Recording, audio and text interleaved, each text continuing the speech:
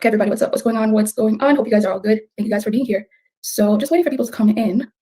But yeah, today we're going to talk about Haiti, basically what's going on in Haiti, and, just talk about Haiti because we don't talk about Haiti enough.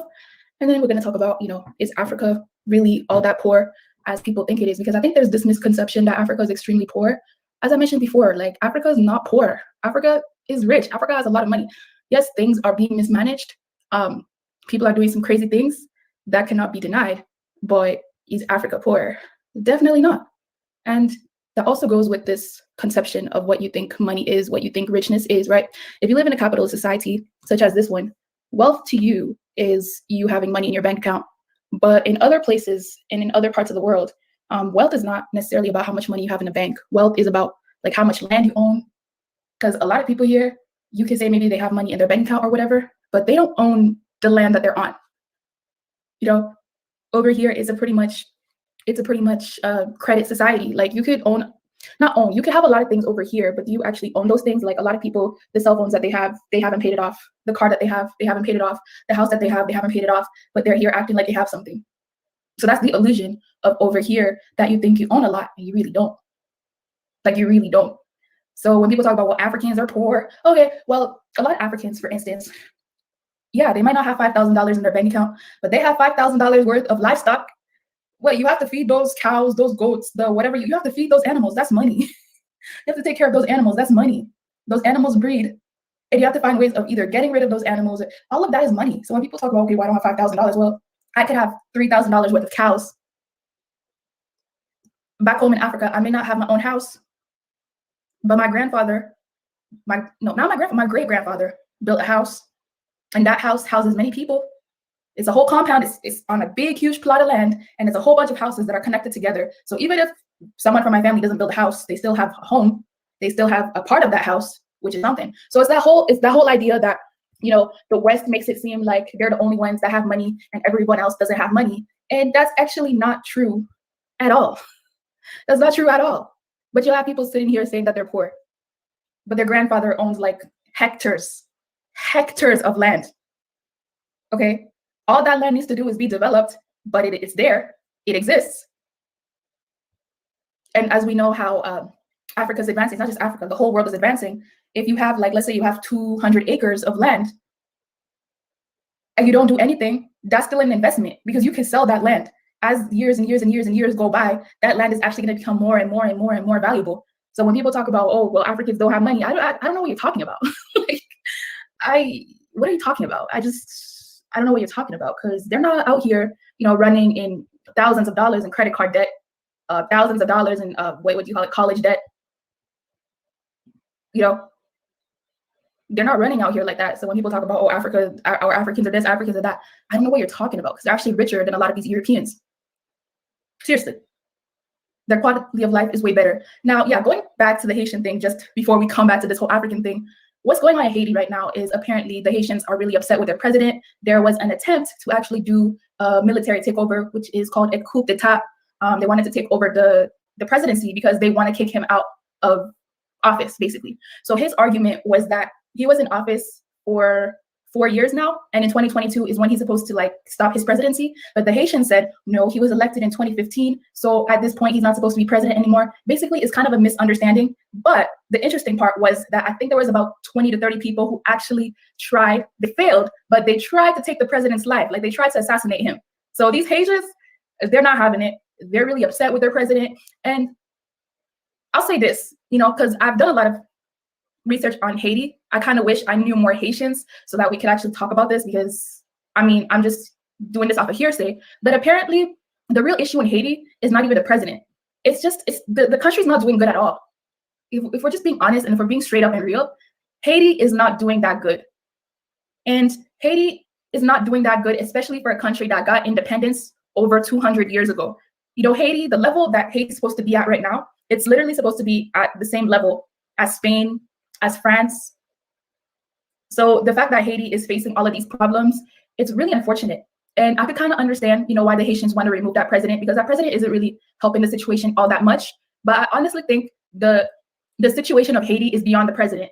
Like, the situation of Haiti, it started way, way, way back before even they got their independence. Like, if you actually look at what Haiti did, and it's kind of sad because we don't talk about Haiti much. I don't know why. And when I say we, I mean the Black community who apparently cares about Black people all over the world. They don't talk about Haiti a lot.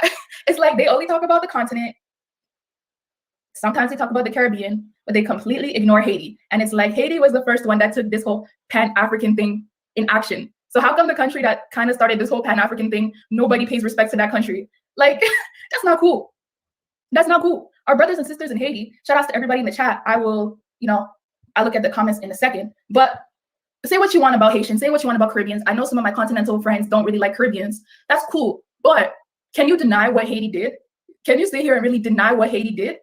Do you not understand that Haiti took a really big sacrifice by doing what they did? Haiti took a sacrifice. At the time that Haiti was independent, our ancestors were either colonized or they were slaves. There was no free Black country at that point. So when Haiti was out there and they were doing what they were doing, and all of the Obroni or Muzungu supremacists, they gave Haiti economic sanctions. They told their best friends in the European Union, even though it wasn't the European Union back then, but you know what I mean. They told their best friends, hey, don't do business with those Black people. Don't do business with those monkeys. That's what they told their friends. So nobody wanted to work with Haiti back then, still today, but especially back then. And it's sad because if you look in 2021, the support that I think some Black countries should give to Haiti, they still haven't given that support to Haiti. When that earthquake happened in Haiti, I forgot what year it was, but when that earthquake happened, there was no African country, there was no Caribbean country that gave Haiti support. There was no African country that gave Haiti money like, hey, brother and sister, hey, I'm sorry that you're going through this. Here, let me even just give you $1 million. Let me just at least give you $1 million. No country did that. So then what did Haiti do? Or I don't know if Haiti did this, but what did the Muzungu do? They decided to do that whole pray for Haiti, the Red Cross movement. Oh, let's organize funds to help Haiti. Let's do this, let's do that. And then like 5 years down the line, we realized that all those funds were mismanaged, that the money is gone. Nobody was accountable for that money. But this is the Red Cross. This is the Red Cross, an organization that supposedly helps people. But when it comes to helping, a Black nation that went through an earthquake, they used Haiti like crazy to do all their concerts, to do their merchandise, to do all their online marketing. And in the end, what did they do with that money? So not only was Haiti taken advantage of by France, by Haiti, and then in the 1930s, the Americans, they took over Haiti. Like they went to Haiti and they tried to tell Haiti how to run their country because they were saying, oh, these Haitians don't know how to run their country. So Americans took it upon themselves to go to Haiti and to tell Haiti how to run their country. And ever since then, Haiti has had political issues. And I'm not blaming everything on the French and Americans, but a lot of it is to blame on the French and Americans and other Europeans. It's sad. I actually feel bad for Haiti. Because how the heck is Ghana, and Nigeria making more than Haiti? What? But Haiti had 200-year head start? What happened? What happened? That doesn't make sense. Something is very wrong. Something is very wrong. And again, I'm blaming it on a whole bunch of people, but I'm also blaming it on Black countries that are not helping Haiti. Black countries that haven't shown their support for Haiti. Some people talk about, oh, the African Union is doing this, So you're telling me an organization is the one that's supposed to force you to care about your brother or sister? You didn't do that on your own? What? So you're telling me if the African Union didn't reach out to Haiti, then other African countries wouldn't reach out to Haiti? No, that's not right. I'm sorry. I cannot look past that. That's not right. That's not right. And that's the thing. Haiti has always been neglected. Nobody cares about Haiti. They act like they do, but they don't care about Haiti. You don't see them collaborating with Haiti. You don't see them reaching out to Haiti. You don't see them trying to talk to Haiti. They don't do that. So when, and I'm not necessarily talking about Haitians, I'm talking about the country, right? So when Haiti is going through something, or when Haiti is experiencing something, it's like they're experiencing it by themselves because nobody else is there to either show support or talk about it or just provide anything. And that's quite sad, actually. It's quite sad because even us, as I mentioned before, a lot of people don't talk about Haiti. Why is that? People talk about Jamaica more than they do about Haiti. And there's nothing wrong with talking about Jamaica more than Haiti, but it's a huge difference if you really think about it. And to add to this, I'll say that we've been conditioned to not really care about Haiti. Since the colonizers and all of these people don't care about Haiti, we've also been conditioned to not care about Haiti. That's really sad. I'll paint you guys an example. If you do a Google search, right? If you do a Google search and you search in Haitians, right? You see the pictures. They're pictures of people who either look sad, they look angry, they don't look all that good. And this is just Google. Not really nice pictures. Kind of bland, boring, angry, like, wow. But then if you do the exact same thing, and you search any other nationality, obviously I don't have time to search every single nationality. If you want to do that, you can go ahead and do that. But if you search any other nationality, I'm going to use Nigerians as an example, you at least see pictures. You at least see much better pictures of Nigerians. You see much better pictures of Ghanaians. You see much better pictures of Jamaicans. You see much better pictures of Kenyans. But anything associated with Haiti is always bad. It's always boring. It's always angry. It's always aggressive. And then we sit here and we wonder why people don't associate themselves with Haiti or Haitians or this, because there's so many negative associations with Haiti. So then we have to ask ourselves, where do these negative associations of Haiti and Haitians, where does that come from? Who's doing that? Who is doing that? And then once you actually ask yourself that question, you start to understand who is doing that, because that's being done on purpose. You know, that's being done on purpose. I did an experiment a while ago when I asked a lot of people about Haiti, and all they said was voodoo, voodoo, voodoo. That's all they talk about. Oh, Haitians and voodoo, voodoo, voodoo, voodoo. And I'm like, wow, that's horrible. That's horrible. When you're just associated with voodoo and people just make fun of you and say that you do voodoo, and all they say is that you eat dirt cookies, and wow, like Haiti doesn't have a good rep at all. At all. So then when you think about it, how does that affect the business atmosphere of Haiti, right? How does that affect their tourism industry? How does that affect a whole bunch of things that affect countries of today? It obviously affects Haiti and Haitians in a very negative way. And that's not cool. So I'm just saying to everybody who claims that they care about Black people across the whole world, if you do, but you never bothered to look at the reason why Haiti is the way that it is today, I have to question you a little bit. I'm sorry. That's kind of fake to me. I'm just saying. I'm just saying. You're sitting there saying you care about Black people, but you know Haitians are going through things, but you never reach out to Haitians. You don't get to know Haitians. Every time you hear the word Haiti, it makes you uncomfortable. So the colonizers' tricks are working then. The colonizers' games are working then. I mean, it's crazy. You know, I'm starting to think, if Haiti had more money, would Haiti be then more respected? So if that's the case, you're telling me you only respect Black countries that have money? Wow. Isn't that also a capitalistic, colonized mindset to a certain extent? I guess it kind of is. No, but for my brothers and sisters in Haiti, this might sound kind of weird. I don't feel bad at what's going on, because that president is not the hugest problem in Haiti. The hugest problem in Haiti is the fact that Haiti decided to be the first independent Black country, and the West has never forgiven them for that. That's the biggest problem in Haiti. It's not even the president, it's beyond the president. It's the fact that the West, they claim that they're over it, but you can tell that France really To this day, they still have not let go of the fact that Haiti said, I don't need you anymore, leave me alone. You can tell France is still angry about that. You can clearly tell. They act like they're not, but they are.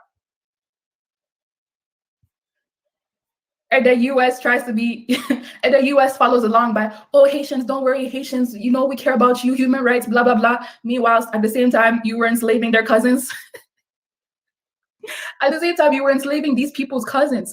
But in 2021, or whenever that earthquake happened, that's when US was like, oh, don't worry, Haiti, we're gonna help you. You know, we're gonna help you develop your country. We really care about you. They're fake. They're fake. They really are. So with that being said, I challenge African countries. You have seen what Haiti has gone through. So all these African countries that are doing really good, I don't understand why you're not reaching out to Haiti. That's not cool to me. Now you can say, okay, well, these countries are worried about fixing themselves. I'm not talking about, oh, you gotta take on Haiti's problems, but at the same time, you don't seem to be actually trying to even collaborate with Haiti. That's not cool. And that doesn't show a strong front against these Europeans. It doesn't. If anyone knows, does anyone even know what Haiti does? Like, does Haiti have natural resources or something? Like, why is Haiti should not be that poor, period. Like it shouldn't still be in that position. So it's really sad, but I'm gonna check what you guys are saying. What's up, GK? What's up, my bro? Hi, Mr. Uganda. Hello, St. James. Hi, Bijou Noir. Who is this? Hi, Nanayo. There is a lot to talk about Haiti, a lot. Yeah, there is a lot to talk about Haiti. A lot of people don't want to admit it, but some people, when they hear the word Haiti, it makes them uncomfortable. That stemmed down from rumors and myths about Haitians, especially the very religious Black people. When they hear the word Haiti, it scares them, but they don't understand why. That's a problem. That's not good. That's really not good. And you can sit there and say Haiti is an island all day. Haiti's not that big. But is that Haiti's fault? That's an island? Is that Haitians' fault that Haiti's not that big? Is that their fault? No. So then why are you using it as a diss against them? Like, who are these people? Who do people think? They really don't. People really don't think. Also, the fact that Haiti is Francophone, no, Haiti being Francophone, I don't think is that big of a problem. It's a whole bunch of things. It's Haiti, it's the fact that they're Black, because they're right beside the Dominicans. So people would rather rock with Dominicans, you know, because they're lighter skinned. People would rather rock with Dominicans than Haitians. That's not cool. What did Haitians do to deserve that? When they have their own fellow Black people around the whole world not really acknowledge them. What did they do to deserve that? I'm not saying that every Black country should bow down to Haiti and kiss Haitians in their feet, but Black people, and especially the offspring of a lot of Black people, should at least understand the significance of Haiti and Haitians.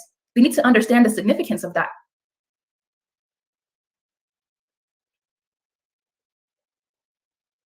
I don't speak enough about Haiti. It doesn't mean that I don't care about Haiti. I do my research. I get to know about what Haiti went through and what they continuously going through. And I'm very thankful for Haiti. I'm very thankful for Haitians. I'm very thankful for the example that they set. And it's not just about the revolution. Trust me, if people think that Haiti is just the revolution, it's not about that. It's even beyond the revolution. Like, can you imagine your country,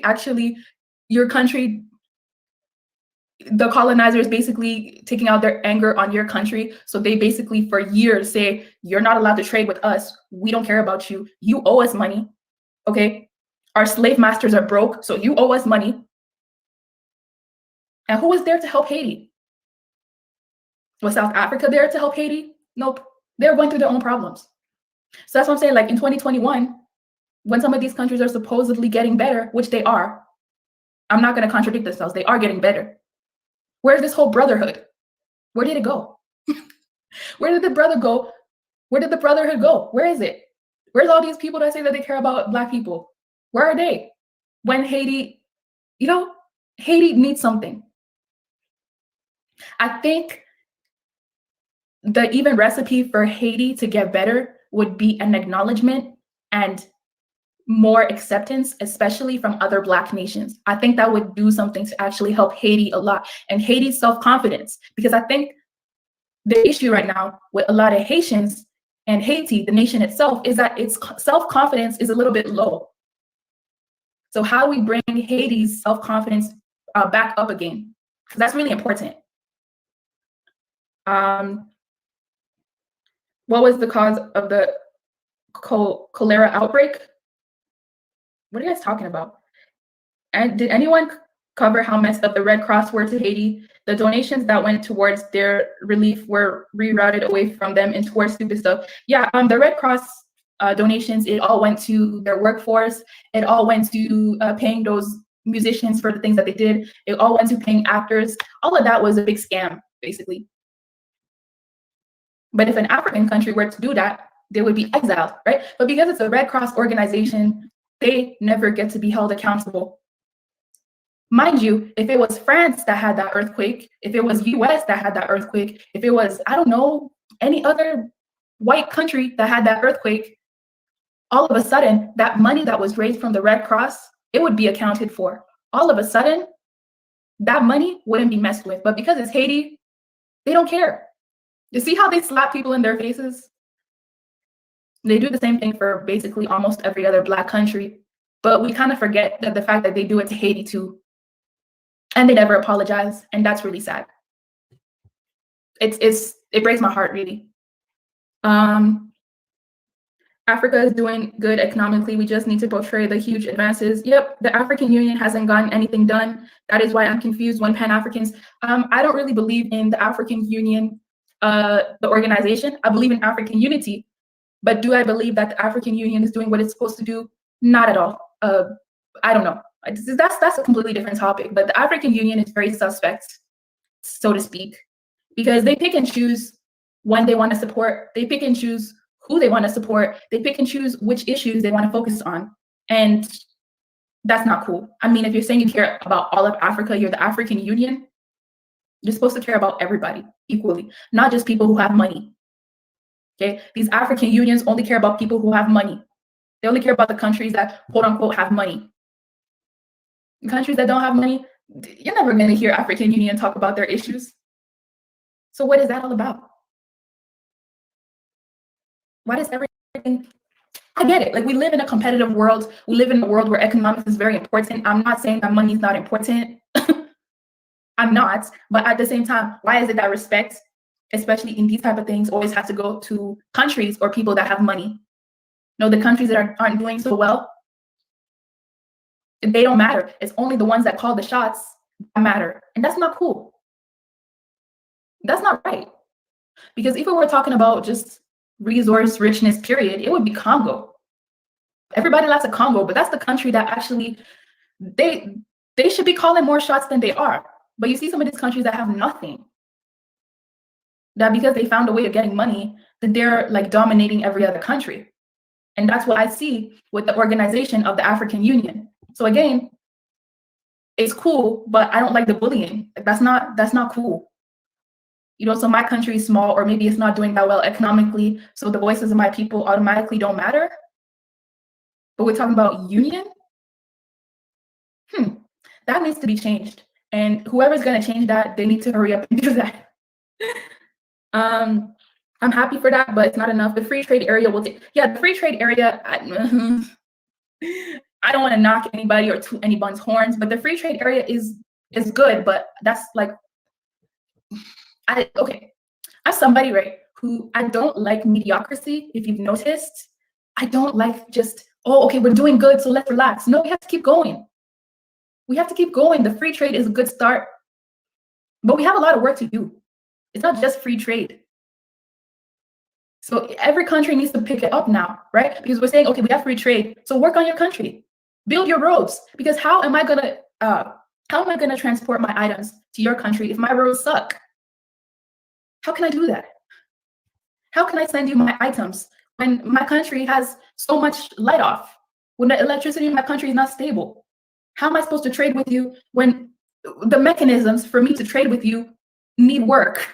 right? So it's please don't just say free trade, free trade. Let's fix these mechanisms that could actually help us to effectively execute this free trade. Else, you're just wasting money. And at this point, nobody has time to waste money. We've been doing that. You know, we can't keep doing that. I always believe we can do better. Me too. Haitians seem more African, so people in the diaspora were taught negative. Haitians seem more African, absolutely. Haitians are very African. And you're right. I think that is another reason why people don't gravitate towards them, because they gravitate towards Afro-Brazilians a lot. They gravitate towards even the Black Spanish people, right? But when it comes to Haitians, all of a sudden, all those negative stereotypes are there. And that's a huge problem, because to me, Haitians, they represent a lot of power. But in 2021, I think a lot of Haitians have given up because there's no support. There's no support. And there isn't enough positive representations about Haiti. If anybody knows any positive representations about Haiti, please let me know, because I don't know too many. And I'll be honest with you, in real life conversations, not conversations over here, but I mean real life person-to-person conversations about Haiti, it's usually been negative. Those conversations usually ended up in that person talking about Haitian stereotypes. Like, oh, you better be careful about those people. They come from the part of Africa where they do voodoo. You better be careful. And I'm just like, are people still saying this? What? People are still saying this about Haitians? Wow, what did Haitians do to deserve all of this?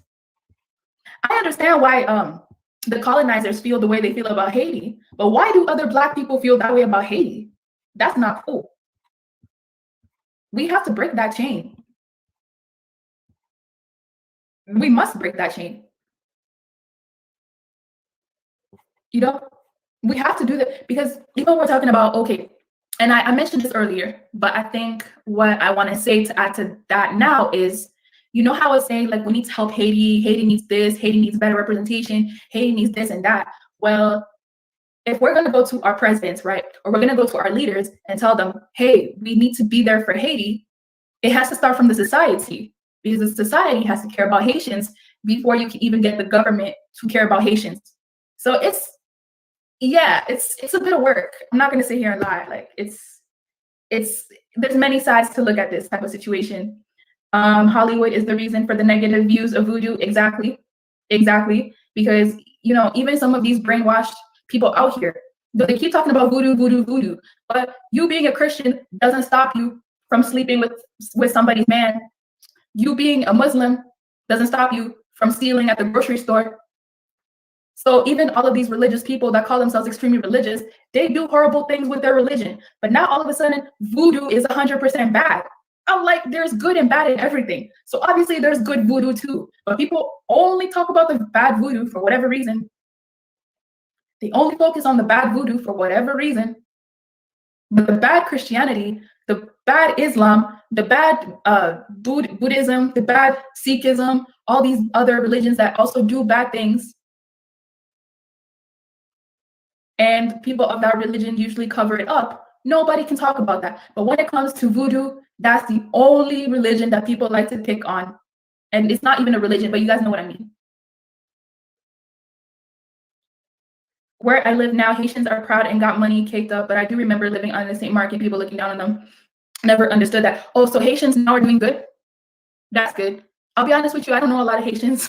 I only know 2 Haitians, and they never talk about Haiti, so I don't know. But if Haitians are proud, then I guess that's good, because some of the things that people talk about Haiti, like, it happens everywhere. So Haitians need to get better. Haitians need to get better.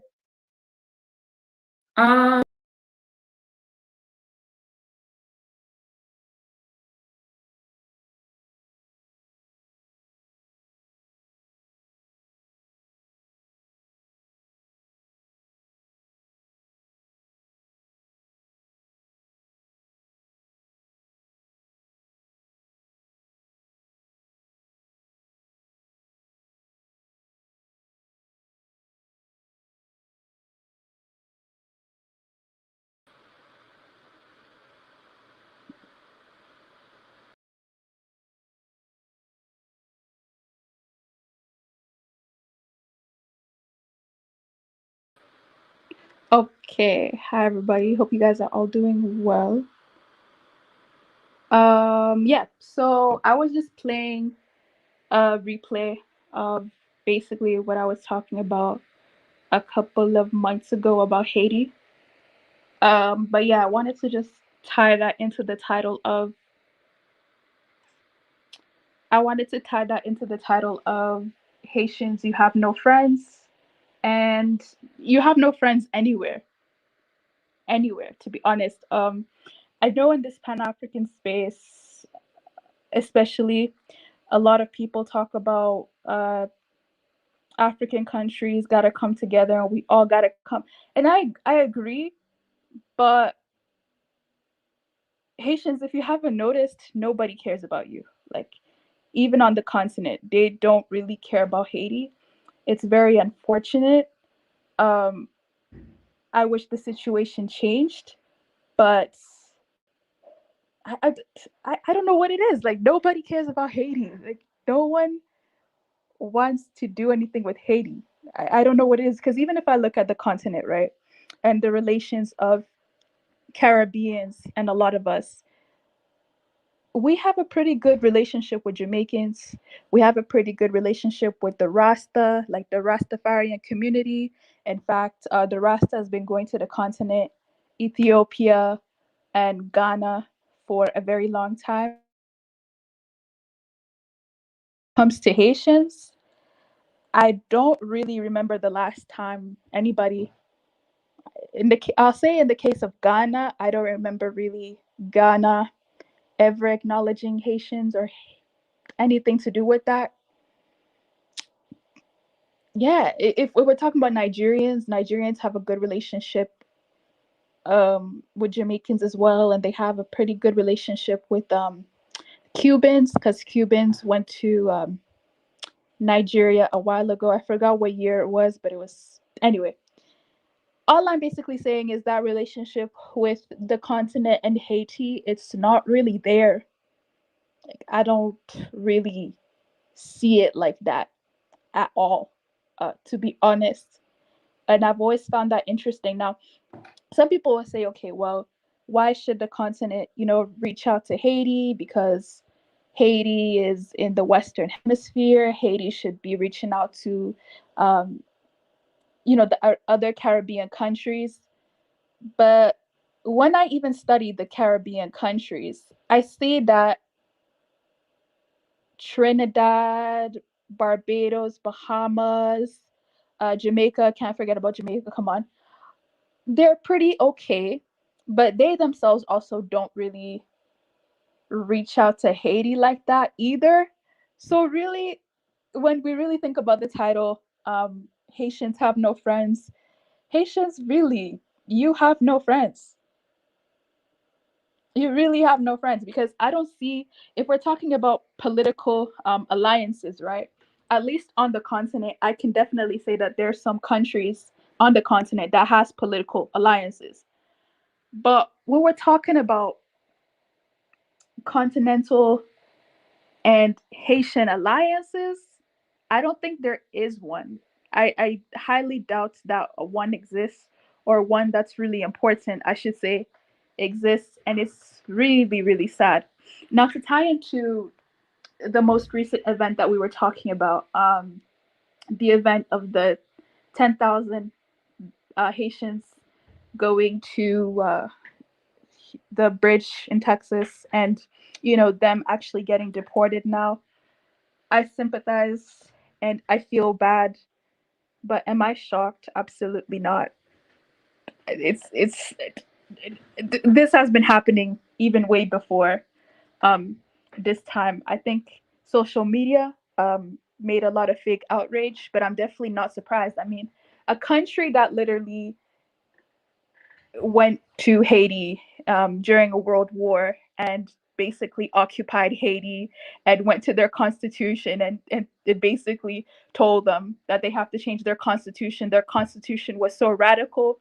What makes me think that they would automatically care about Haiti or Haitians or anything to do with Haiti now in 2021? Like I just it's anyway.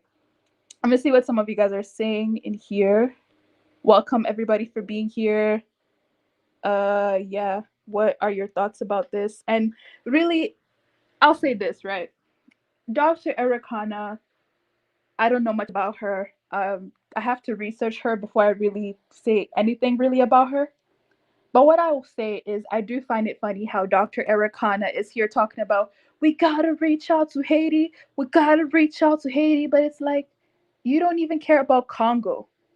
So I'm just like, you don't even care about Congo, but you're here talking about Haiti.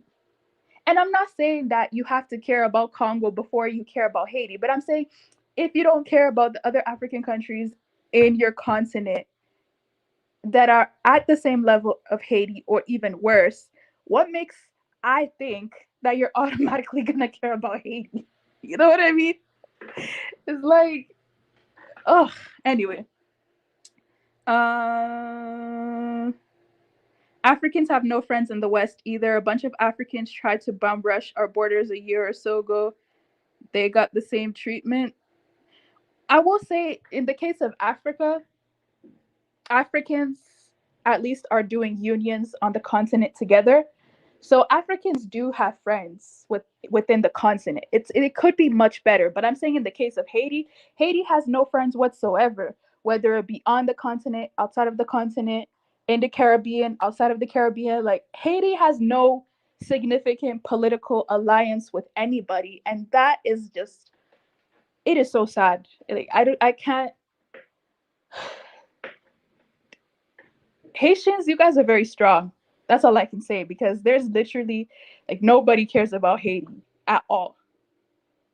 Even with the benefit of them being in the Western Hemisphere, like, nobody cares about Haiti. Period. None of these organizations, none of these, whether it be African country, non-African country, they don't care about Haiti. None of them. And Haiti is really alone.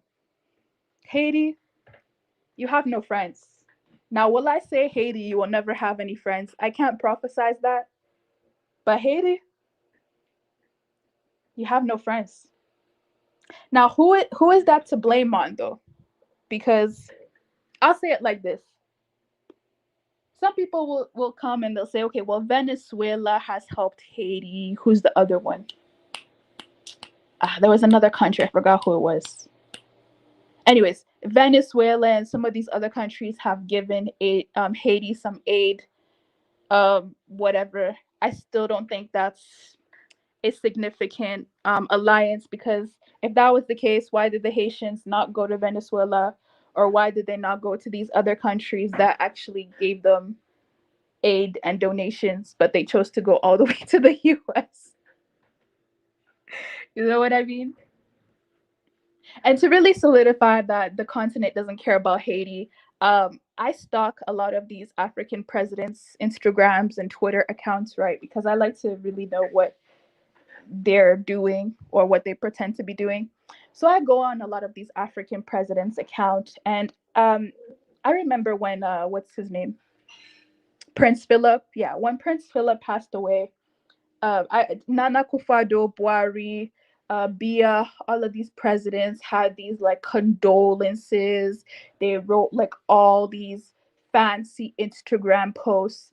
But when it came to Magafuli, when it came to Jean-Novel Moise, the Haitian president that got assassinated, crickets, crickets.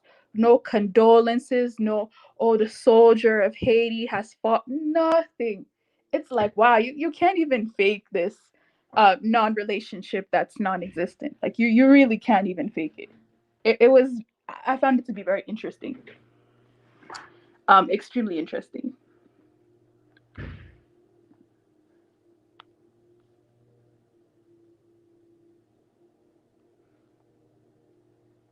Haiti has advocate groups and people in the US. There should be more advocate groups inside the nation of Haiti that represent Haiti. And the reason why I'm saying that is because I've noticed that these advocate groups that exist outside of the country that they're advocating for, usually they're, how do I say it? They're usually influenced. They can't really be organic and natural when they exist in the nation, outside of the nation that they care for, especially with the rocky relationship that the US has with the nation of Haiti. I don't really see how effective those advocate groups are. But one thing I will say, there is a YouTube channel called Life in Haiti, and I really like her because she does put out positive representations of Haiti, and she also shows the real Haiti. And she just speaks to Haitians and just uplifts them. She does the on the ground work that I think is really, really important. So I really like that channel because prior to her, I used to also not really see a lot of positive representation of Haiti.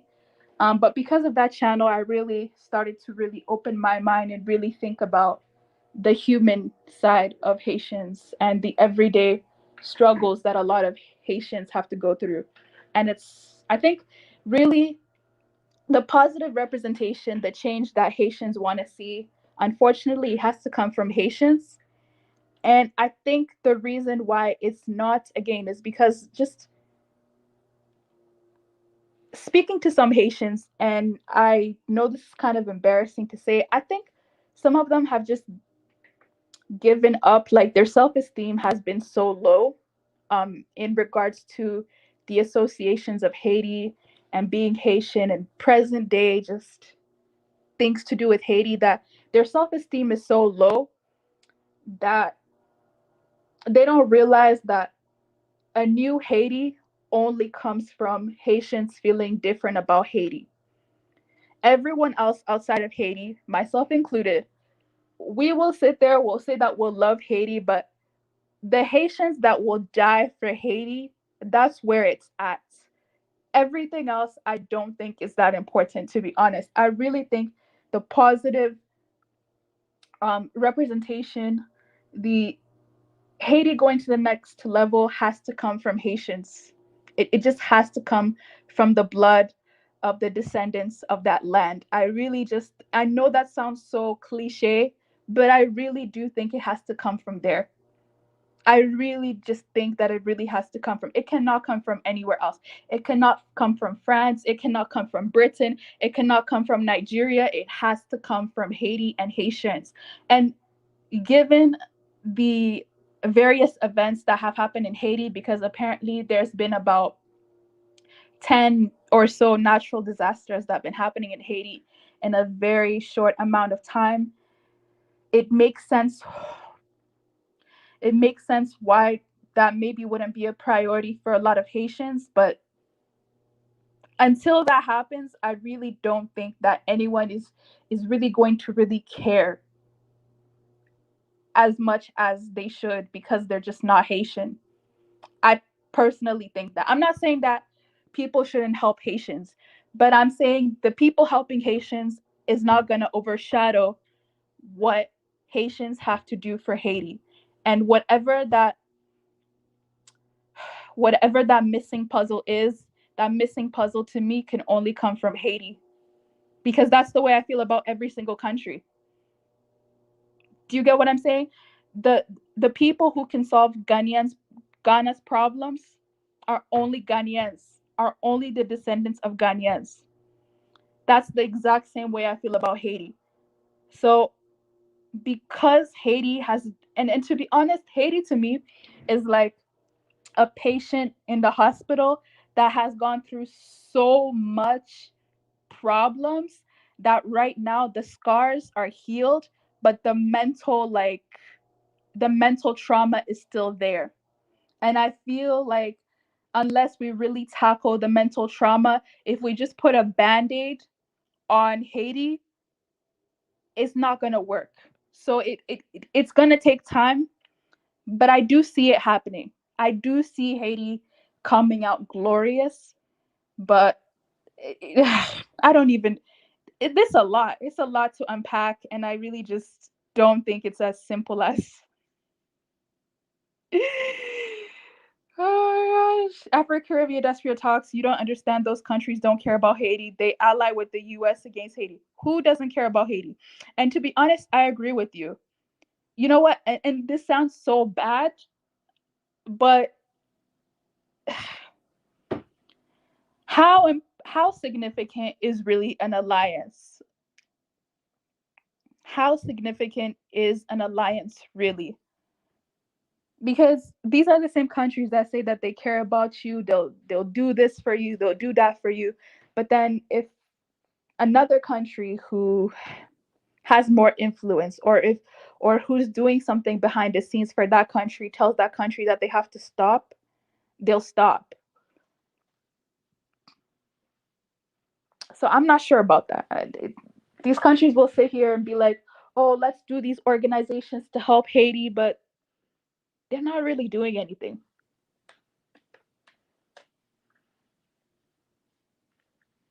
Um,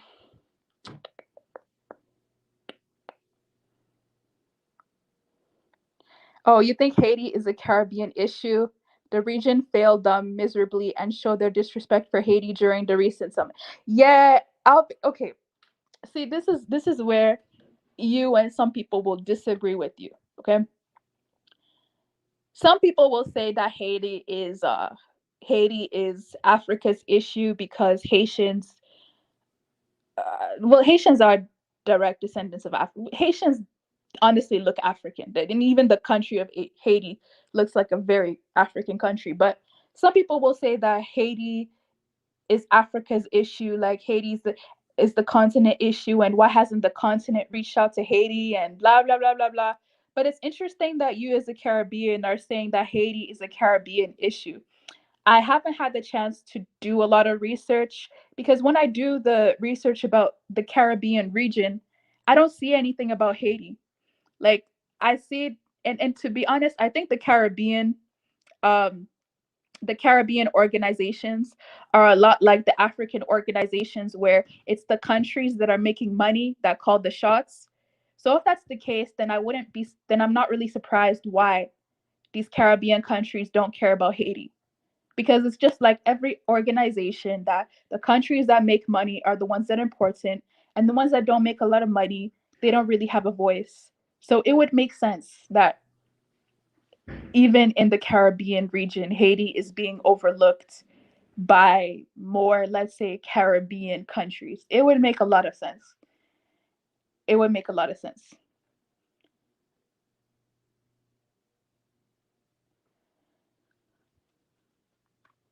Yeah, that video was from months ago. Thank you. But since then, I have done some research. Haiti does have a couple of resources. But to be honest, Haiti's supposed to have more resources than it has now. The land, to be honest, was just abandoned.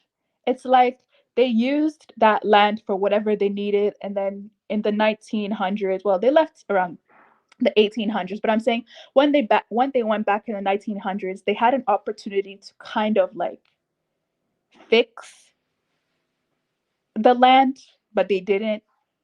So it's like after abusing Haiti's fertile land, they just leave it, and now Haitians have to deal with that. It's really, really sad. It is really, really sad. Um, yeah. And the US steals from Haiti every day, but let's not get into that. Oh, they did? I didn't know that.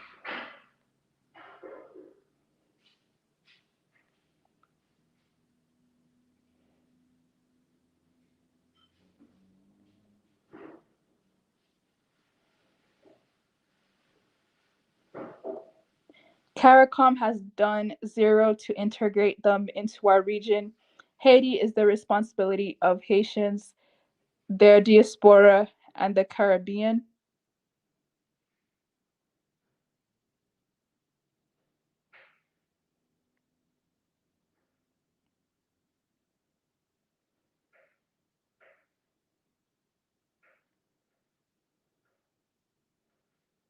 Dominican Republic has an anti-black policy that makes it watertight for Haitians not to get help. Yeah, I mean, if you look at the U.S. Dominican relations, the U.S. even favors Dominican Republic over Haiti. So it's anyway. The UN was the cause of the cholera outbreak. Chilean US soldiers brought cholera to Haiti. Oh, that's interesting. Oh, have I ever read the Constitution of the African Union? Nope, not interested. I might do it in the future, but I have a feeling that it's just a bunch of nonsense.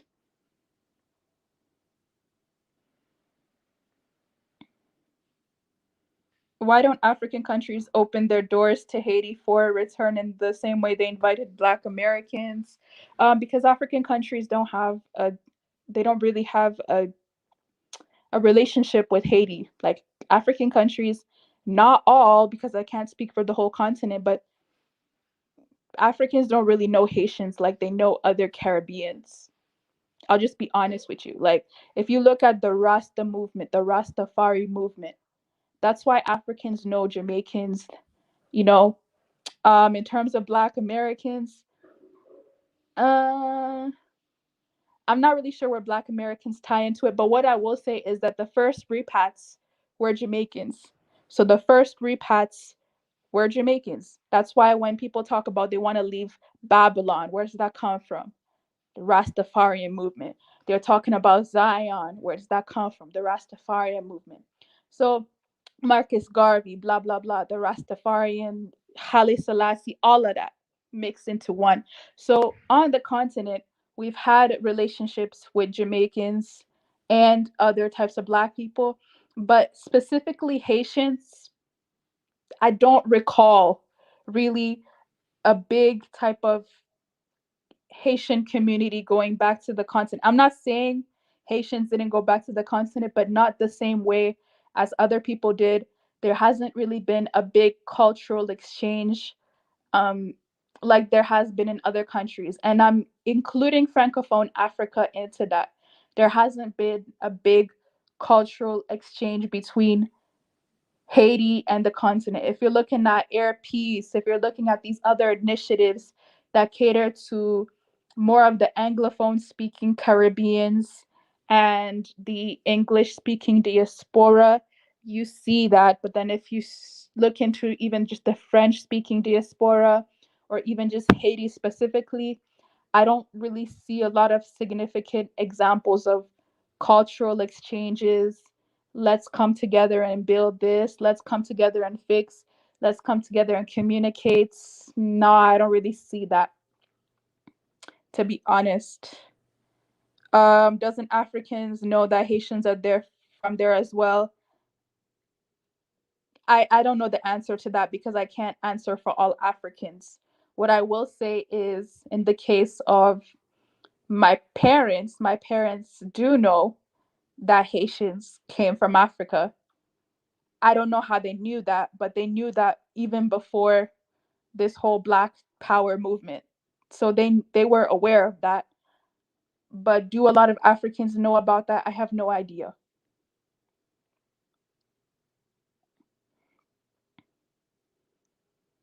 Haiti has been a full member state since 2004. We have to hold accountability. That's interesting. No, this is so interesting because everyone says that Haiti is like Africa's responsibility.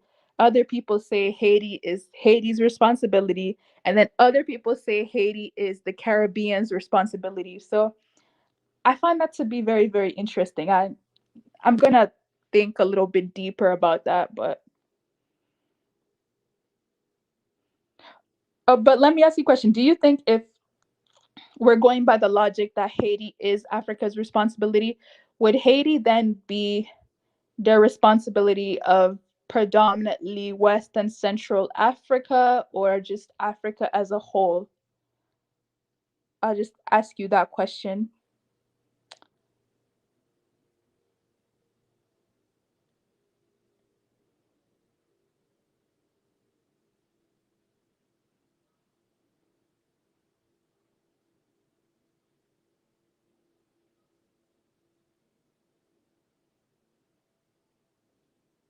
Um, actually, I have to disagree with you with that from personal experiences. When we're talking about Caribbeans, yeah, we're talking about Latinos, we're talking about the Dominicans, we're talking about the Puerto Ricans, we're talking about that. They're not really talking about Haitians like that. But I mean, I guess that's from different experiences, but just from what I've seen personally, people gravitate towards the Black Afro Latinos, not the Haitians. Yeah. Uh, ye- anyway, hi, happy companion. How are you? I mean, okay. See, I understand. See, I'm not saying that the Haitians, right? I'm not saying that entering someone's country illegally is acceptable, right? So of course I understand why they got deported, but it's just the manner in which they got deported, how they got deported so fast without asking any questions. But then everyone else is able to bum rush there and there's no problem. Like the Guatemalans have been going there for how long? I don't remember any Guatemalans getting mass deportation like this.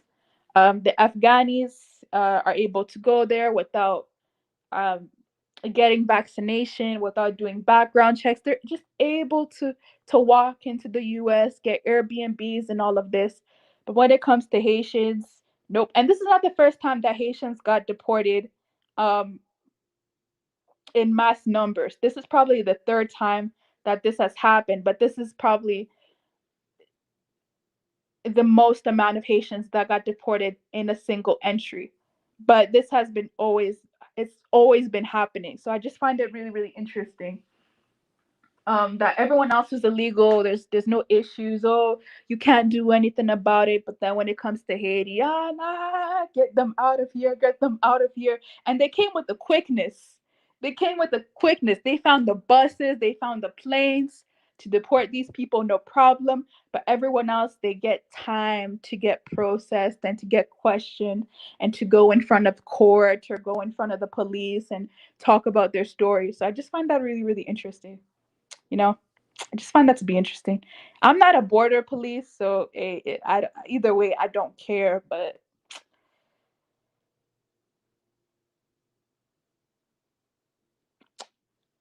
no, listen, African, can we be honest? Nobody respects Haitians. Nobody cares about Haitians. Like it's. I've heard this too. I've heard this too from a lot of Black people, um, even Africans, but basically Africans. I've heard a lot of Africans say Haiti is a basket case. Haiti is always begging. So why should anybody respect Haiti? Because they're always begging. And it's like, whoa, that's so interesting. It's interesting that people just say that Haiti is really not important. So whatever happens to Haiti, they really shouldn't be like Haiti shouldn't really be concerned. Like Haiti shouldn't really care or take it personal because they're seen as one of the international basket cases. And can you imagine this was another African who said this? And I'm just like, do you realize that you are also seen as an international basket case, but you're there talking about Haiti? Whoa, whoa. Okay. There's a hierarchy to this, apparently.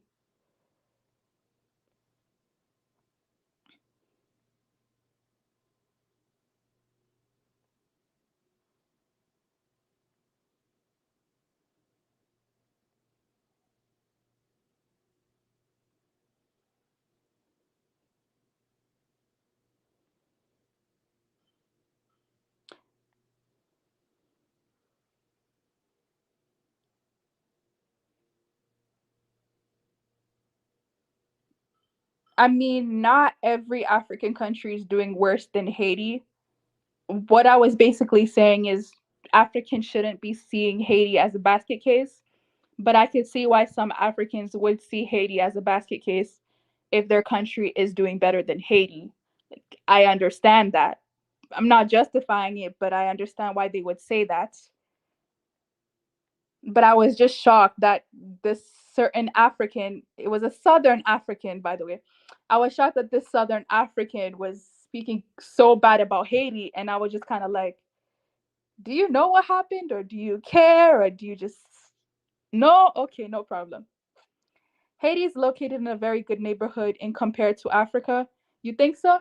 I think Haiti didn't win the location or like the location lottery. The area where Haiti is, it is very susceptible to natural disasters. So yeah, if you're talking about Haiti's in a good location, do you mean its proximity to America? Because if you're talking solely about the location of where Haiti is, it's in a terrible location. If you look at the tectonic plates of where Haiti is, I mean, if you think that this is gonna be the only natural disaster that Haiti's gonna see, we are all mistaken. More is coming, unfortunately. I don't even wanna anyway.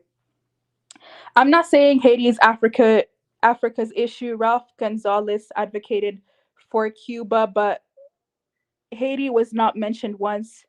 Cuba is not CARICOM. True that. Cuba does do a lot for Haiti. Um, do you know why? I have no idea what Cuba and the significance of Cuba or Haiti is to Cuba and Haiti, but Cuba's trying way more than a lot of these African nations. I can definitely say that.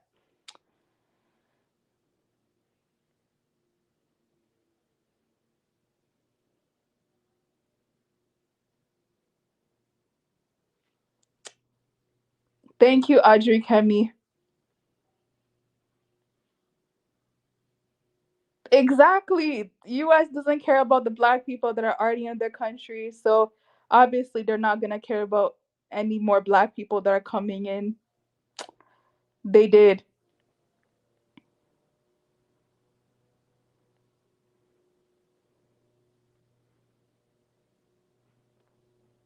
Uh,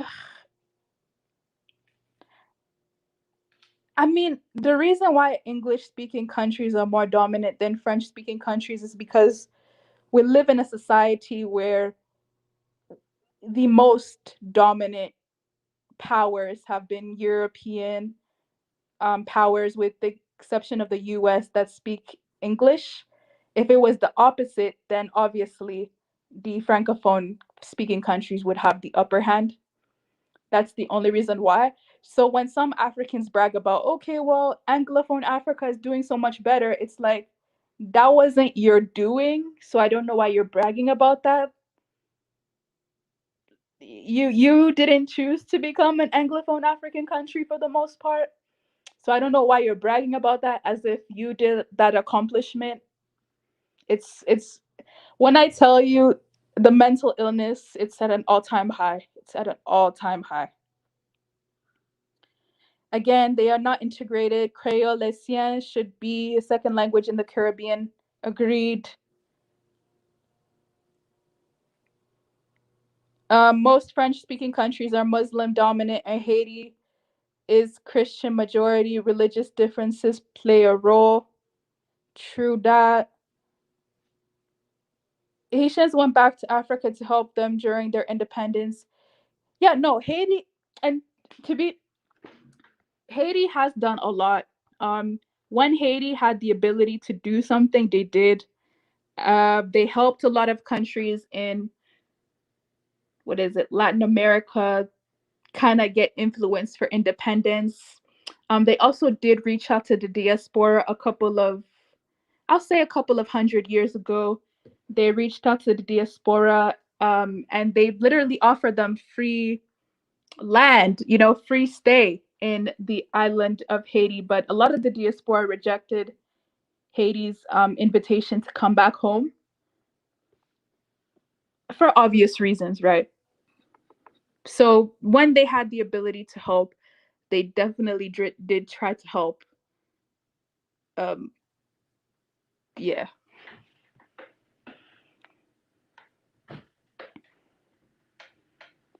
That's what I'm saying. These English speaking Caribbean countries, I don't see the relationship that they have with Haiti as well. It's very, Haiti just honestly, Haiti, no one cares about Haiti. It's really, really sad. It's, I don't know a country that, it's just so sad. Like, a lot of countries have moved on past Haiti and they just have no desire to connect with Haiti whatsoever. It's not even a, they didn't have time, they didn't think about it. It's just like they just don't want to do it.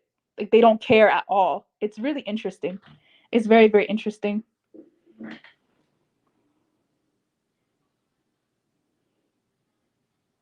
Um Again, if you've been watching this live stream, I'm not just talking about what happened in Texas yesterday. I'm talking about everything that Haiti has gone through in the manoscope of about 300 years to basically justify that Haiti has no friends. Haiti doesn't have any friends at all whatsoever. It's really sad. Um, I don't know if you're Haitian, especially. How do you feel about this? Do you care? Um, what do you expect from Haiti, and what do you expect from, I guess, the global community as well? Like, do you even expect that anybody from the global community should do anything about this?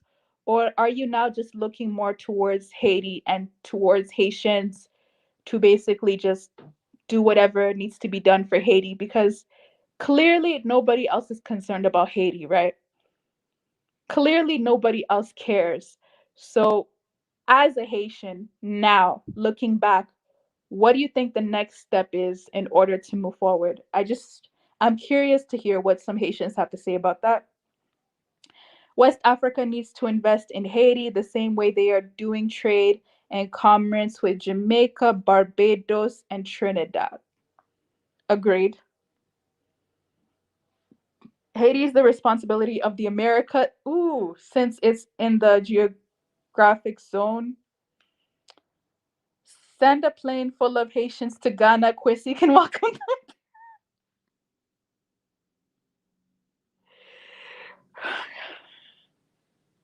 To be fair, I don't think Kwesi met a lot of Haitians because Haitians, with the exception of the US, I've noticed Haitians like to go to a lot of francophone countries and francophone areas. So it would make sense if Kwesi hasn't met a lot of Haitians. I have, because in Canada there are francophone provinces and just francophone areas where people who speak French are here. So I noticed that in areas like this, Haitians like to speak to Senegalese, they like to speak to Togolese, they like to speak to more the Francophone Africans as opposed to the Ghanaians, Nigerians, whatever.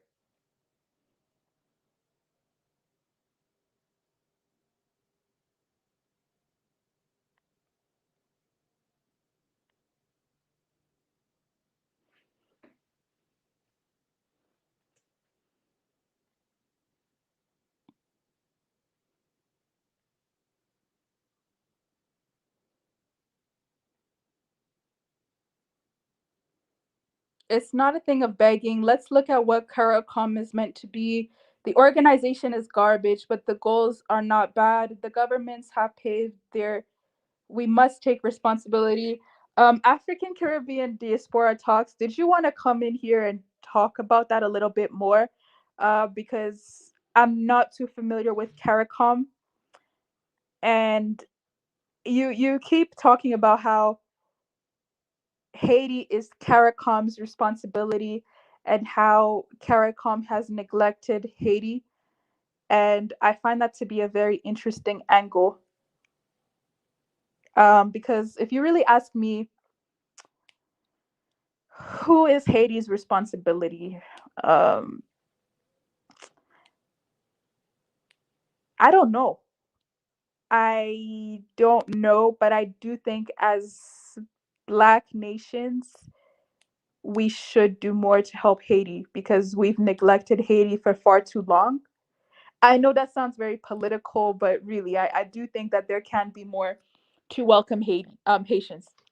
So, for instance, um, do I think that there can be more year of returns, more like easy visa processing for Haitians? Absolutely. I think that option should be put out on the table,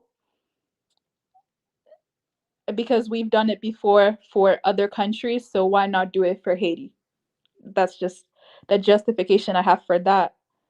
But if you're saying that there isn't enough collaboration between the Caribbeans to basically come together and help Haiti in terms of representation, resources, and things like that, I find that to be very, very interesting, because then that just means, as a community, all of us together, we really just haven't ever thought about looking into Haiti. I've Speaking to, let's say, some more Eastern Africans, Southern Africans, it seems like there's really no incentive to reach out to Haiti and to work with Haiti. And I guess that makes sense. I mean, they technically don't have a connection to Haiti, Southern and Eastern Africans. So when they say that they don't really have a desire or they don't really care to connect to Haiti, what can I really say about that? I guess I can't say anything about that. Um,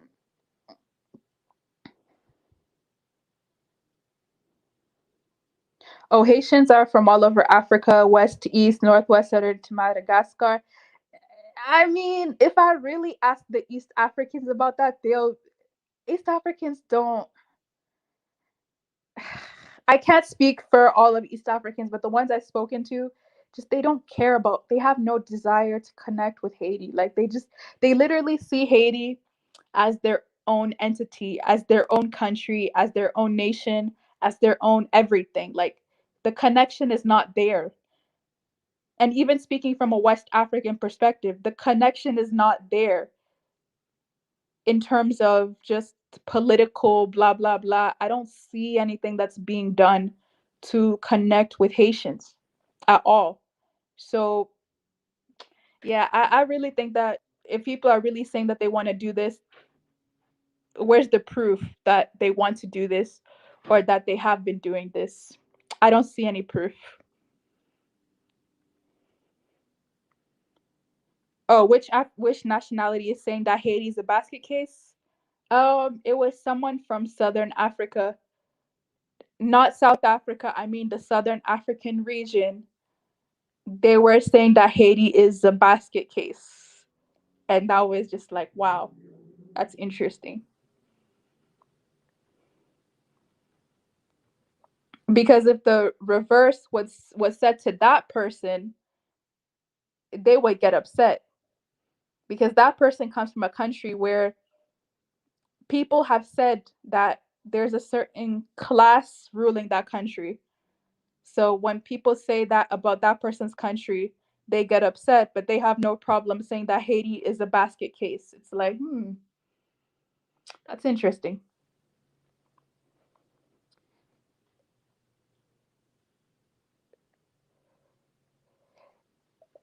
Okay, so you're saying that Haiti, they have to liberate themselves before we can help them? Um, Liberate themselves from what exactly? Are you saying it's not our concern? Dang, you guys are so mean. So I get it. So basically, Haiti is no one's concern. Gotcha, gotcha. I don't care if Mexicans get deported. I mean, they should get deported all the time. Trump should have built that wall. If you ask me, they need to keep getting deported, because they're gonna be the second ruling class over there. So I mean, they need to get reported with the quickness.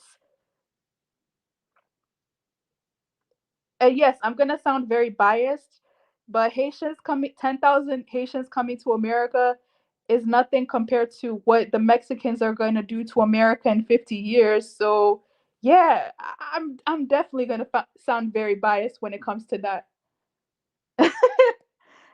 Very biased. But welcome, African Caribbean Diaspora Talks. What's up? To Melanie. How you doing? Yeah, not so bad. With this topic, right? I don't know if I'm being misunderstood, and like I think some people in the chat don't get my point about this, but at the end of the day, right, Haiti is a full-fledged member state of the Caribbean Community Organization. That just is what it is, right? I understand that CARICOM has failed, and I'm not personally. I think that CARICOM should just be dissolved, get rid of it, and we should bring back the federation that we had before. Obviously, amend it, bring Haiti in, and we need to start delegating actual responsibilities equally to the nations for what they're able to tolerate. But you know, the Haiti has been deliberately isolated out of the Caribbean community. And the reason why I say that they're our responsibility is strictly because they're a part of our group. They're not, in the AU. They're not in any other group. They're part of CARICOM.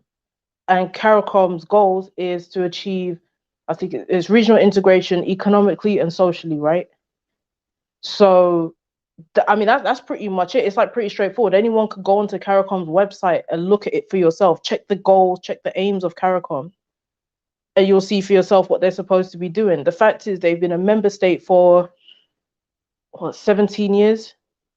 There's nothing really to show for it. I go through the CARICOM media archives even to see, well, what projects are they doing to help a fellow member state?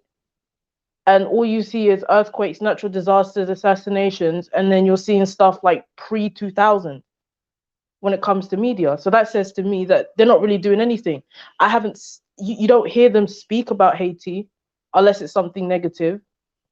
Again, when it comes down to language, I feel like a lot of excuses would be down to language barrier, the fact that people don't understand them. But again, if we're going to talk about regional integration, well, then let's look at the education system. They're not a part of the exam board. I think it's the CXC exam board as part of Caribbean education. They're not a part of that, understandably, because it's English based.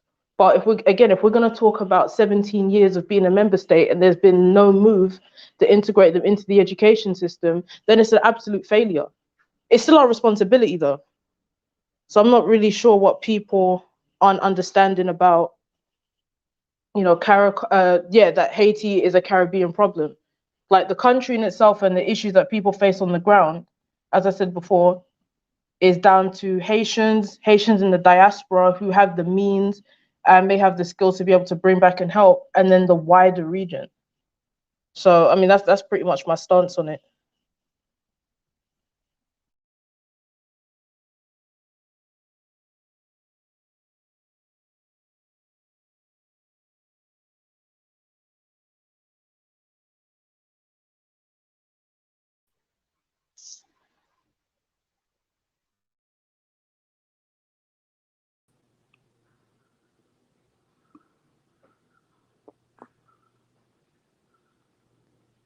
Was anyone saying anything? Oh, okay. I thought it was not okay. Okay, so you asked me what I mean by they have to liberate themselves. Well, like Haiti has a lot of like foreign actors, like NGOs, and the United States and a lot of these other European countries kind of dictating what goes on in these countries. So like you can't really help them unless they kind of fully break away from that and become independent, because they're always kind of be controlled right now by like the United States and these other government actors. Because like I think right now the United States is kind of allowing the president to be like a little dictator and whatnot, because like they're supposed to have elections and whatnot, and that's always been kind of the case. It's like, oh, I think it goes back to the 90s and whatnot. With they have that one president who was coup d'etat 2 times, so they really need to, similar to Cuba, kind of make sure that independence is fully guaranteed before you can even help them. Because say the African countries come in and try to do something, or Caribbean countries, the United States and these other groups might see it as a threat, put a stop to it. That's it for now. Nothing further beyond. That's a good point. Never thought about it from that angle. Okay. So you're basically saying that Haiti has to have more of a backbone and stand for something first, because if someone else gets involved, that can tie into basically, I guess, the country that it's involved, like its personal interests versus you trying to help them. Yeah, So 'cause let's like say if Haiti has like more Western controls, if an African country or any other country tries to go against that, that's going to be useless. yeah, because of like for example, I think there was like this one NGO that like it got like millions and millions of dollars and only built like one house. So like, and that's the kind of control and they influence. Because look at these leaders. Like I don't think Haitians are picking their own presidents.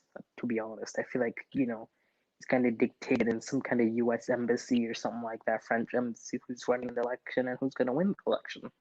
And that's the case in a lot of African countries also. But Haiti is just always in the news because it has a lot of earthquakes and a lot of these natural disasters. Okay, that makes sense. That makes sense. Okay. Our host Sunday says, "Fight for your country. Be part of the solution, not the problem. How are some sitting in the U.S. and contribute to a coup d'état of their own country?" Mm, I'll try to debate that a bit later. But one thing I do agree with you on is someone earlier were saying that there were a lot of advocacy groups in Haiti by Haitians in the U.S. and I'm just like, I wouldn't brag about that. Where are the advocacy groups in Haiti? I know that there are some, but can we pay more attention to the ones that are in Haiti? Because I feel like those would be better off than the ones in the US. Because that's kind of confused interests for me at least. But in any case, we can let Dr. R go ahead. Yeah, what's up, everybody? Hello, African Millennial. I just want to put my thoughts on Haiti. When Haiti comes to my mind, it comes to dictatorship and witchcraft, and that history has got a messed up history with coups and witchcraft and intervention, foreign intervention as well. But what the problem with Haiti is that African Caribbean must have said something about like in the Caribbean, like no one gives a shit. In Africa, no one gives a shit. Even in East Africa, no one gives a shit. Like even Haiti back in, I think it was the early 2000s or mid 2000s, it wanted to join the African Union but was rejected. And also with the Caribbean, from what I know with Haiti, a lot of countries are very, very hostile to Haiti, from Dominican Republic to the Bahamas, even when it comes to migrating and with visa. There's visa restrictions against Haiti. And all I'm going to say is Haitians need to fix their country up. But there's a lot of outside forces in Haiti that don't want to see peace in that country.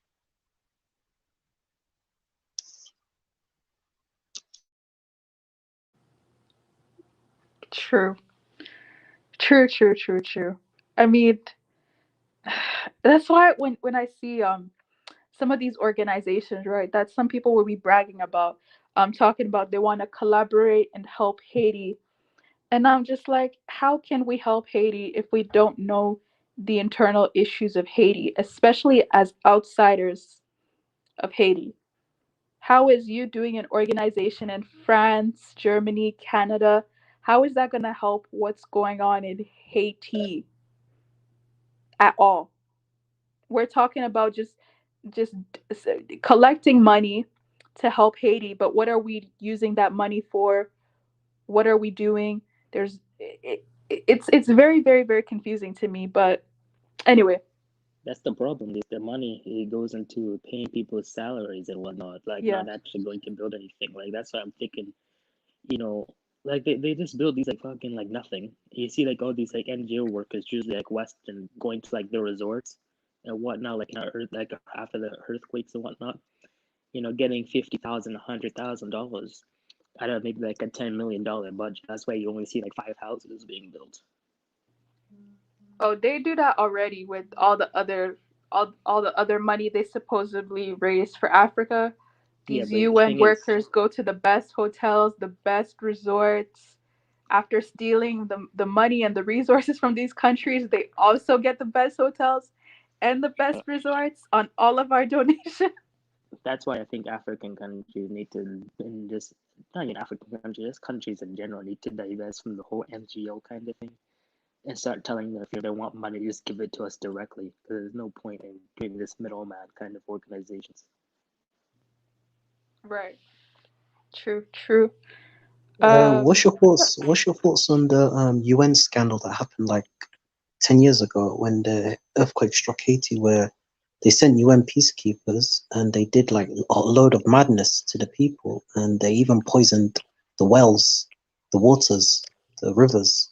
What's your thoughts on that? The UN.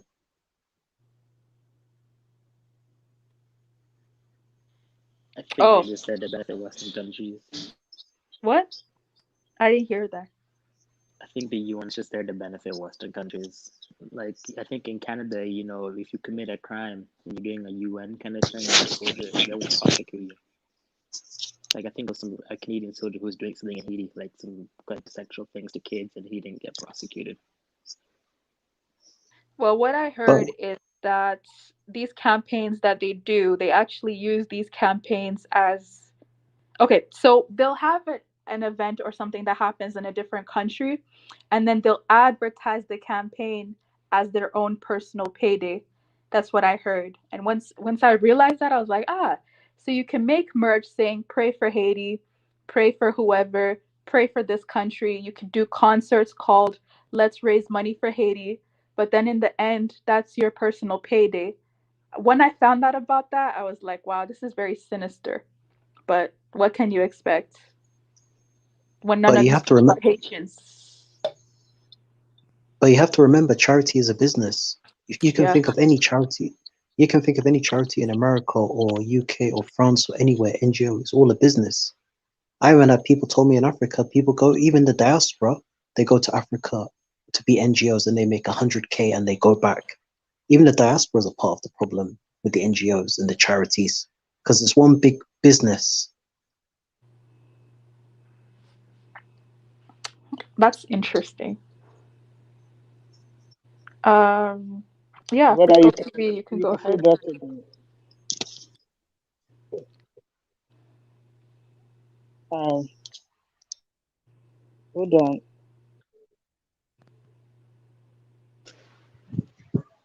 Yeah, greetings everyone. So I kept listening, and I keep, I kept listening though. Like, how different is Haiti from other African countries? Because I am seeing the same problems here in Africa, just the same as the ones that the Haitians are also facing. The corruption, the bad. What more? The foreign interventions,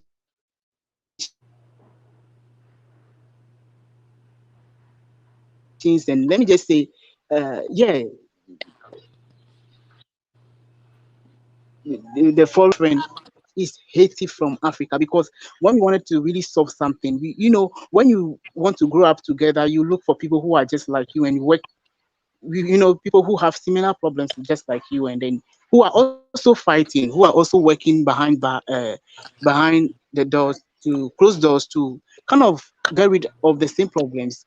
So these are the people we have to look for, so that we all contribute using the Okay, same knowledge that we have.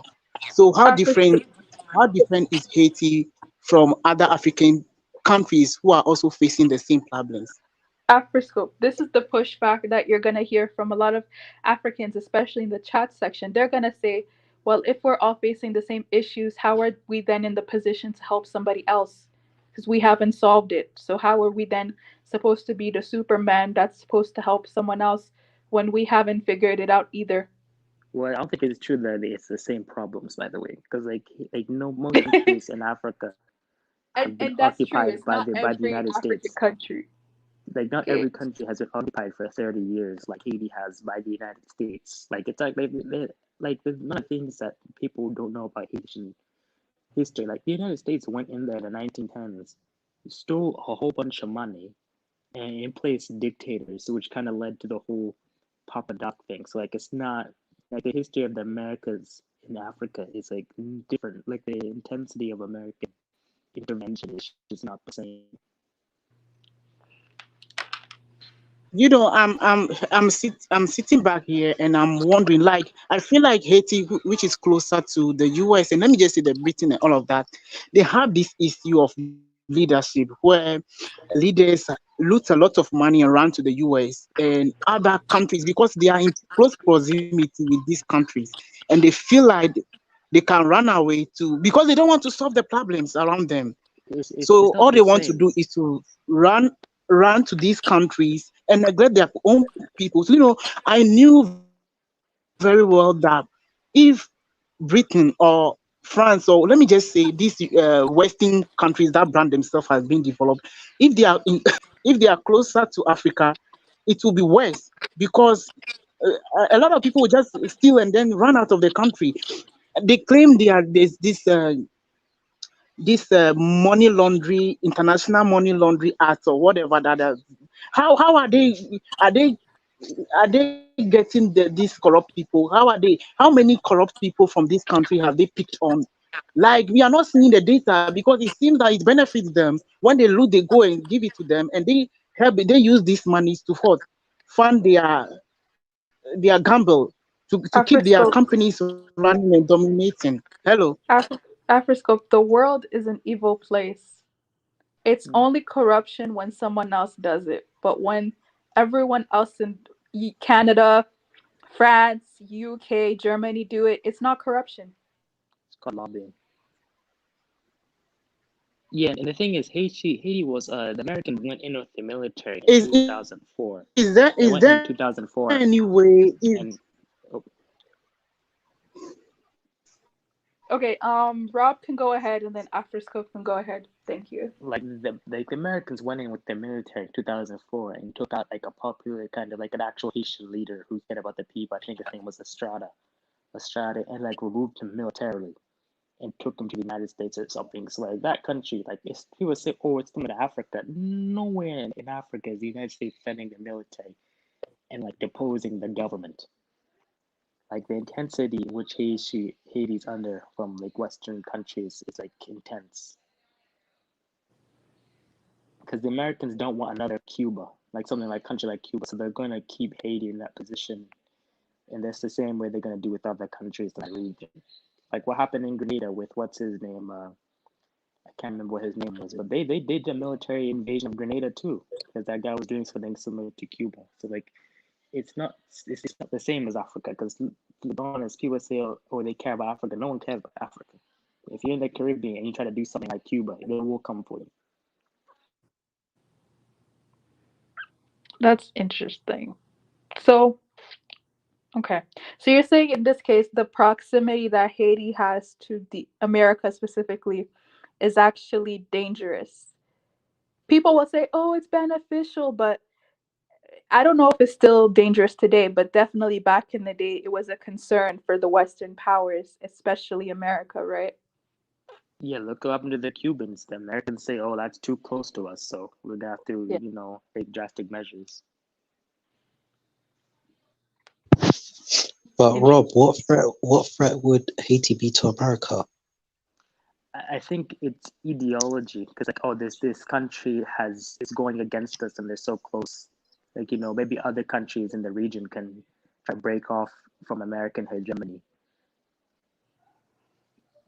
It's like the same thing with I think with Cuba or like Nicaragua and so on, where like, oh, you're not supposed to go against America. If America wants to exploit your country, you're supposed to allow it. You're not supposed to nationalize or do anything for the people.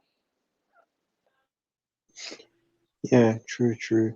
But Rob, you know what's interesting? Haiti and the Dominican Republic, they're basically one island, two separate countries. If you compare the both and they've got similar populations, how come Haiti is not like the Dominican Republic? I don't know.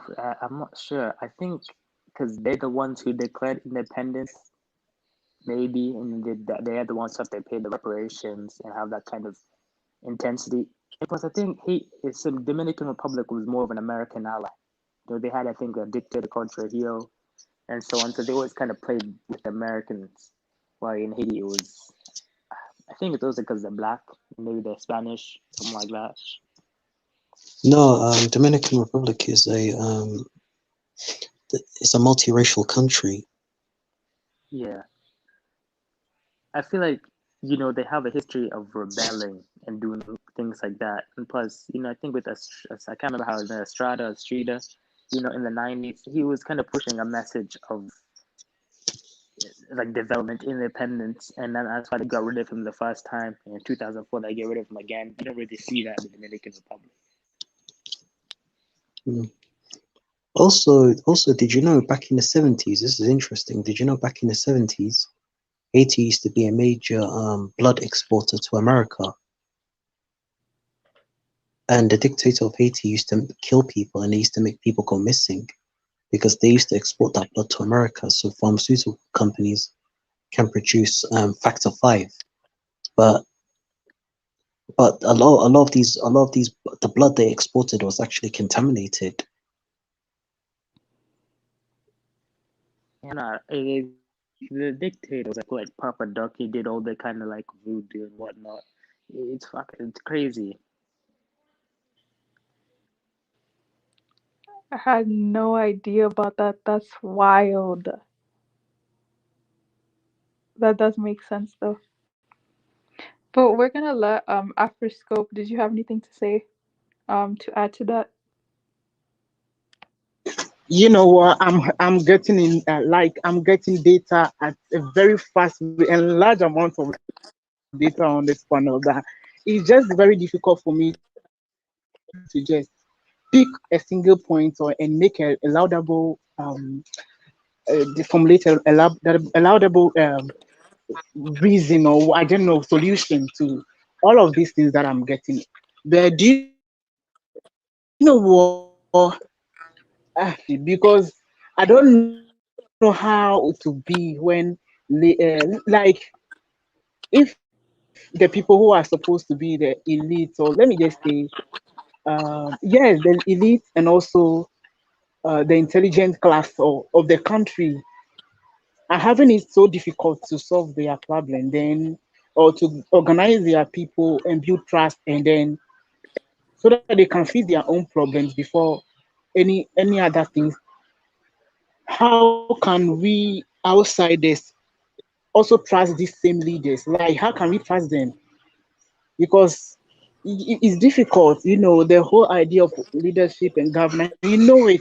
If you are practicing this democratic governance or let me just say Republican system, it makes it easier for the bigger forces or the core countries to manipulate, to have a say in your democracy, or to have a say because they gave you the same laws. You have signed a lot of treaties or whatever agreement with them, and they use that as a way to have a say in a country's operation. That is why when the Middle East the Middle East is fighting against these countries, they are not just fighting a war that is let me just for let me just say it's not just a religious war, but it's a war to kind of end these influences, to end their Absolutely. intrusion in their countries as well. And it's in the beginning of every country, it's just harsh. It's gonna be harsh. And the Republican state falling, I don't know how it's gonna start because these people has the Middle East, they have old template. That is the religion. That's what they use to unite their people. How are we gonna unite our people now? These are African descent. What are they gonna use? Are they gonna use religion? Are they gonna use is it skin color? Because you can't even trust this next person, African man around you.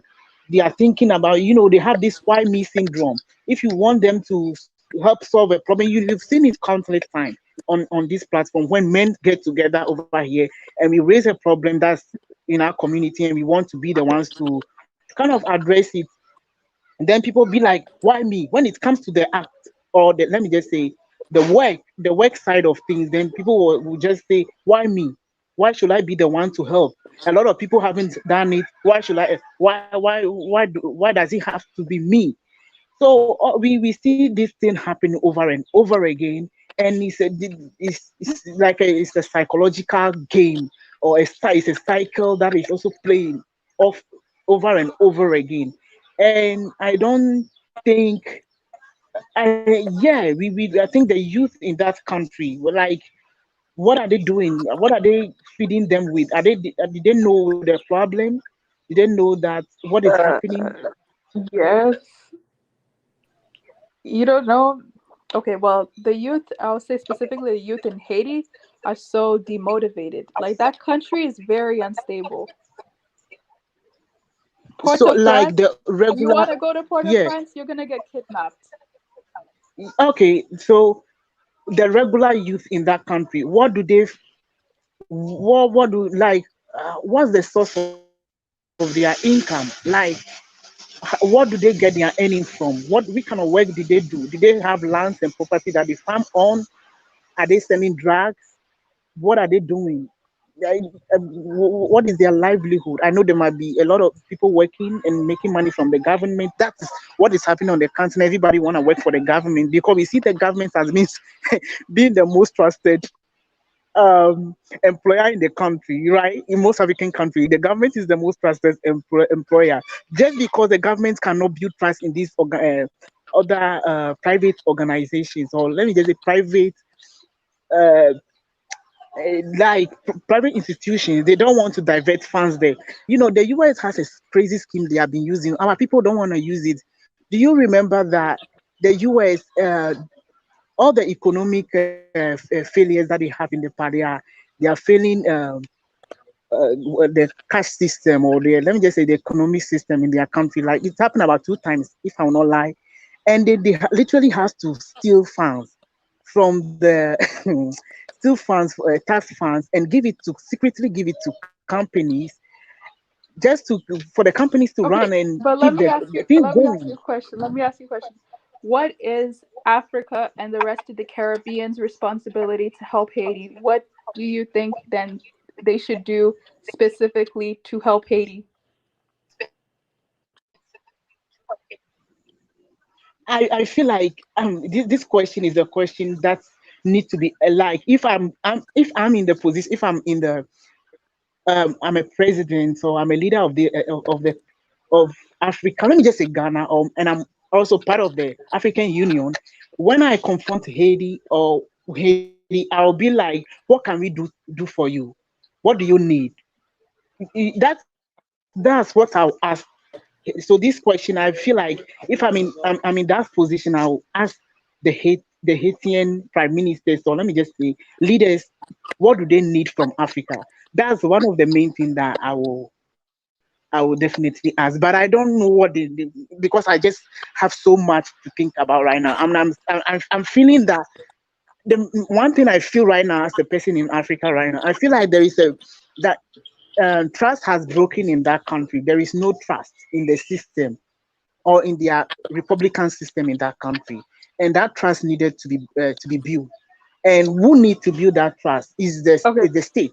The state has to have a way to kind of encourage businesses through financing. I mean, no, that's why I said that in the US they have a way of secretly stealing from the tax money of the country and giving it to companies that are failing. Maybe if they see that Google is failing, or they see that um, the famous one that has always been feeling, the speculated, what they call them, um, what they call this, is it Wall Street, right? Wall Street. They always give them money so that they keep their things running and keep their position in the world, because they know Wall Street is the one that controls most of the company. Their Right. investment Okay. monies go across the world. So this is one of the things. This is trust building. Yeah, you don't have to let them know. You don't have to steal it in a way that you just give it to them, but that you have a way of bonding them closer to you, where you have influences in that company. That's what happened behind the closed doors. Why do you think that all of these pharmaceutical industries that are flourishing there and they are pushing their whatever on us? Why do you think that the US government has so much say in that, and they are not listening to the All public? right. It's So because you they know basically that they fund them also. okay. So you basically answered the question, which basically saying that you answered the question with another question. So basically, you don't have the answer, and that's fine because you're not Haitian. Can And I just say but one thing something? I will agree with you is it has to come from Haiti. It has to come from Haitians feeling they have to do something about it. It can't come from, I personally think it can't come from any of us because we don't know and we haven't lived through what they're living through. So I don't think we have the solution. But anyways, yes, African Caribbean diaspora talks. Yes, You can go yes, ahead. definitely.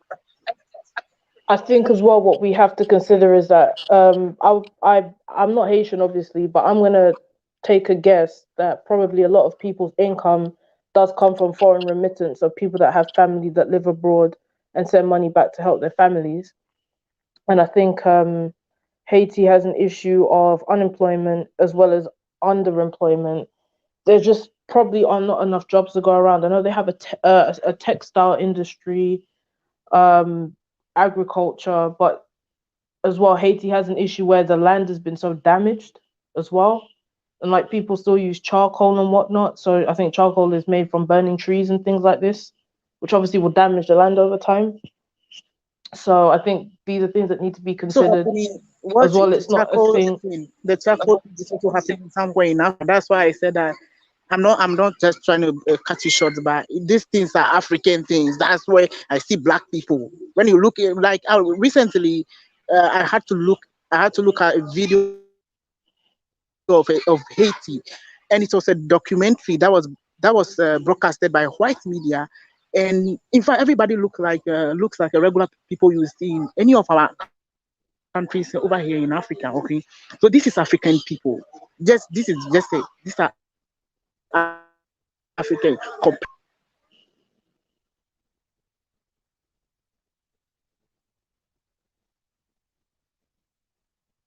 Okay, no problem. AA6 Lyle said black people like to hashtag any nonsense. Now is the time to hashtag African Union. What? Allow Haitians refuge in Africa. It should be a trend by now. Okay. Refuge where? I'm guessing West and Central Burkina Africa Faso. because that's where Haitians come from. There's some part, Oh no offense no. to some of these parts. Ain't nobody wanna, you live in one bad situation for another bad situation. It ain't gonna. And plus, I think Haiti, they have a lot of potential for like geothermal and whatnot, but like I said, like the government is captured. The people have to take away this government before they can even develop anything. Because like when the Bill Clinton Foundation, all that is doing things in the country at a large level, you need to just take it back and do. I think a country like Bolivia where it banned NGOs. There ain't no NGOs in Bolivia. They banned them. The country is slowly developing better off because they're actually taking their resources and developing it into whatever. By the way, if anyone wants like any positive representation or to really know what's going on in Haiti, you guys really should follow this channel. It's called Life in Haiti with Marie. She's currently in Haiti right now, and she just goes through a whole bunch of journeys of what's happening. When the earthquake happened a couple of weeks ago, she was broadcasting, what was going on in real time. So you guys should really follow that channel. It just gives a very good perspective of what's happening on the ground and how she's trying to change the perspective of Haiti. But we're gonna go ahead. Whoa, more fortune. Okay, that's a good point. We're gonna let Sarah Sop go ahead, and we're gonna continue to have this conversation, this really brutal and honest conversation. So Can I yeah, mention something real quick? yeah, go ahead. And people talk about Haitians at the border immigration. There's also a whole lot of Cameroonians also. Like I think that's also like a discussion, worth a discussion, but for a different day about the Cameroonians at the border in immigration offices. In the U.S. border, they're Cameroonians. Yeah, they're coming down the U.S. Oh, border. are the ones that went through Latin America to get to America, right? Yeah, Yeah. in detention centers. Yeah. Rob, there's a We lot talked of about this. African. Yeah, go ahead. Yeah, I just wanted to add, there's a lot of African refugees that are spending thousands to take flights from Africa to Brazil to get to America. That's the new route now. Yeah, I think what they said, like 1/3 or something of illegal immigrants in detention centers are Black or African. Like a good chunk of them are Black African. Yeah. True, true, true. I mean, they're not getting in the U.S. anyways, but Because anyway. Mexicans, once they get one of their guys there, they might hide them. They might, what I'm saying, they might protect them from the immigration officers and whatnot. So if you're Haitian and you don't speak Spanish or English, then they're gonna see you real quick. True, true. All right, we're gonna let Soursop go in. Thanks for calling. Good afternoon. You can hear me? Yes. Yeah, I'm at work, so forgive me. But I've been listening, I guess, to a good amount of the discussion, and I was just thinking of the situation with Haiti. And the thing is, it's like when you think of Haiti in general, it's like since I know myself, Haiti has always been having issues, like from coups. Like most persons here, when they hear about what happened with the president, it's like shocking. But then when you speak to most Caribbean people, because I live in the Caribbean, is that on a regular, there's always something with they're overthrowing their government for something. So there's always a level of instability constantly going on over there. The issue with the argument that nobody from the Caribbean is helping Haiti, I kind of disagree. On many occasions, governments try to assist in some sort of way, but the thing is that the level of the situation in Haiti is so great. I don't think it's anything that can be easily done just by the Caribbean, because even within the Caribbean, we're going through our different struggles for different. Okay, let me put it this way. The type of poverty that I have heard or seen, whether on the media or even from people that I've heard who I knew who have visited there for whatever reason, it's like something that you would never see in any other part of the English-speaking Caribbean. Like people might think the entire Caribbean is poor. That's not true. You do have levels of poverty, but the type of poverty that you hear in Haiti is like something that I myself have never seen. And so how can the different islands, because we're not rich, we're not poor either, but we're trying to develop ourselves in a sense. And yes, we do try and reach out to Haiti, but I mean, I think it's bigger than the Caribbean. Is going to require a lot of countries to really step forward to really help them. And I personally feel like it has to do also the level of education, because when you hear about Haiti, I think education is not free in Haiti. I could be wrong, but from what I understand, there's no such thing as free education over there. In most English-speaking Caribbean countries, education is free. It's all the way up to secondary school level, or sometimes college, even in some islands, even university is free.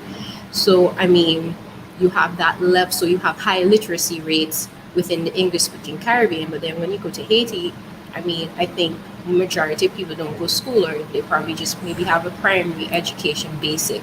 So because of that, you have a large population, because it's I think over 10 million people in Haiti. In the entire CARICOM, there's less than 8 million people in the entire English-speaking Caribbean. I mean, that's a lot of people that are uneducated. So because of that, when governments come in, every time you always hear some uprising, they overthrow their government over and over.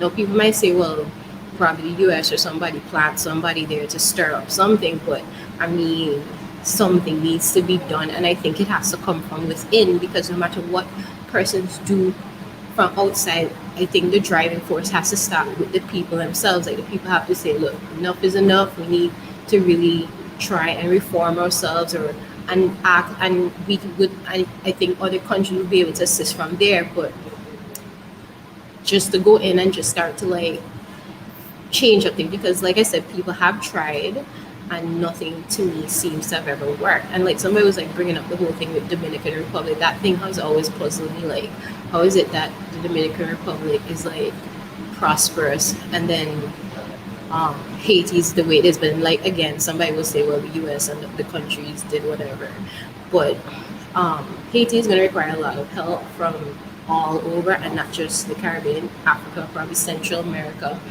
and South America, because I don't really think the Western powers are really going to do much. So it would have to require like the region as well as Africa, if so choose, to really step in. But that's just what I have to say. Yeah, if anybody wants to ask anything, they can ask me. But yeah, that's it. Yes, no, I like your point. I like your point. The only thing I have to add to that is I think, and I'm starting to agree with Rob a little bit more. I really think that if Africa specifically is supposed to help Haiti, the Haitians still have to lead that movement. The Haitians still have to tell everybody else what needs to be done and what has to be done. It cannot be we're gonna be there and help Haiti, but then we're not getting directions from Haitians specifically telling us what to do. And I know some people will say that's a cop out, but who better than a Haitian to know what Haiti needs? Like, isn't that just common sense? So the Haitians are gonna have to step up, and also the Haitian diaspora. Now I know Haitian diaspora is gonna get mad at me, but I'm sorry, Haitian diaspora, some of you guys are the worst diaspora. Like, at least with other diaspora, they visit their countries, they still have some connections to their countries, but for the most part, the Haitian diaspora, like, they never go back to Haiti. And it's like, not even to visit, not even to invest. And I'm like, the Haitian diaspora is really gonna have to invest way more into Haiti. Just period. Like, just as this beautiful lady on the screen is doing, go back and just find out what's going on. You don't have to live there, but at least don't completely turn your back on Haiti, type of thing. I think that's really, really important. But yeah, if anyone has anything else to add to that, they can go ahead.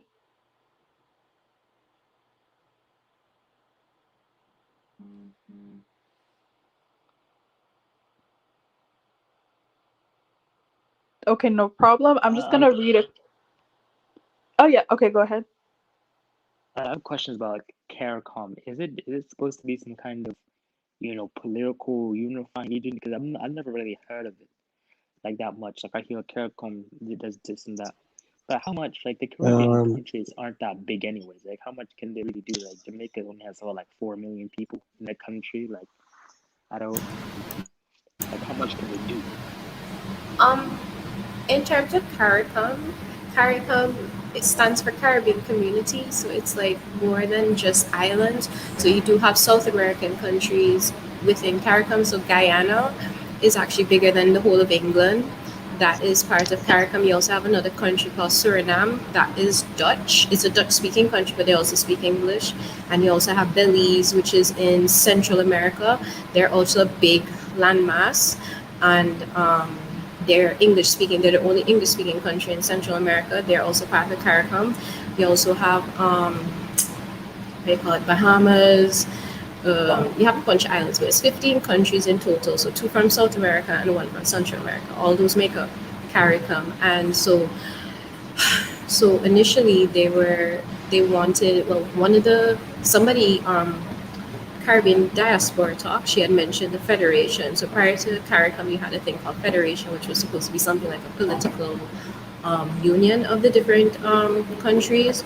At that time, it wasn't 15. There was less countries than that, but then that fell apart due to bad-mindedness and so on. So then CARICOM was formed, and the goal of CARICOM is eventually to move to a political union, but currently it's more like a economic union where persons can we trade amongst ourselves. We have institutions within the organization. You have benefits of being in CARICOM. Like all member states, we have a CARICOM passport. So all our different countries' passports have the word CARICOM on it, and we can go travel throughout CARICOM relatively freely.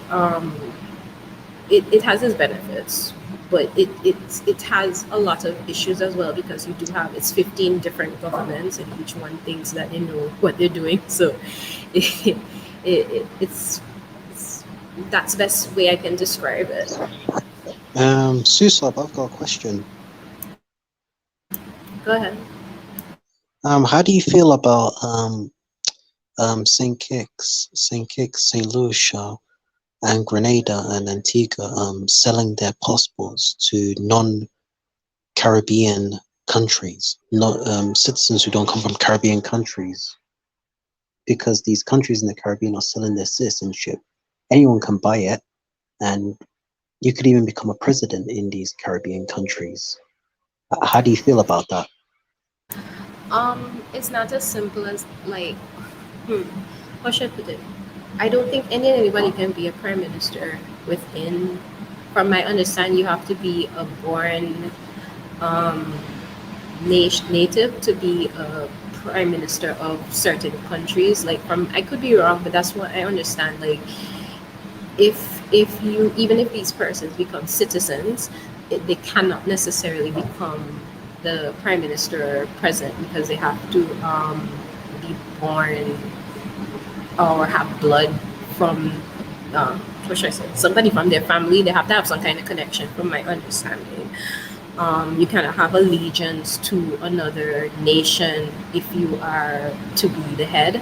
And I highly doubt they can. I highly doubt. Okay, it is a possibility in the future, but I don't necessarily think it's a possibility now. In terms of what I think of people being able to buy a passport, personally, when the situation had happened, you're not comfortable with the idea that people can just come and just buy a passport. But then the argument was made that that's what the bigger countries do, that the United States does that, Canada and a lot of these bigger countries do that. But the only difference is that they have higher requirements to get the passport, and plus it's way more expensive.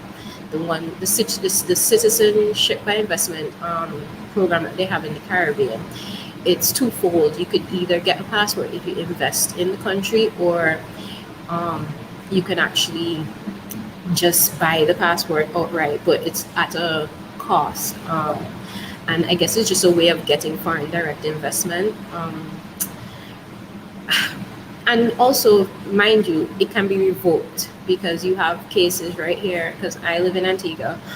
You've had situations where persons would have paid for their citizenship, and it got revoked. Like, they took it back because they eventually found out that they weren't all that cracking, in terms of they were doing illegal things, or they were wanted by some organization, like the what's that thing called, Interpol, or those kind of organization. They're wanted by them, so they revoke their citizenship. So it's not guaranteed. Anybody, you see, the thing is, if you look in your passport, I don't know how it is for other countries, but from what I know, when you look in a passport, a government can always revoke your citizenship.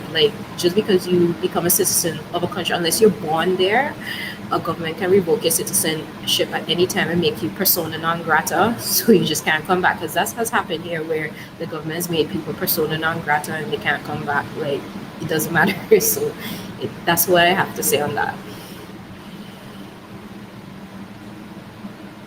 Yeah. I also have another question. In CARICOM, is it just like other organizations where the countries that are performing well, they're the ones that have an overwhelmingly amount of power and say on certain things, whereas countries that they're not doing well economically, nobody really cares about what's going on with them, or they don't have as much representation, power, and say on certain things? I'm not, even though I live in the Caribbean, I don't really follow too much about CARICOM. But from my understanding, because how should I say, I live in the Eastern Caribbean, so within CARICOM there's another group called Organization of Eastern Caribbean States, and so I'm more familiar with that, and I receive more benefits from that organization. But in terms of CARICOM, each if member state government has a say, um, I I would say the larger countries within CARICOM tend to benefit more from the organization. So like countries like Jamaica, Trinidad, Barbados, um, Guyana, um, those countries, maybe Suriname, even Belize, like the larger countries tend to benefit because these countries tend to have their own universities. They tend to have larger land, like economies, larger economies of scale. The only thing is though that even though all those countries I said are bigger, the smaller islands tend to have a higher GDP per capita than some of the larger countries. So like countries like mine, Antigua, St. Lucia, St. Kitts and Nevis, Grenada, a lot of more or less the OECS, even though we're smaller islands, we tend to have a higher GDP per capita than some of the bigger countries, and we tend to have a higher standard of living than the bigger countries because it's easier to manage a smaller country.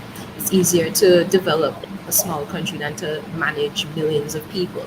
So it goes either way, it just depends. But for the most part, the larger countries tend to have more of a say in CARICOM, to me, in my opinion.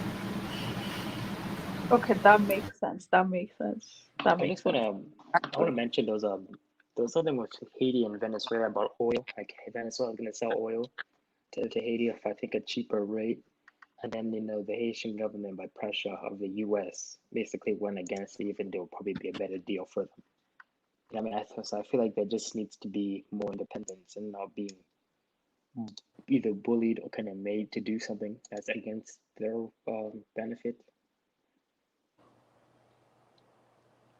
I mean, 'Cause, I don't know. Well, from an outsider looking in, right? Investing into Haiti at the state that it's in would probably be it would be a very risky investment. of course, I can just say something on that. From what I see, Haiti is a big place. Most times when you look at the media, they tend to focus on Port-au-Prince and how everything is looking over there, really dread. But I've also seen pictures or videos of other parts of Haiti where everything looks real nice. Everything looks like, because you can, what should I say? As poor as people say Haiti is, Haiti has some of the richest people you'll find in the world. There are places in Haiti that look like Beverly Hills, from what I understand, where people are living in huge mansions with swimming pools. They're living very nice, luxurious. I'm kind of trembling because it's very cold in my office, but yeah. What should I say? Yeah, they have really nice houses in Haiti. So I don't want people to feel that okay, the only place like Haiti is just one big country where everything is like looking horrible and everybody's eating like mud cakes and impoverished. No, there are parts of Haiti where the money people are, and these people live better than some of the people in the bigger westernized countries. So everywhere in Haiti is not trend. So there is possibility for investment. It's just the parts of Haiti where persons would choose to invest would have to be, sought out. Yeah. Yeah. So I guess another area, not necessarily Port-au-Prince, but maybe other country areas. And yes, I know the area that you're talking about. I forgot the name, but yeah, they have some really nice big houses there. Yeah, Dr. R, you can go ahead. I've never been to Haiti, but Haiti has got potential similar to Dominican Republic in terms of development and investment, but it's too risky. Even in my own country, I would invest in some areas, but I wouldn't invest in it because of the political stability. If I were to buy a house, I'd probably buy in the Caribbean or Antigua or St. Kitts. Very beautiful and stable, but very, very, very expensive. I hope Sab Bush could tell us about the cost of living and price of property, because I heard in the Caribbean it's very expensive to buy a house. What would you consider expensive? I mean, it just depends on what you would want. Different islands, the cost of living is lower. It just depends. what should I say? Antigua tends to be a more, I guess, medium range country, so the cost of living tends to be very high. But you can still, I guess, a cost of a house would still be cheaper than some of the Western countries. So living in the Caribbean, it just depends on what type of house. If you want a concrete house, okay, that's going to cost you more than if you get a wooden house, you know, but, and it also the size of the house and the design and things like that. So everything just depends on what you want. But to me personally, I think the lifestyle that you can have here in the Caribbean is better than some of the other places because um, yes, you might say, oh, but a lot of people in the Caribbean live in these larger countries. Yeah, those are those people, but there are a lot of us that are still here. And we live good lives, we live comfortably. Once you have a good job, you can live very comfortably in the Caribbean without any issues. You can build your dream home once you're able to, once you make a good salary. And I'm not talking about being rich or anything, but um, once you have a stable job, you can build a nice house and buy a nice piece of land and live comfortably in the Caribbean if you so choose to be. And there are many options. There are many places within the Caribbean that you can go and find somewhere to live. But yeah, that's my opinion on that. Yeah, my friend lives in St. Lucia and she's from St. Lucia and I'm gonna take a trip there because she keeps talking about it. I'm like, okay, no problem. I'm tired of the Jamaicas and all that. No offense to Jamaicans, but I'm tired of Jamaicans and all that. Let's go to Saint Lucia. You know, let's go to Grenada. Let's go to Saint Vincent. Like, let's really explore. And one thing I will say for the Caribbean that's also really great is your guys' education system is amazing. Like I know a couple of people here that even went to school, medical school, and to do other things in the Caribbean. So that's amazing how you guys invested into your education system. I'm not really sure the history behind that, but that's very commendable. Okay, thanks. Yeah, but I just wish that Haiti would get on board. Like Haiti could reach that standard in terms of like education, because I think the key to Haiti's situation is to have more persons getting a proper education, as well as just raise the standard of quality of living of the people. I think once those things can be done, Haiti can turn around. I don't know if it'll happen in my lifetime, hopefully, but that's what I see for them, and Haiti can be a big manufacturing hub. They have a lot of people. So I think like they would make a great spot. I was watching something the other day where they were saying that Haiti used to make rice and their rice was very good, and that the US undermined their whole rice industry. So like even them getting back into agriculture would help turn around their situation. So like there are many things that can happen to Haiti, but it's just a matter of who's going to be the person that's going to start to do this. Because like everybody will just talk about these things and say, oh yeah, we're going to do this for Haiti. Haiti needs to do that. But who's going to be that one person that's going to get up and actually do these things? And I'm yet to see that person manifest themselves. So yeah. I'm not really sure who's gonna be that person. I doubt it's gonna be a president, but I'm not sure who's gonna be that person. I'm not. Anyway, can't wait to see though.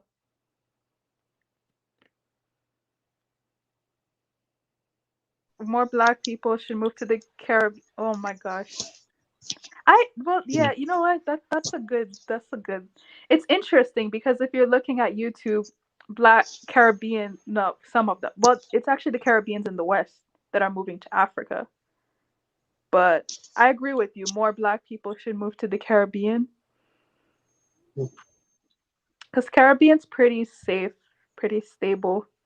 Cost of And the living food is is all delicious. right, and the weather is definitely much worth it. No, but I want to ask you why are you like, especially you, why are you interested in the Caribbean? Just curious. Is it the women? Who, me? Yeah.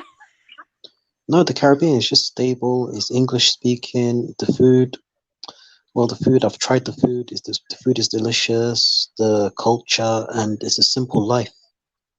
compared to Africa.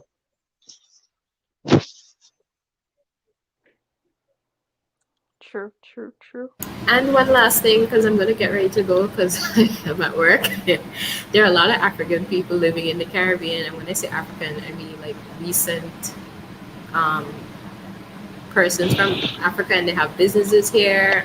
They're living well. So, yeah, the Caribbean's a good place to live. Interesting, interesting, interesting. How about you, Rob? How do you feel about that? How do you feel about even just the Caribbean and more people moving to the Caribbean and things like that? And Do you think that should be I'd like another to go. option? I feel like they could. I just I don't want people bum rushing the place because it's it's island, so it's not that big. But I think it'll be better. It seems very stable, like Miss Dr. R said. So Well, if Soursop was able to get on that live stream and it was way more stable than Afroscope TV, then that definitely proves something to me. That because my only concern is how is the internet in certain countries. That's the only thing. That's my only I, concern. Other than that, I then wonder. yeah, I see no problem. Huh? I wonder what Quasi would say about that. All right, guys. So we're going to start to close out soon. If anybody has anything to say to contribute to that, they can go ahead and do that. In the meanwhile, bills got to be paid. So I am just reminding you guys that I'm gonna be coming out with more collections. This is one of my Congo shirts. Go to my website. We have a couple of things in there. I'm gonna be working on this a little more often as the months go by. But yeah, go check out the different collections that we have. And yeah, thank you for supporting. Thank you for being here. Thank you for liking. I definitely want to know what you guys think. Diogo says the Haitians in the Western world don't care about Haiti for the most part. Thank you. Hit the I've Cash been App, hit the saying PayPal. this, but people get mad at me when I say it. I've been saying this. They graduate, then Jamaicans they at learn how to least play visit today. Jamaica. Jamaicans at least talk about being Jamaican. I'm sorry, the Haitians that I know, they don't promote Haiti. And to be fair, there are a lot of kidnappings there too of Haitian diasporas when they go back. They really be ransoming people. Like that's where you think no one's promoting it. Yeah, I don't know where it is. I'm assuming it's in Port-au-Prince area, but I heard and from the Life in Haiti channel, the channel that I showed, she actually talked about this. She talked about if you're going back, you need to go back and meet someone who you know over there because yeah, the ransomings can happen. I don't know how often it is. Apparently, the person had a gang himself. Like what the hell? Like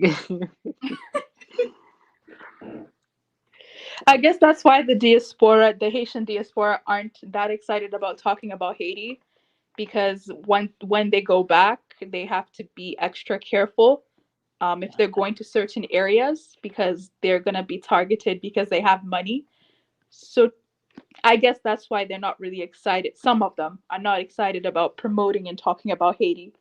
I don't think they have as much cultural capital as other Caribbeans do. Like when you talk about like Jamaicans, you got like Rasta music, and you got different kinds of artists. If you go to Trinidad and Tobago, and you got Rihanna, Nicki Minaj, and so on, and even Cuba, like some people do idealize the revolution and some of the cultural things there too. But like when it comes to Haiti, people think it's voodoo, earthquakes, and corruption or something. So like they really do need to start promoting their culture to other people because I don't really know much about them.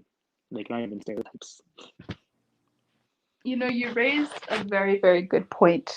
There is, well, from my standpoint, I can't speak for everybody because I know in Florida there's a huge Haitian community, but I'm in Canada and the part that the area in Canada that I'm in, there aren't really that many Haitians here. But even if there were, the Is it Haitians get Ontario? over, huh? Is it Ontario? Ontario? Yeah. Yeah. Yeah, The there are tons Haitian, of Caribbeans there. yeah, there are, but still the culture gets overthrown by the Jamaicans, the Bahamians, the Barbados people. Oh yeah, yeah. Like their Yeah. culture is promoted. Like Because they have that we they have have that Jamaican carnival thing. restaurants. You know, we have Jamaican restaurants. We have dance hall areas. Like there's They have that thing every year, the big carnival thing. yeah. Yeah, yeah. They're not really promoting the culture because, like, you know, or the significance to Africa, you know, voodoo and whatnot. It's just like, you know, I don't even know much about them other than like the revolution. That's it. That's exactly it. And I think that's something that the Haitian diaspora in other countries specifically, they really need to work on promoting their culture and promoting who they are and the positives of their country. Because again, I kid you not long ago when I had conversations with people about Haiti, it would just be about voodoo, voodoo, voodoo, voodoo. It's like people really don't know anything about Haiti. They don't know anything. They don't know Haitian dishes. They don't know Haitian clothes that actually look pretty African. They People don't really know a lot about Haiti at all. Like even just the basics. If we're talking about, as you mentioned, if we're talking about Trinidad, soca. I know soca. I've heard of doubles. Um, if we're talking about the Bahamas, I know Bahamian artists. I know their music. I know their beaches. When it comes to Haiti, it's not associated with like a vacation destination. It's not associated really with food that is extremely popular. It's not really associated with anything. It's just associated with, unfortunately, for the most part, bad stereotypes. But the people are nice, but still, the stereotypes don't help. Not at all, not at all. Because at least with Nigerians, like I know some people don't like Nigerians or whatever, but at least with Nigerians, you know that there's more than just fufu. You know that there's more than just Afro beats. Like there's at least some positive representations with Nigerians, at least. But with Haitians, unless you know them personally, you might not actually have been exposed to You know, many positive representations of Haitians. you know, and I saw things like, yeah, I feel like they're almost like the poorest country in the Western Hemisphere. Like that's, I think that's the fact of, and there's a lot of over exploitation. Like, because, like, you know, they have these textile factories. A lot of them are there just to kind of benefit Canada and the United States. Like, it's not like, you know, in Asia where, you know, it's creating development and whatnot. It's just resource. They only get paid like $1 or $2 a day. You know what's funny? Canada is actually the second largest contributor after the US to Haiti. And it's like, I just find that to be so weird. Oh no, Canada is also exploiting Haiti. Are really? Oh no. Yeah, because I think they're part of the whole like 2004, you know, coup and sending in all these soldiers. Like, yeah, they want to use it as a little textile factory for all these like cheap clothes. Yeah, Canada's That's bad too. rough. There needs to be a conversation about the whole mining industry and how Canada just fucks a lot of these countries over. Oh no. One of these days, trust me, I will do a live about how Canada's not as peacekeeping or peace friendly as they We need advertise. It's we need to do a actually really live quite sad. on the election, how it's gonna affect Africans. Because I hear What people saying election? it's gonna be the Canadian one. It's gonna be like they're gonna interest in immigration. Oh my goodness. That's rough. That's rough. It doesn't matter because we're already in. So But you know what's and Tunaja, I know you're here, but I just want to make one more comment. You know what's funny? Actually, it's been reported that Canada has been trying to do. They've been trying to influence a lot of African countries with their reproductive rights programs. So, in giving donations and all of that, and in providing aid, they've also had like an incentive to basically try to influence these type of rules and laws and legislation. And I I found remember that two to be years very, ago. very interesting. I remember 2 years ago, Justin Trudeau was going to like these African countries and stuff, trying to like trying to get votes for the UN Security Council things. Like I'm doing stuff for the Africans. That's interesting. I have a question in Ontario. Do you see a lot of Kenyans there? Do I see a lot of Kenyans? Because of the area that I live in, I specifically see more Somalis and Ethiopians. Oh, okay, yeah. Yeah. Kenyans, not really. But Somalis are here. Ethiopians are here too. I think that might be an Alberta thing because there are a lot more Kenyans here. Yeah. Oh, really? Yeah. Where? Edmonton and Calgary. Oh, okay. That makes sense. All right. That's interesting. But yeah, Sunaj. But Sunaja, thanks for calling in. Yeah, you can go ahead. Yeah, thanks for having me on this one. I thought I needed to say a few things about the poor Haitians that have been going through hell. I think the first time I heard about Haiti was not necessarily about them. I was just watching a video on YouTube and I saw them at this crossing to Dominican Republic. It's supposed to be a common market between both countries, as a way of, sharing culture and being nice to each other.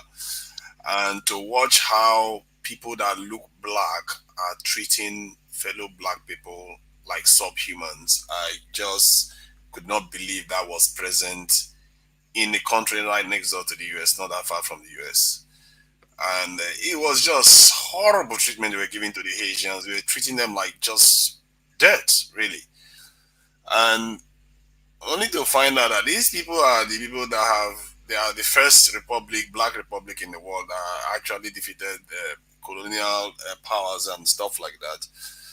To find out that at the height of their power, these are the people that offer to free all American enslaved. Some of the things these people have done is the reason why they are suffering till today. They are making them a kind of cautionary tale that they used to deter many of our leaders today from doing what they are supposed to do. And it's still happening. And our leaders are playing like they are dead. They don't want to say anything about what is going on. Because there's no way they cannot do anything about Haiti. Haiti is not a very large country. And Africa is so massive that we will absorb quite a lot of Haitians without breaking a sweat. It wasn't not Uganda that was absorbing the Afghanis. So I don't see any reason why we couldn't do much for our own, just because they are across the ocean. And we are scared what the powers will do to our countries when we do that. And this is not a time to be scared anymore. And our being scared, we are scared to suffer while we are already suffering. How does that even make sense? The other lady said the other time, just a few moments ago, that some people live well. Yes, some people do live well amongst our people. Even during the time of slavery, some people did live well, of course. Not everybody is suffering all the time. But overall, we are suffering more than any other group in the world. We are always at the bottom, all the time. For how long now? And it doesn't need to be that way. And I think our mindset of thinking that, we are suffering, and if we try to do anything, we're going to suffer. That, when you think about it, it doesn't make sense. You're already suffering. If you do something, you're still going to suffer. You better suffer for something than to suffer for nothing. This is the mindset our people have lost. We suffer for nothing. Look at the suffering the Haitians are going through. The same thing is happening in Africa. What is so different about Africans? Some parts of Africa are doing very well, but by and large, the majority of the population is living like that. Many of the African countries, the majority of populations are living in slums or low-grade homes. Compared to the West, nothing close. Not even compared to the least developed countries in Europe. Not to mention Asians that are on a fast lane right now. Asians are more advanced than Europeans, and we are behind the most advanced countries in Europe. South Africa will struggle to compete with even some of the least developed countries in Europe. I wouldn't say that, but you wouldn't say that. Why? Because some of the least developed countries, name them. Name And look Chloe, at their infrastructure. Albania, Have you seen Macedonia, their infrastructure? Moldova. I mean, these are countries that are also very important. And I'll say Uganda isn't absorbing them; they're just holding them. No, hold on. Don't just gloss over what you just said. Those countries, name the countries, and I'll pull up their infrastructure right now. whoa, wait, hold on. Tinaja, before you go, tribalist talatala. Come on, that's so mean.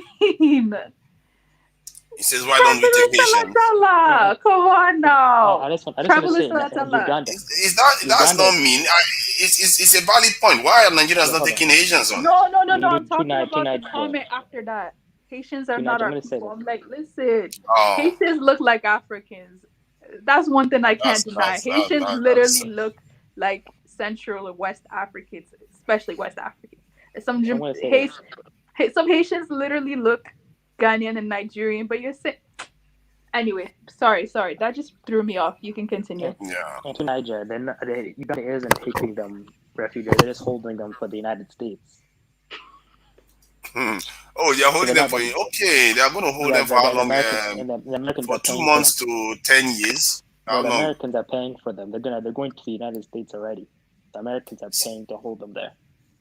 Okay, they are paying to hold them there, and they are going to ship them back to the US. Yeah, so they're not really taking refugees.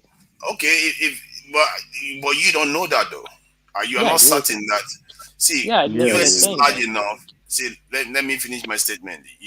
That is what they told you, isn't it? But there is no reason why the US couldn't have flown them to the US. That's what they're holding them. They can't offload them to the United States. They have to hold them for the Why not? Because Uganda has got better facilities to hold them. I doubt it. Well, they have to extend that way. The Taliban just took over, so they have to rush people out. The US has far more resources to hold them. The US have camps. Either way, they're not staying there. They're going to the United States instead of taking in Afghans. They're not really taking them in. But you have to be quite careful when you say that because you don't have any proof that they've all left. We're not leaving. They're not staying for like actual refugees applying to Uganda. The refugees of the United States going to the United States. You are saying that right now, but from what I've heard, they said when they come in there, generally, if the US refuses them, where are they going to go? Back to Afghanistan? No. Well, the US is paying for them. They're staying there. They're going to stay. No, I agree with you. The US paid for them to come to Africa. Obviously, that is true. The US does. And if US decide to stop paying the money, what happens? They're send them to the US. Yeah, they're going to the United States. You fly them to the US. Yeah, they're staying there for like a week or so, some time, for like a month or so. Then they're going to the United States because Uganda isn't taking them in. If it is true that they're just staying for a month and out, that is a good thing, obviously. Because you don't want to be by. They're around the airport. They're around the airport. That's why they're keeping them around the airport. They're not really taking them into the proper Kampala. You don't want a situation whereby you take on people that are running away from their countries because they've worked with the Americans for years, and now you take them into your country. People that have already had years of working with Americans, whether officially or undercover, and you bring them into your country. That is not a very healthy thing to take on.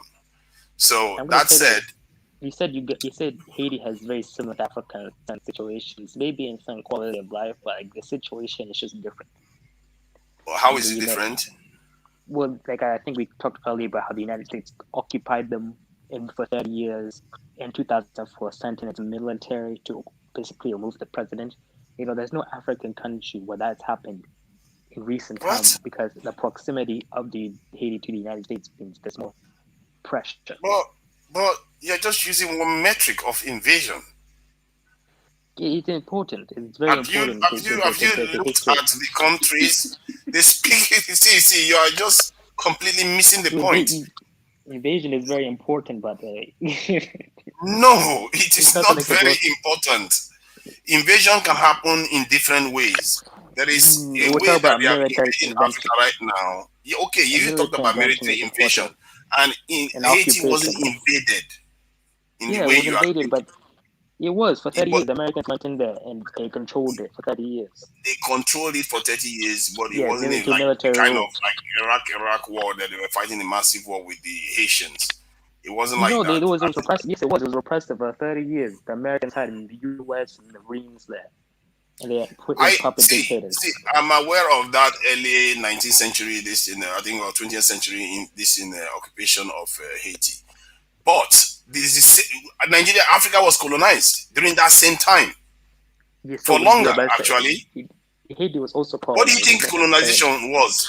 Colonization was them coming to throw flowers on the continent. Well, Haiti was also colonized, but that's different from the occupation. And I'm saying you're trying to make it seem that it's similar, but they have a different history and a different situation. What did I say? Did I say they are the same as or the same exact? What are you talking about?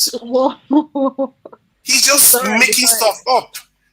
Don't put words in my mouth. You just said, I said, our history and Haiti is the same. Where did I say that? I just explained that the same circumstances that are facing Haiti in terms of suffering is the same for Africans. What is it? Do you dispute that point? Okay, tonight you're saying that we should be united. He's disputing the point. United in suffering. He's actually disputing the point that Africa Africans are not suffering.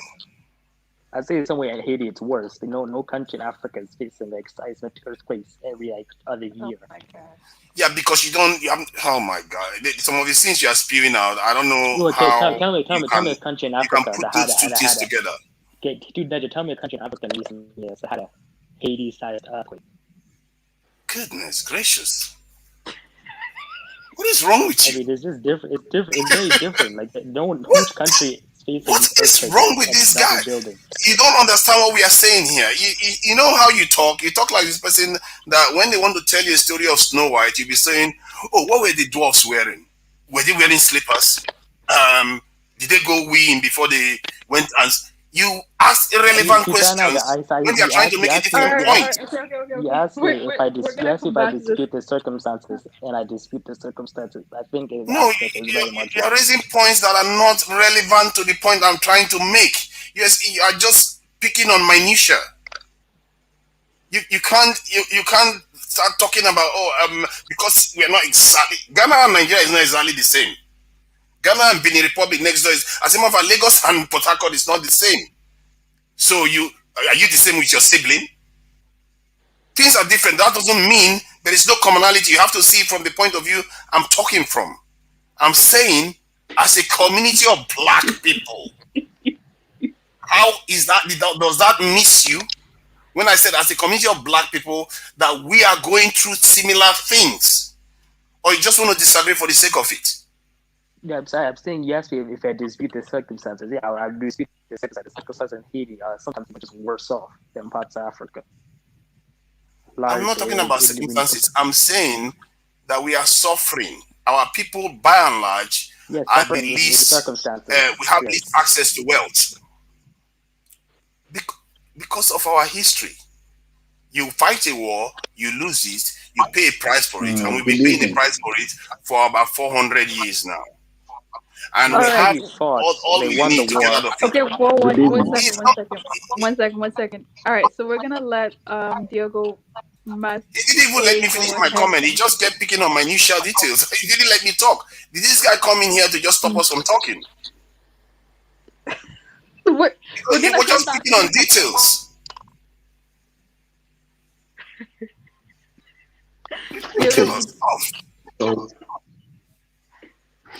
So yes.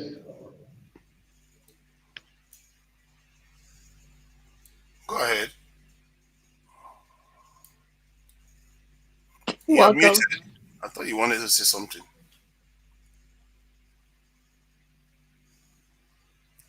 You muted yourself, brother. Muted yourself, yeah. Yes. Sorry. So good evening, first of all.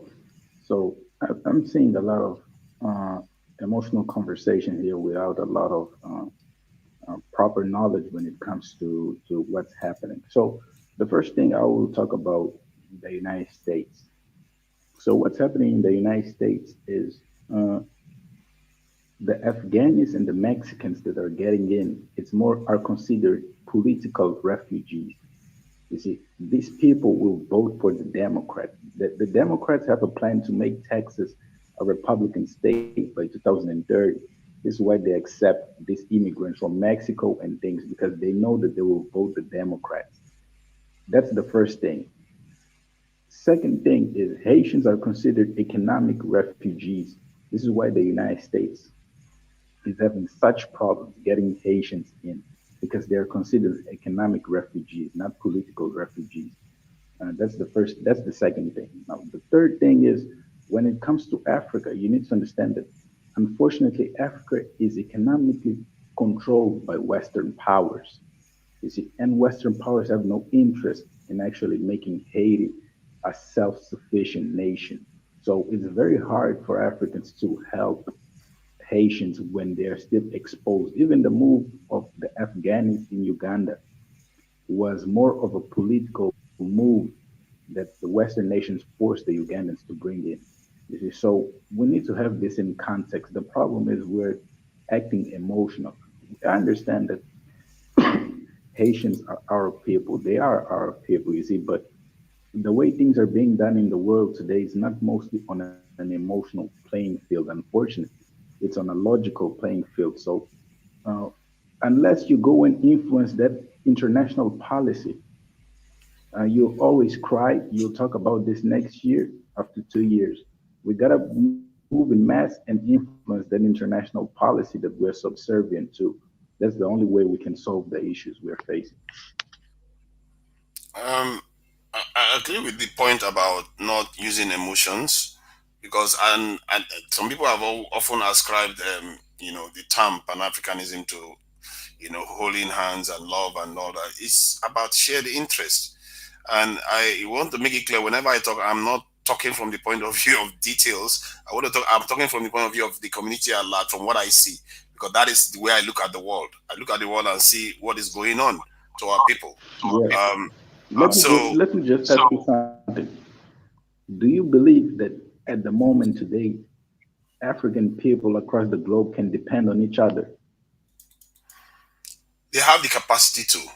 They they just need to have No, of course, no, of course we have the capacity to. But the question is, do you think they can depend on each other today, African people? we not obviously not. Clearly, we don't even depend on each other at all. Look at what happened to Haiti. Do you see Africans saying anything? They saw the Haitian president was murdered about 2 months ago. Not one African leader came out to raise their voice to say one thing at all. See, this is what No, bothers me. I'm not saying from the perspective of saying something. I'm saying, can we be self-sufficient alone as African people? That's the question I'm asking you because I believe we Yes, we can can. because we don't even have the trade routes. We don't control the trade routes that can make us trade amongst each other. You see, we don't know how to do such things. So we need to be truthful with each other. At the moment, we're not capable of being self-sufficient, and this is the truth. A lot of people can disagree, but I'm telling you. Excuse. I strongly disagree with that. The reason why I do is because if we can trade with each other, 700, 1,000, 2,000 years ago, I don't see why we can't do that now. There are certain things that has been invented millennia ago, like creating a military. That is not rocket science. People know how to create military. It just depends on what weapons you put in your hands. Like creating this in trade routes. You can create trade routes anywhere So, if you want. Our problem is interference. and that's the thing. Interference you always will have because this is a competitive world. So, if we were trading 7,000 years ago, there was interference, and we were able to manage it. It's the same thing today. We should be able to manage the so-called interference that you're saying. Although I don't believe that that was happening 7,000 years ago. Uh, I believe that there's a lot of fabricated history.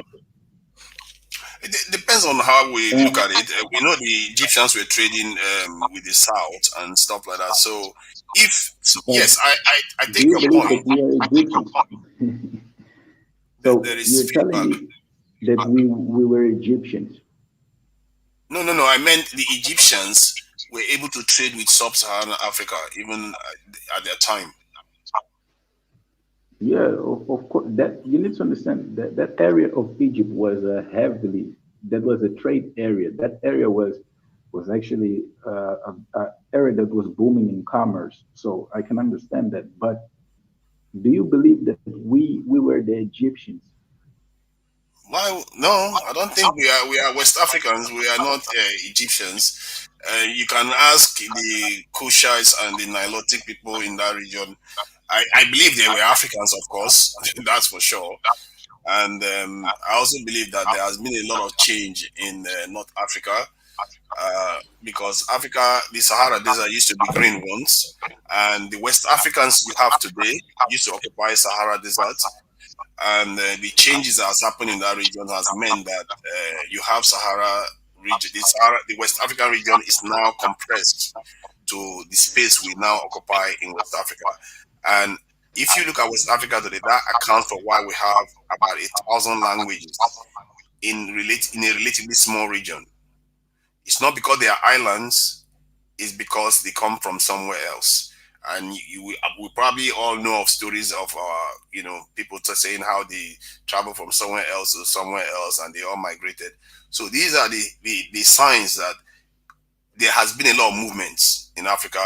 The Kush kingdom that we talk about, the ones that fought the Romans to a standstill, that the Romans had to sign a peace deal with them, that kingdom is now desert region.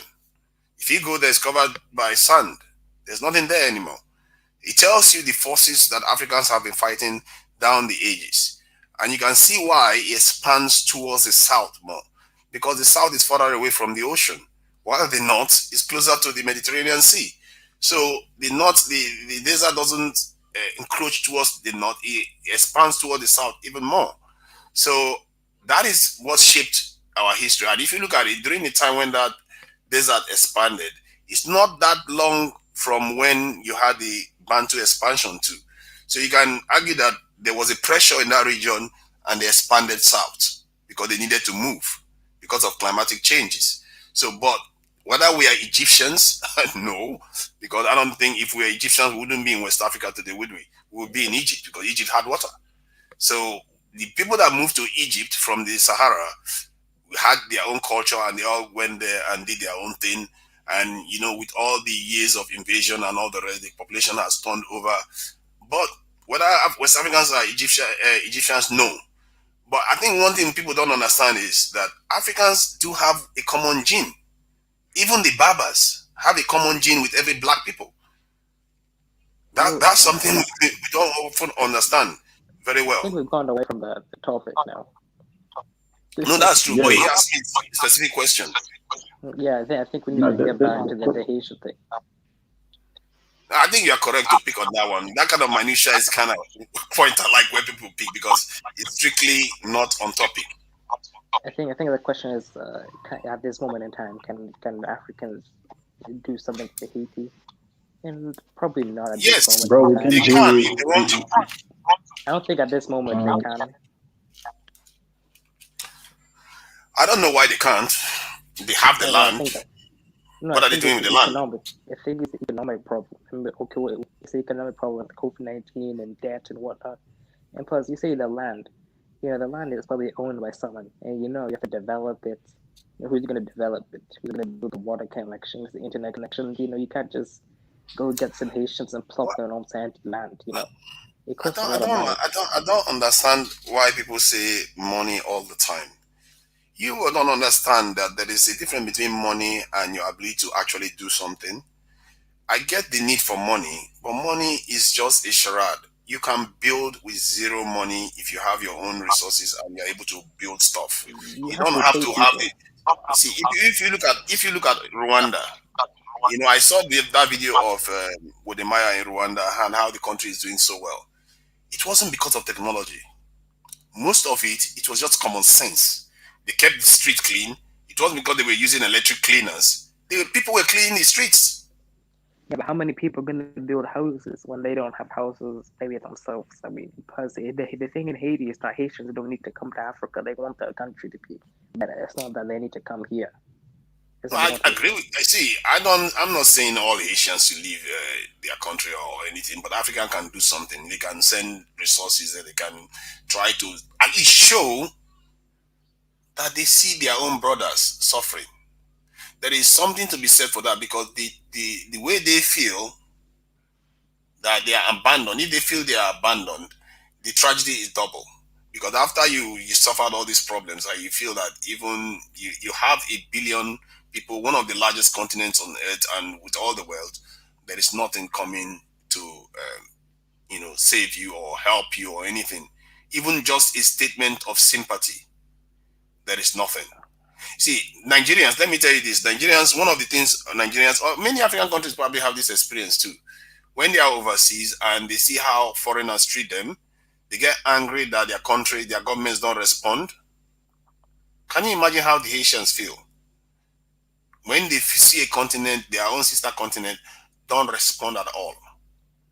Well, when Nigerian governments respond, I don't think they're concerned about the continent. I think they're concerned more about the Caribbean communities. Because to be honest, if you live in the Caribbean, you're not really concerned about what's going on in Africa. You're more or less concerned about how other Caribbean countries are going to react. If they are not considered about, concerned about, most Caribbean countries are also on the edge too. You can't expect them to always come to your rescue. If they are not concerned about Africa, they wouldn't be applying to join the African Union, would they? And they wouldn't be having the CARICOM summit that they had recently.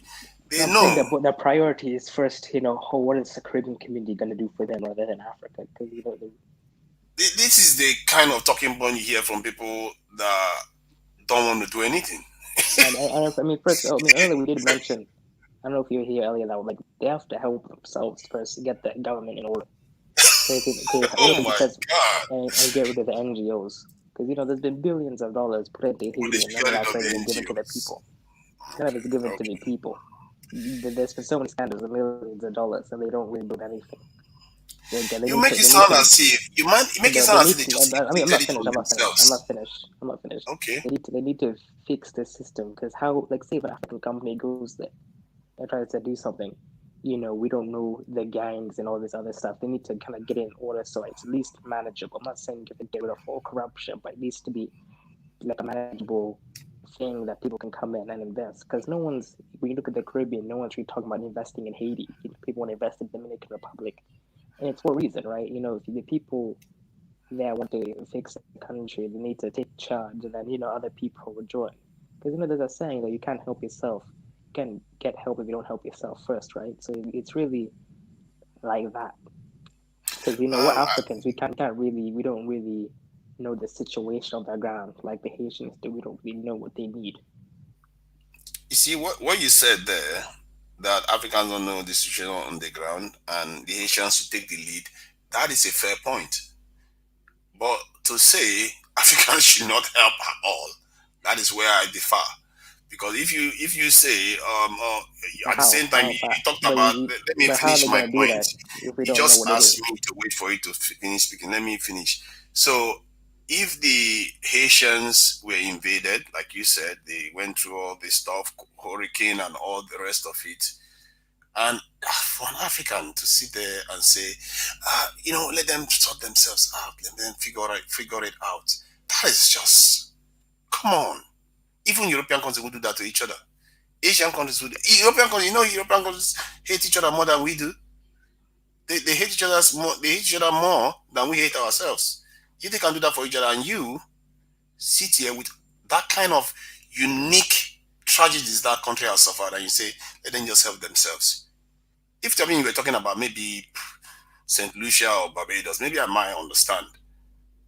But to watch disasters happen over, even natural ones, and you say, let them just help themselves. Come on. Where is your mind here on this one? So I will leave that one. And my take is that Africans can do stuff. They can do stuff. How can we help? Yeah, help them with what? You said help, but like I said, we don't know the situation. So how, in your idea, how would you help them? You just start by supporting them. If you want to, let's say with your investigation of the death of the president, if you want to say, we are here to help. You know how they talk about it in the West? when there was a tsunami, they're like, if you want help, we are here. We have so machine. We'll come and help. If we have like Nigeria, when the Nigerian people were maltreated in South Africa, the Air Peace guy was like, "Oh, I can come and fly you from there." Just shows a sign that you are willing to help. And if they need any help, they say, "Come and help us. We need help with this one. We need." Every time we leave it for the UN to do everything for them. Sudaja, okay, we wait. haven't One seen that, question? First and foremost, Brian, thank you for the super chat. I'm in Canada, so that's actually a lot of money in the currency over here. Sudaja, I have a question. Did Haitians ever ask Africans for help? You know what? Oh my God! I've never had them ask. I know about the UN, the AU one. It's a very fair question because, one of the things they did after the assassination of the president was to call for the US. That it tells you what is wrong with our people. Our people have been captured. We just think we are running ourselves. How can they assassinate your president? The first thing you call is a foreign power to come and help you with the investigation. What has happened now? Nothing. They haven't come up with anything. Naja, we don't know if that president was a good president. Haiti has a lot of interference. Countries trying to put leaders in the presidency, so we don't really know. Like if he's really people are really crying about him dying or not. The thing about whether he was a good president or not, I don't think presidents dying in office is a good thing. If a president dies in office, it's a very bad thing because you have succession issues. You don't have continuity. We ascribe too much to governments. I think in the reality, countries can run themselves as long as the constitution is functioning. We have had situations whereby governments don't exist in a country for over 2 years, and the country went on just fine. But when the system keeps getting disrupted, Haiti keeps getting disrupted. There was a point they didn't even have a military at all. This president was the one that brought the military back into existence. Which one? This president that was assassinated. Oh, he did? Yes. He was the one that brought the military back. And he was assassinated. This man, the media was controlled by the oligarchs that have been ripping that country to pieces. So you're saying that the current president that was assassinated wasn't all that bad? No, he wasn't actually. If you go deep into the story of that man, he actually said it that he's fighting forces that are very powerful. He talked about the oligarchs. You think he puts himself in danger because of his own well-being? Why would he put himself in that kind of danger? For him, it would have been easier for him to get along, isn't it? What did you think he was trying to do? Build a castle in space or something? I don't get it. How our people don't add 2 and 2 together to say, why did they have to kill this guy even when he was about to leave office? I don't think he was trying to. The issue was about him in the elections earlier. I don't think he's that good of a leader because from what I hear from Haitians, but in terms of corruption and elections and so on. Do you know how many checks they said this man cancelled? He said that he cancelled more than 20-something thousand checks that go to the oligarchs. He said, if you hear this man talk, I think this is why with the media we have to be careful. And even when signals tell you that something is wrong here, because I used to think he was like that too, until he died. I said, okay, if they took this guy out, there must be a reason they consider him so bad that they have to take him out, because I've seen so many terrible presidents. And but when you look into his history and you watch him talk during interviews, and he wasn't even that on board with COVID-19. That's another one.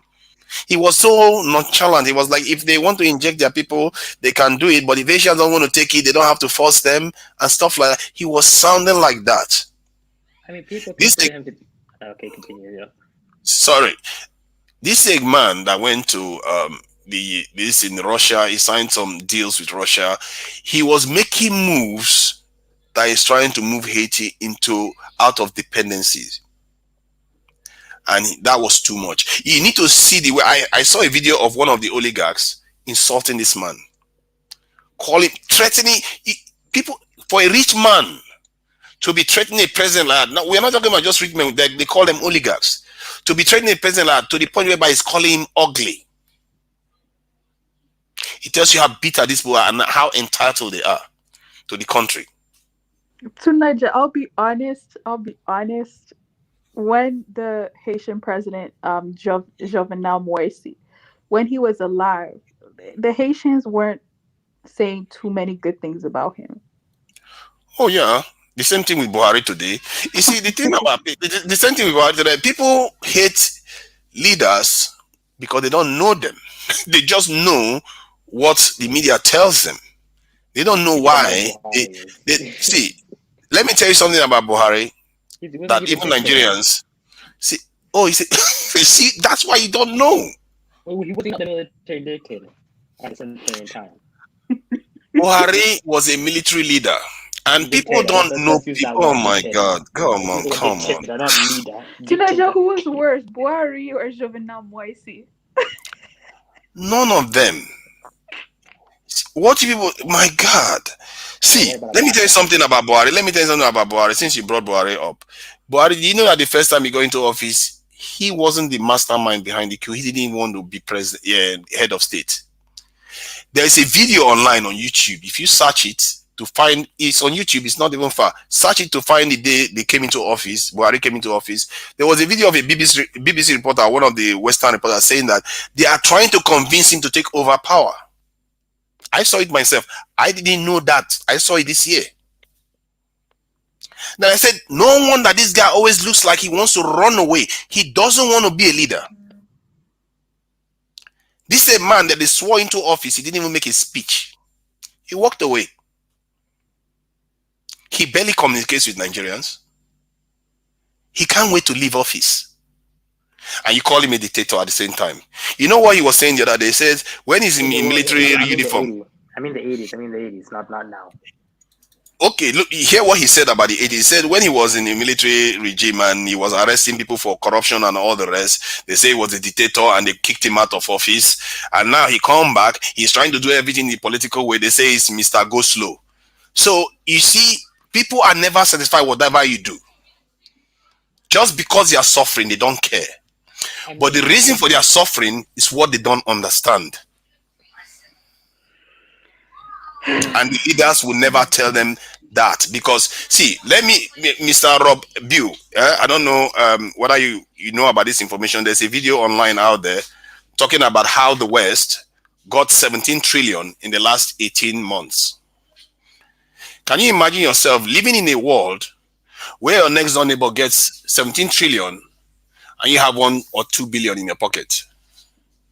What competition do you have in that world? You have scarcity, the others will have more, and their currency never depreciates. Do you understand to an extent why our countries are always suffering? Instead of look, they get 17 trillion because they're organized to get this sort of money. You see, as Africans, we should stop complaining about them getting that money and actually find plans for us to also eat, is what we do. You see, if we start talking about, hey man, they're getting 17 trillion, how, what? No. We think about things that can make us get to that sort of money. This is how we'll make it. You cannot defeat the opponent, making him weaker. You gotta be stronger than the opponent. So it's the strategy that we should implement. Outthink the opponent. You understand? This is what we should do. The reason why I said that was because he was asking, why our countries are the way they are. Because I know why, and I know why these things are happening. I know that we are operating on a slow lane in this world. When I saw the first time I started realizing when I saw the debt of Nigeria compared to the debt of Western countries. We all have to buy the same equipment. If we want to manufacture microchips, we all have to buy the same equipment from the same market. And these people have so much money in their pocket, and our leaders don't have that. And when our leaders want to borrow money, we say they want to sell the country. The country is already sold. 17 trillion, you know what they can do with that?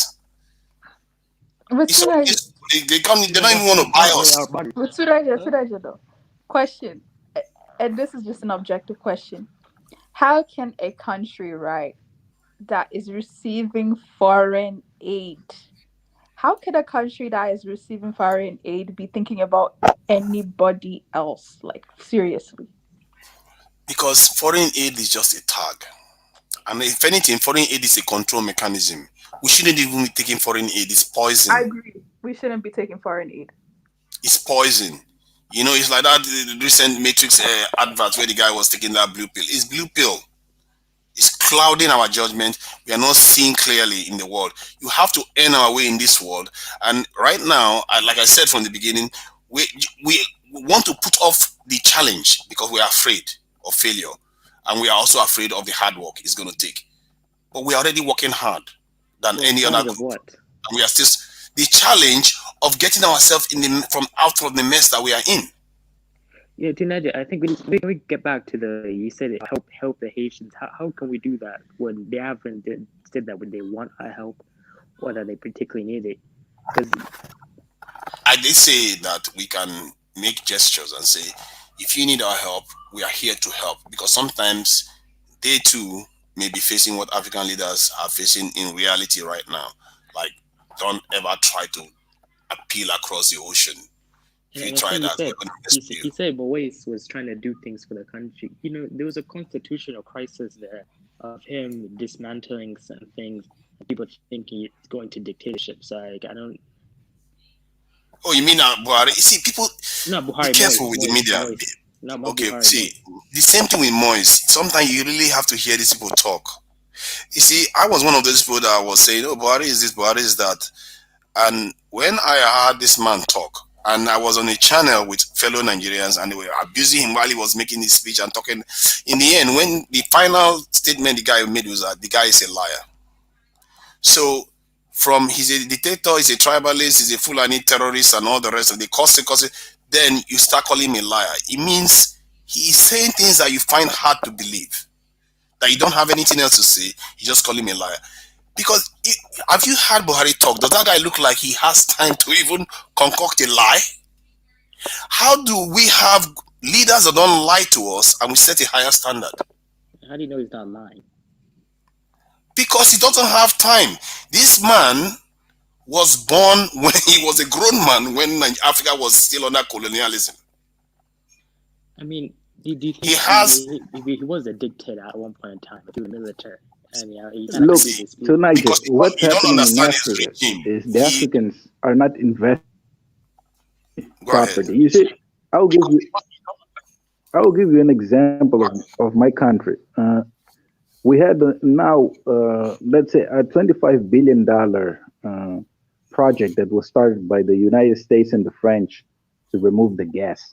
You see, sometimes you gotta give something to have something. You see, we gave them the gas, they're taking the gas and the oil. So with that 25 billion well invested, you can create a lot of industries. You see, as a government, it's your responsibility to use the budget wisely. And we're not using the budget wisely. You understand?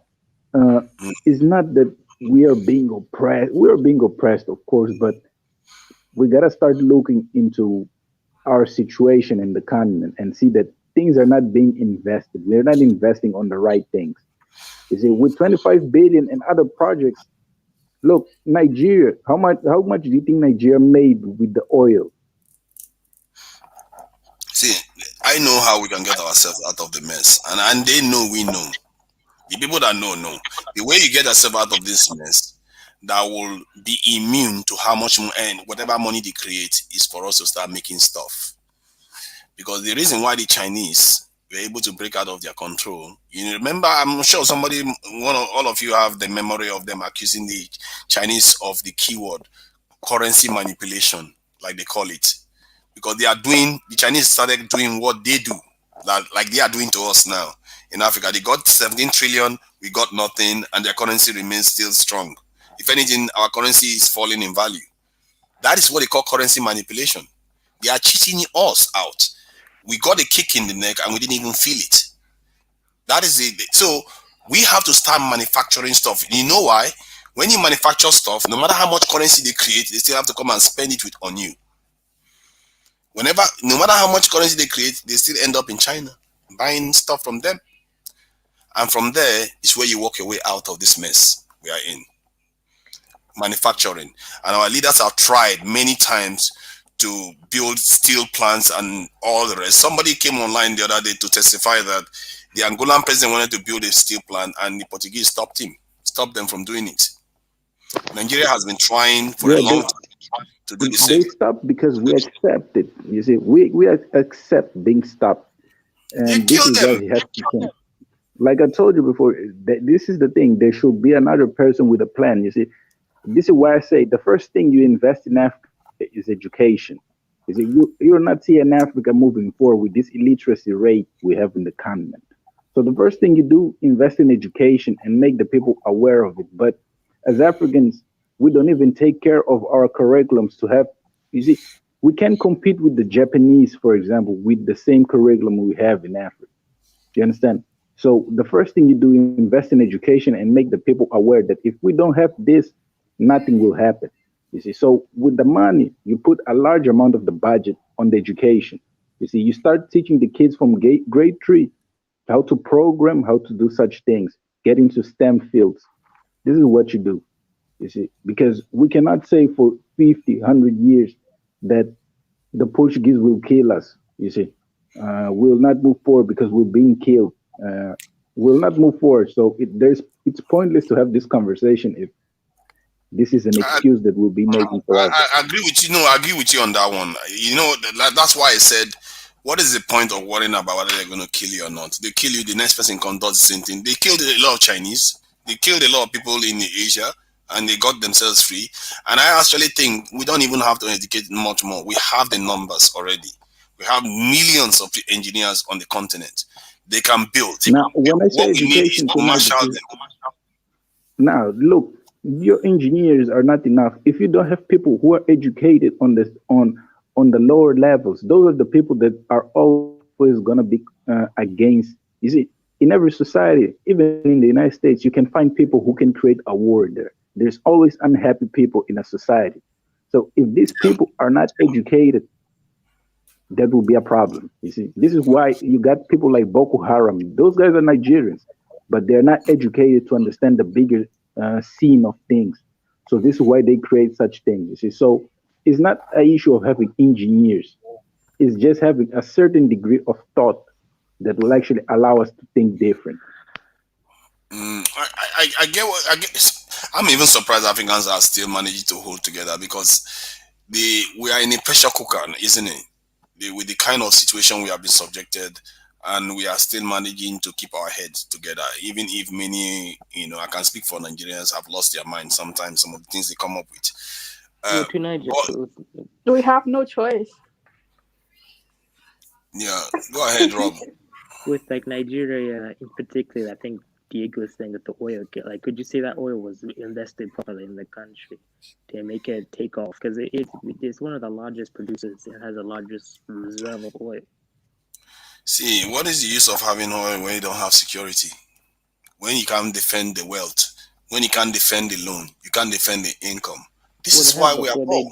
I'm saying, like, did they not invest that money? Because you can't. Because we just came out of colonialism.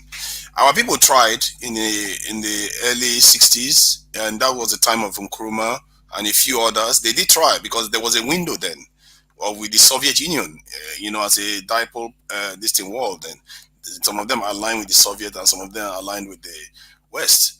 But it turns out that when the West won the war, did you notice what happened in the 90s when the Soviet Union fell?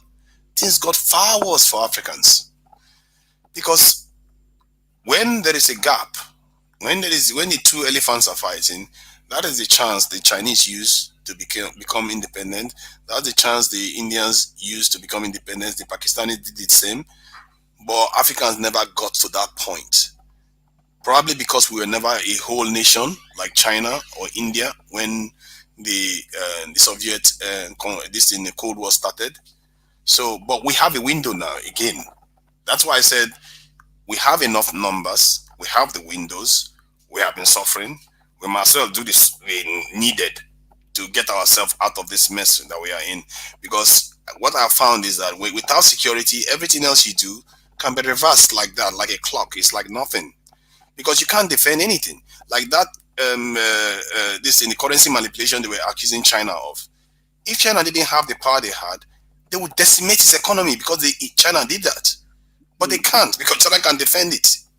When you say security, do you mean specifically for Nigeria, or do you mean that for the continent? Because I feel like a certain country For Nigeria and everyone else. No.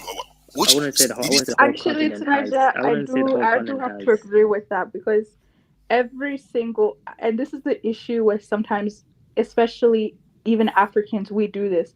Every single African country is a different case.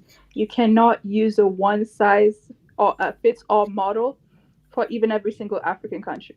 Like, for instance, in Nigeria, I love listening to Nigerians speak, but I have no idea what half of what you guys are saying means because I'm not invested, right? But the situation that's happening in Nigeria is very different from the situation that's happening in Ghana, Sierra Leone, Liberia, Kenya, Ethiopia, Mozambique. So even when we're tackling this question, what are Africans supposed to do with Haiti? I feel like even every different African country has a different answer when it comes to that, to be honest. Because of different shades, isn't it? It's like a flea being, a flea biting somebody on the arm, and the leg doesn't feel it the same way. See, the truth is, it's on the same body and the same behavior. Is like somebody that is naked and being bitten by a mosquito on one side. That the side that feels it will know it, but the other side is still exposed. Just because mosquito didn't bite it doesn't mean it's not vulnerable to it. You see what my point? Okay, look at an example of what I saw this weekend online about Mauritania. They talked about how, about 10-20% of the population is controlling 80% of black people and enslaving them. And I was like, oh, why is it that the next door neighbor country, Senegal and others, were not doing anything about it? Oh, why is West Africa not doing anything about it? And you know how I talked about the security situation on the continent. So I went out and I said, okay, let me look at, because Mauritania is a black country, isn't it? And Senegal is a black country. I said, let me look at their security posture. Mauritania, a country of 4 million, has 32,000 military personnel, active military personnel, and 5,000 paramilitary. Senegal, a country of about 16 million, has 17,000. Oh, guess what? How much Ghana has? Is Ghana like 15,000, isn't it? And there are 40-something million people. How does Mauritania, a country of 40 million, have 30-something thousand, and Ghana has 15,000? This is that analogy that I was talking about.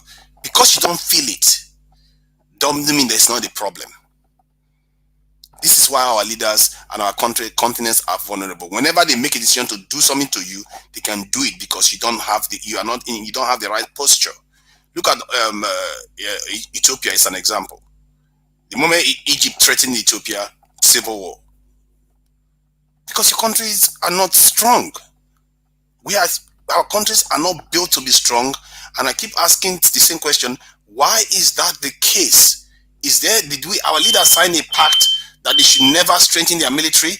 That even Senegal and Eritrea, Mauritania, right next door, the only difference is that Arabs are controlling the other country, and they have a higher security. I can tell you why.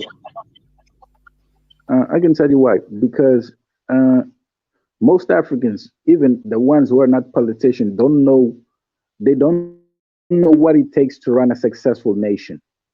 You see, I go to Nigeria right now, to Niger. I can guarantee to you most of the roads are dirty. You cannot build a thriving nation with people who think like that. You understand?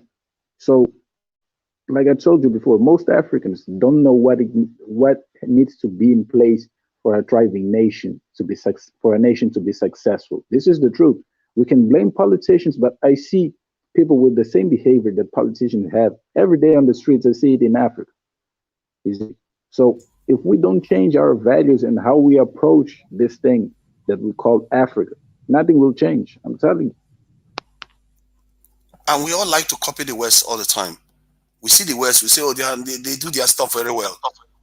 And yeah, we Yes, go home and we go and put iron bars on our doors and iron bars on our windows.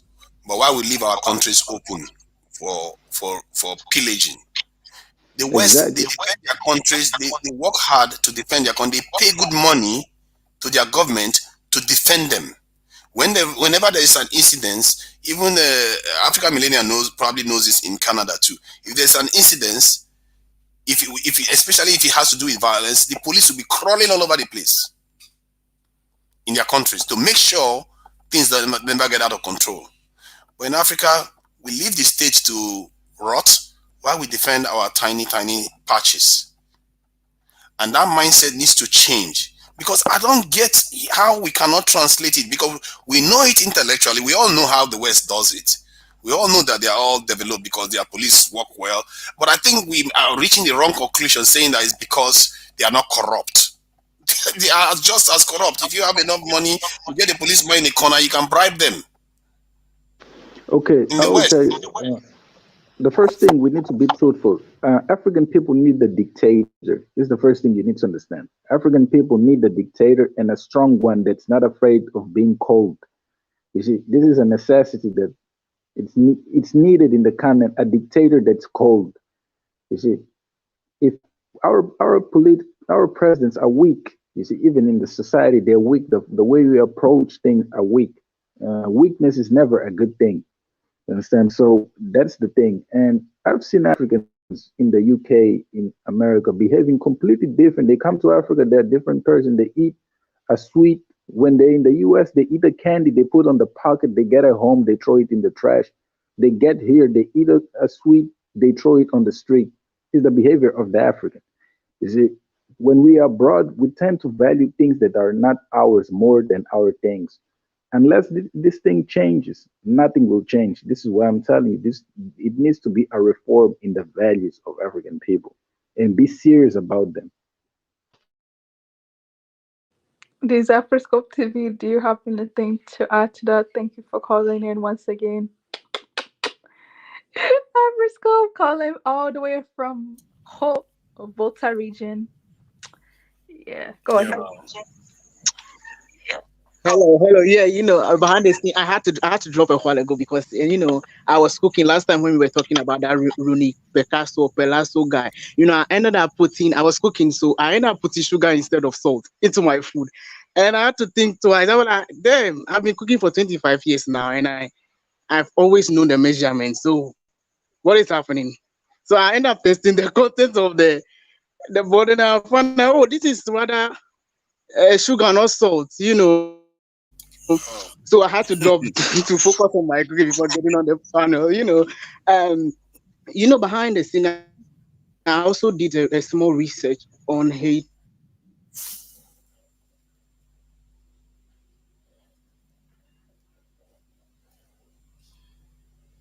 Yeah. So Niger, I wanted to know the did you know? natural resources, and basically they are actually, according to hello, hold on a bit. I discovered the oil reserve that they are having value at some amount of money, and also the gold, the bauxite, and other side. But let's not focus on that. Let's focus on the oil. I feel like the West might actually be trying to put them down. In order, maybe they might. Yes, I know they might try. They are trying to tap into the oil at this stage because of the politics going on right now when it comes to energy, natural resource, natural how do you call it? Did you just discover Hello. that the West thrives off of instability in these countries so that they can take over their resources? That's the oldest that's the oldest trick in the book. But let me ask you a question relative to this topic. You're actually also on the continent. Have you ever heard about Haiti or Haitians where you are? Be honest. Have you ever heard about anybody talking about Haiti or Haitians where you are right now? Ever? You did? After school? Yeah. To Niger, Never mind. did you know that? Did you know that most of these American magnates, these big entrepreneurs, are actually founded by the government? The government subsidizes them. The John Rockefellers, all of these guys, the government Yeah. subsidizes them. So it's the same thing that Africans should Hello, do. hello, The hello. government should invest Oh, in sorry. people with I ideas. thought I was talking a while. Sorry. I thought I was talking. I had to, I don't know what happened. Yeah. I don't. Man, that sugar is getting into his connection. Haiti Big than time. America. Yeah. Can you hear me now? Yeah, Hello. Can you hear me? Yeah. I can hear you. And Yeah. you're So going to fade in. I was saying yeah, Africans don't really talk much about Haiti, even not so much about Jamaica. Okay, countries that Africans normally talk Wow. about, especially the musicians, the rap, because it's because of the rap music and the this year. But actually, I think Haiti need to be talked much about because of the similarity. I mean, they have so much weight, even more than the Jamaicans that we mostly focus on. But like I feel like actually I started even discovering about Haiti when I was writing a research paper some time back ago on some topics. It's just about slavery and how it's about an African American woman in San Francisco, and his properties got taken off from her through legal action because the properties were registered in the name of a white. That was when I get involved in this so much to get to know that actually there are a lot of people in the Caribbean, even these little islands that were actually descendants of Africans. So Africans don't talk about Haiti, they don't talk about most of the Caribbean countries like the Saint Lucia. They don't talk about them, honestly. Yeah, I laugh because that is the kind of problem I have with my connection with Nigerians. And every time you say hello, it goes away. You come back again, hello, it goes away again. It's just one of those teething problems our internet infrastructures are having. I guess because it's in Kumasi, because I think Accra one is quite solid. Um, I think he was saying that we are more, we focus too much on Jamaica and we don't focus on the other Caribbean countries. I think partly because one, the Haitian history has been obscured, obviously we know the reason why that was the case, and Jamaicans they tend to punch above their weight too. So for a tiny country on an island, and they seem to have made a name for themselves, created a whole genre of music, and they are kicking. Look at what they are doing in the Olympics. So when it looks like when those guys do something, they want to let the whole world know that they are there. So you can't help but recognize that you can hear about them. If people from Barbados were doing that, we'll probably hear of them too. I think that is part of it. Africa is not, I think African millennials said this. Africa is not necessarily Pan-African per se. They don't think in Pan-African terms. They think about, hey, what have you done? Do I know anything about your country? Have you released something that is in front of me? So, and that's why everybody knows about Jamaica and the US African Americans because of rap, movies, and stuff like that. But the moment you get into these discussions about Pan-African stuff, like in short, I don't like to use the term Pan-African. Just talk about the conditions of black people around the world. You start becoming aware of Haiti very fast. Because you start seeing some of the accomplishments, and you start hearing about some of the things they've done. And every day I keep finding out more. I didn't even know it was an Haitian that founded Chicago. It's just on and on and on and on and on.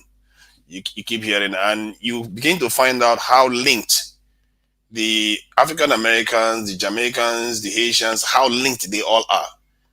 They are very, very linked. Even Bob Marley, they said he was in America, did some singing and stuff there that he acquired from there before he went back to Jamaica and he blew up. So it's quite an interesting stuff. I'm learning a lot about how connected they all are. But look at what's happening to them today. It doesn't appear as if Americans are on their side, the African Americans per se, and especially the ones in office. It's one thing for the people on the street not to notice too much, but how about the ones in office? They have them in the House of Congress. They have them without those 3 black senators. President Biden will find it hard to pass any law in the House of Senate. But yet, they do everything Biden wants, but they don't do anything for Haitians. And we are not even saying that they should do, they should, but we shouldn't expect them to be able to do upper special treatment for Haitians. Because the treatment they give to Mexicans is different from the treatment they are giving to Haitians. They are being very strict with Haitians, but while with Mexicans and all the other Hispanics, they welcome them into the country to process them. While they are flying people that just encountered, had their president assassinated, had so many kidnappings and a hurricane and earthquake. How many things do these people need to suffer from? Does a meteorite need to hit the country before somebody helps them out? You even went so far. You know, let's even look at the number of Africans they've been deporting. These are just not even ordinary Africans.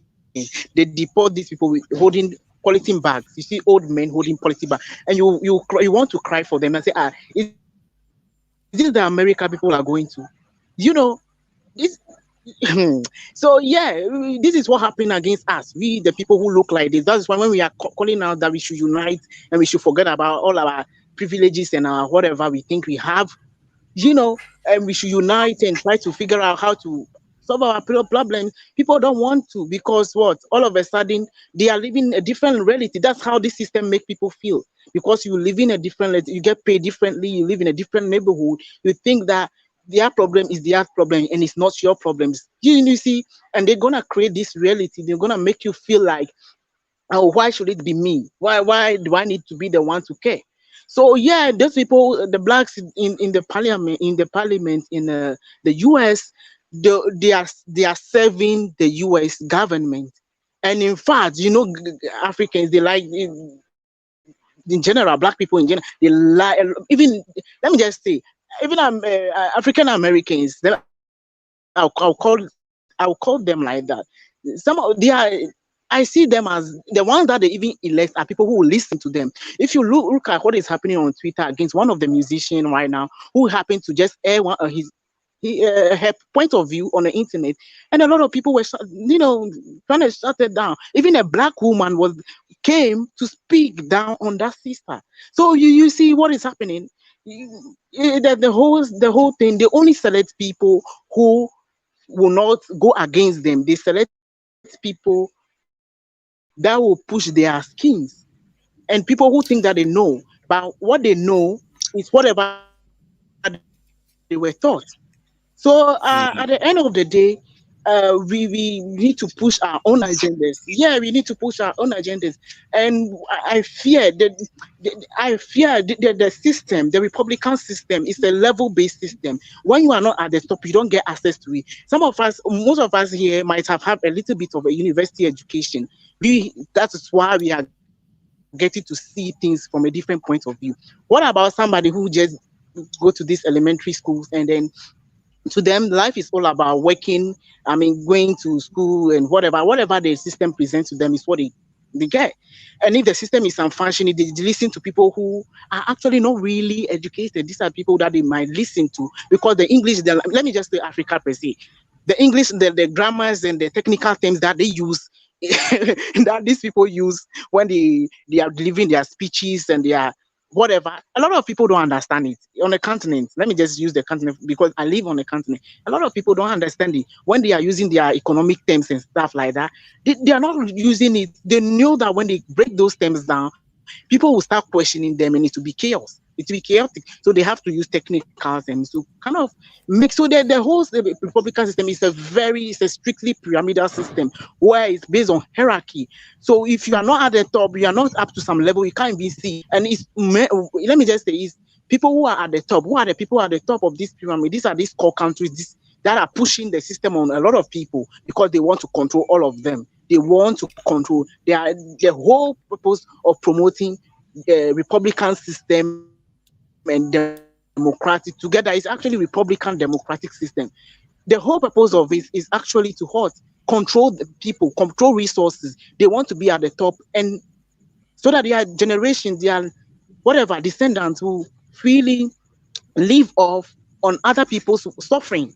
That is what they want to do. They don't want to be the ones to do things anymore. They want to set the stage for that. And a lot of people, you are seeing the Middle East, what is happening over there. I use the Middle East nowadays. They have to push against their system because they know that religion is a very tough system on its own. Religion is, making people to believe something that is not there. What do you think? That system is itself is crazy. It can break down any system in a minute. Not talking about the spiritual. I'm not talking about spiritual aspect. I'm talking about the religion as a philosophical concept. It can break down any system within a minute. Look at how they just tell them a few verses, and people have to stand against these people for so many years. And for God's sake, where are they turning their eye to? We have to be careful now. Are they turning their eye on Africans now? Is it Africa? Because now they leave that space place now. Where are they coming? They'll be focusing on Africa they'll be focusing on Africa to see how far we are doing. If we are coming up, they have to come up with a system and run. And I see Ghanaian government dancing so much to the provide jobs and security. Provide jobs, right? Provide jobs to the citizens. You a country, you a president, elected president, doing all of that. You don't even know left and right. You don't even know the number of uh, businesses, traditional business. Let me just say traditional homegrown businesses that are on ground. But you are going after international corporation. Let's go ahead on this Haitian topic. Let me just not divert too much to Africa, but I feel like we all have our problem seems to be a little bit similar. If I compare the natural resources that these people have, excluding the human resources, the natural resources is they just. I feel like the crude oil now that they are pushing against clean energy and stuff like that because they know that the only way they can fight this battle and keep themselves at the top of the pyramid is that they make sure that people don't utilize whatever resources that they have for themselves. Because when they use it for themselves, they're gonna uplift their status. And if you uplift your status, you are comparable to them. You are not gonna be listening to them. When you are spending the same money, just look at things and people who are in the same company earning the same money, if you try to shut them down, they also come against you. That's how it is in this game. So everybody is trying to fight to be the top and suppress the others so that they can always have monopoly over them. This is the game of hegemony, and I feel like the youth over there need to know what they are doing. They have to listen to. They have to be careful about who they are listening to, so that they don't end up throwing stone against themselves. Because look at what's happening. I researching deep into what's happening in the Middle East. I feel like I don't want the same. I don't want the same. It might not be the same because most of us don't believe in their religion so much like that. But I don't want it to be the same for us, where they are gonna send their military forces just to keep us, to be checking on us so that we don't rise against them, which is something else. I think the Middle Eastern people will not exchange their situation with us. They think they're better off than us, and maybe they do have a point. About some of the things you said about Yeah, control, I think I'm the gonna get world off. is So thanks for having me on. So okay. Yeah, I think the Have a Middle wonderful East.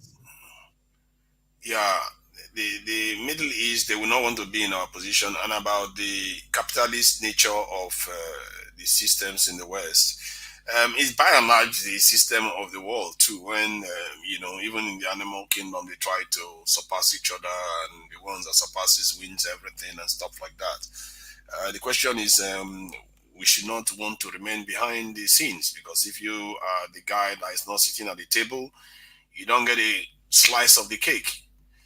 You know, and this is not a secret that we have been excluded from a lot of the operations that have been going on in the world. As a matter of fact, it's almost as if Africa is being run as if we are not even part of the world.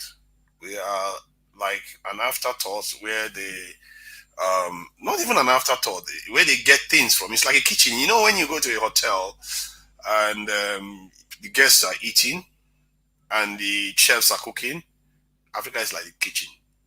And we like to think that we own the food and everything, and but the person that is paying the money owns everything.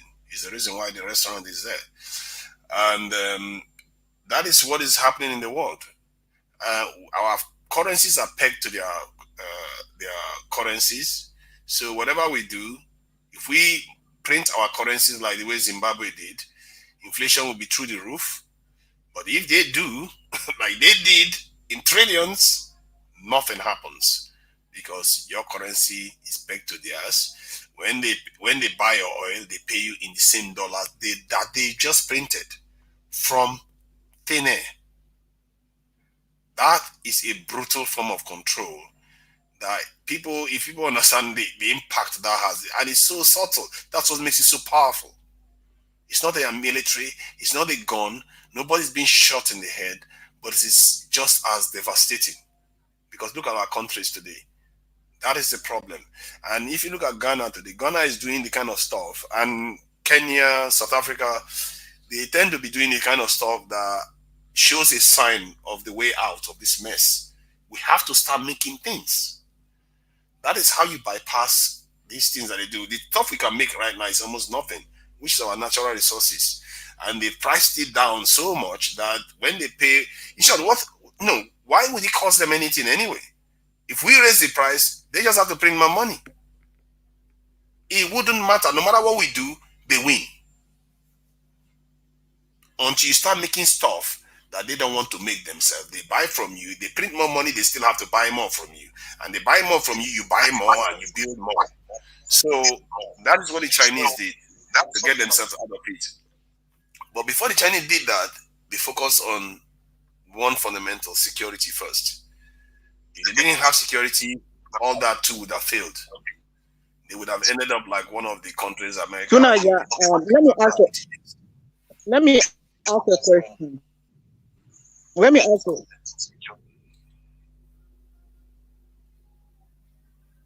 Go ahead.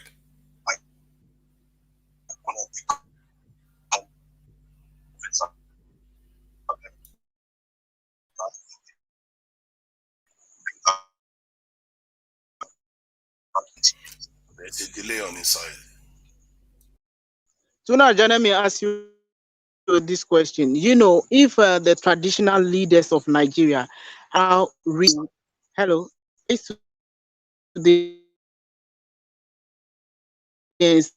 say we are not going to allow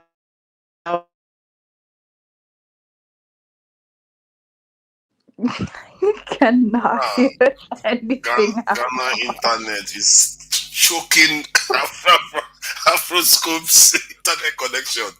Man, this stuff is so frustrating, man. Yeah, I deal with this on a daily basis. We're talking to Nigerians. It's just a nightmare. I just wish this stuff will pass. This is one of the things that needs to pass in the next couple of years in Africa, really. It's just terrible. This is like one of we're the in a hole all the reasons why time. it's really hard to, not all, but this is one of the reasons why it's hard to do online Pan-Africanism. Yeah, it's a tough business.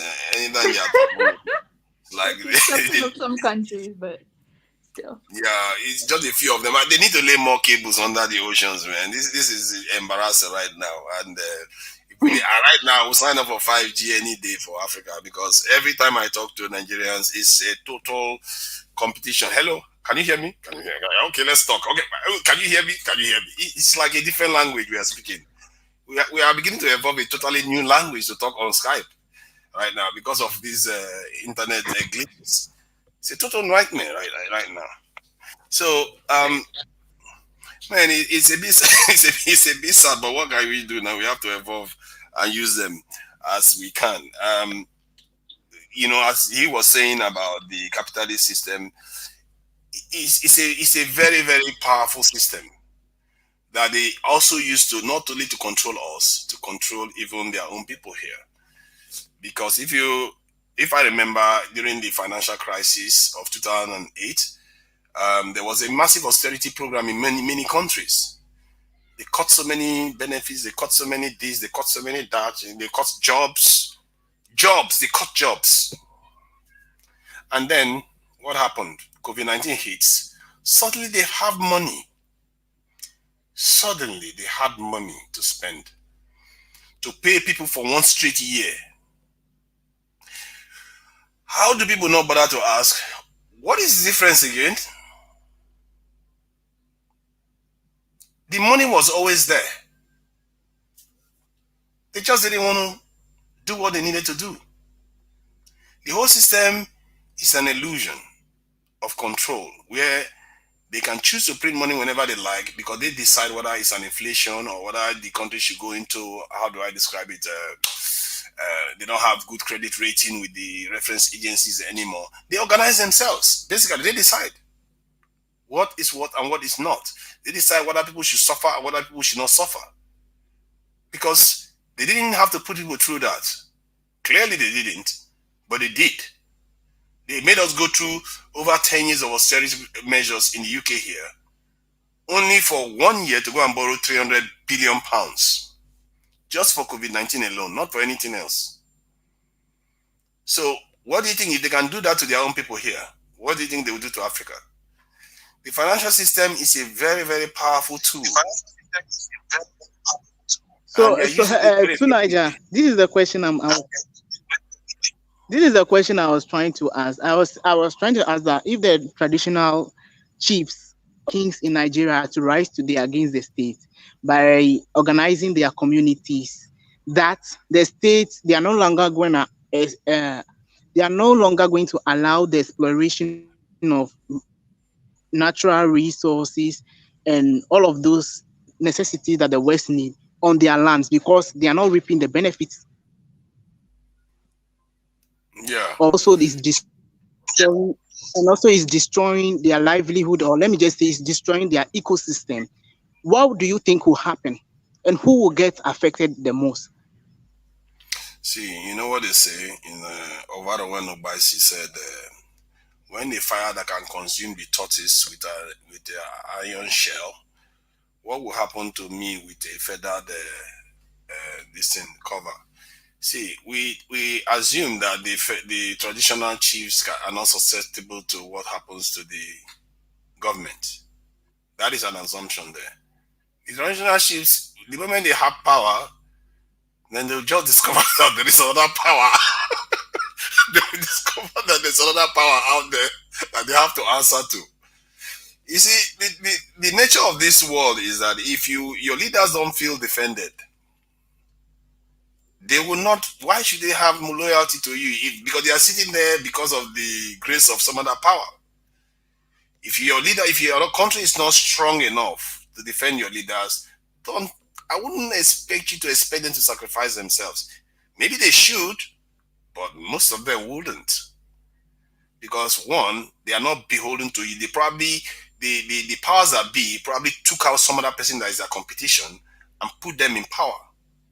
Sometimes literally, like the fact that Sankara was betrayed by one of his closest aides, and this keeps happening over and over. Some of them, even a child can betray the parent.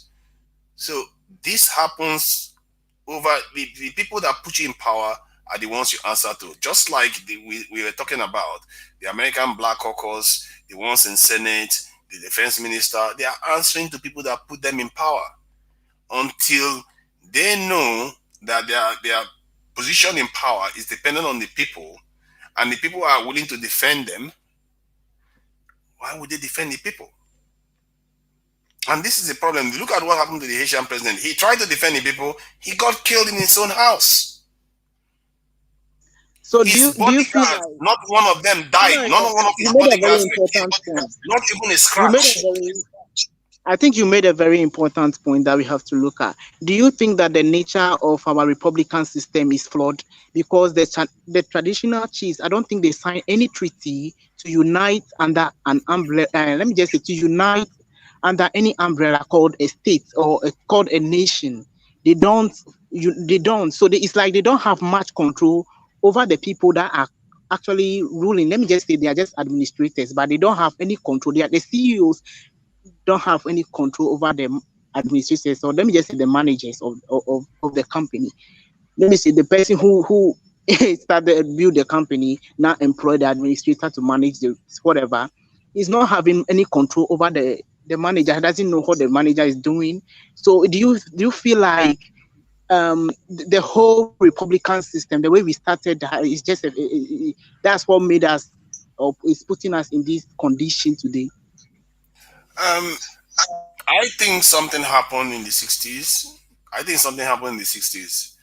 And when our nations were founded, something happened to us that made us not feel like we own our countries. I don't know what. I don't know why because I don't think this is just education issue, or they are not aware that their country is under defended. Because most of our leaders, they are highly educated. They went to England to train. These people are some of the best minds. And yet, how can you come back to your country? You cannot look at the ledger that your country is not founded properly. You must know. They must know. Why have they not done anything about it? Because they fear that if they did something about it, somebody has read them the Riot Act that maybe they shouldn't do it. But what I say is that the window is different now. There's a lot of different dynamics going on in the world. Why are they still acting like cowards towards some of all these powers? Is it because they don't just want to cause any kind of political turmoil? But it keeps happening anyway. Look at what happened in Mali, Guinea-Bissau, Guinea recently a coup. The Tanzanian president dead. Black leaders are dying all over the place. Well, I think it's much more complicated than that. At least I personally think. I can't really prove it at the moment, but I think a lot of the leaders, not just in Africa, but since we're specifically talking about Africa and the Caribbean today, I think a lot of these leaders are part of secret societies and they have to do what their leaders say. If they don't do it, then they're going to be taken out, assassinated, the other word. If they don't fall in line with what the leaders of those societies say, then I really don't think a lot of these leaders are like genuine. I think a lot of them are literally bought out. Yes, I wouldn't say that they are they're not clones. Some people would say that they're clones, like they're aliens. I don't think they're aliens, but I don't think that they're going off their own agenda. I think they're going off of someone else's agenda, and it doesn't help that when they come to the West, that they go to those ceremonies of initiation. That's just what I personally think, but I can't Yes. prove it.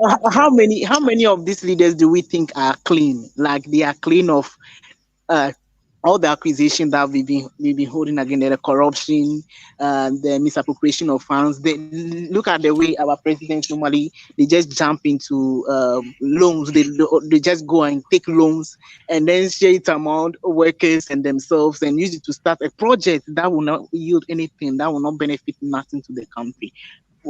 Just think about it. These Yeah, are because loans you some are people will taking. say it's greediness. I'm like, this is beyond greediness. This is intentional.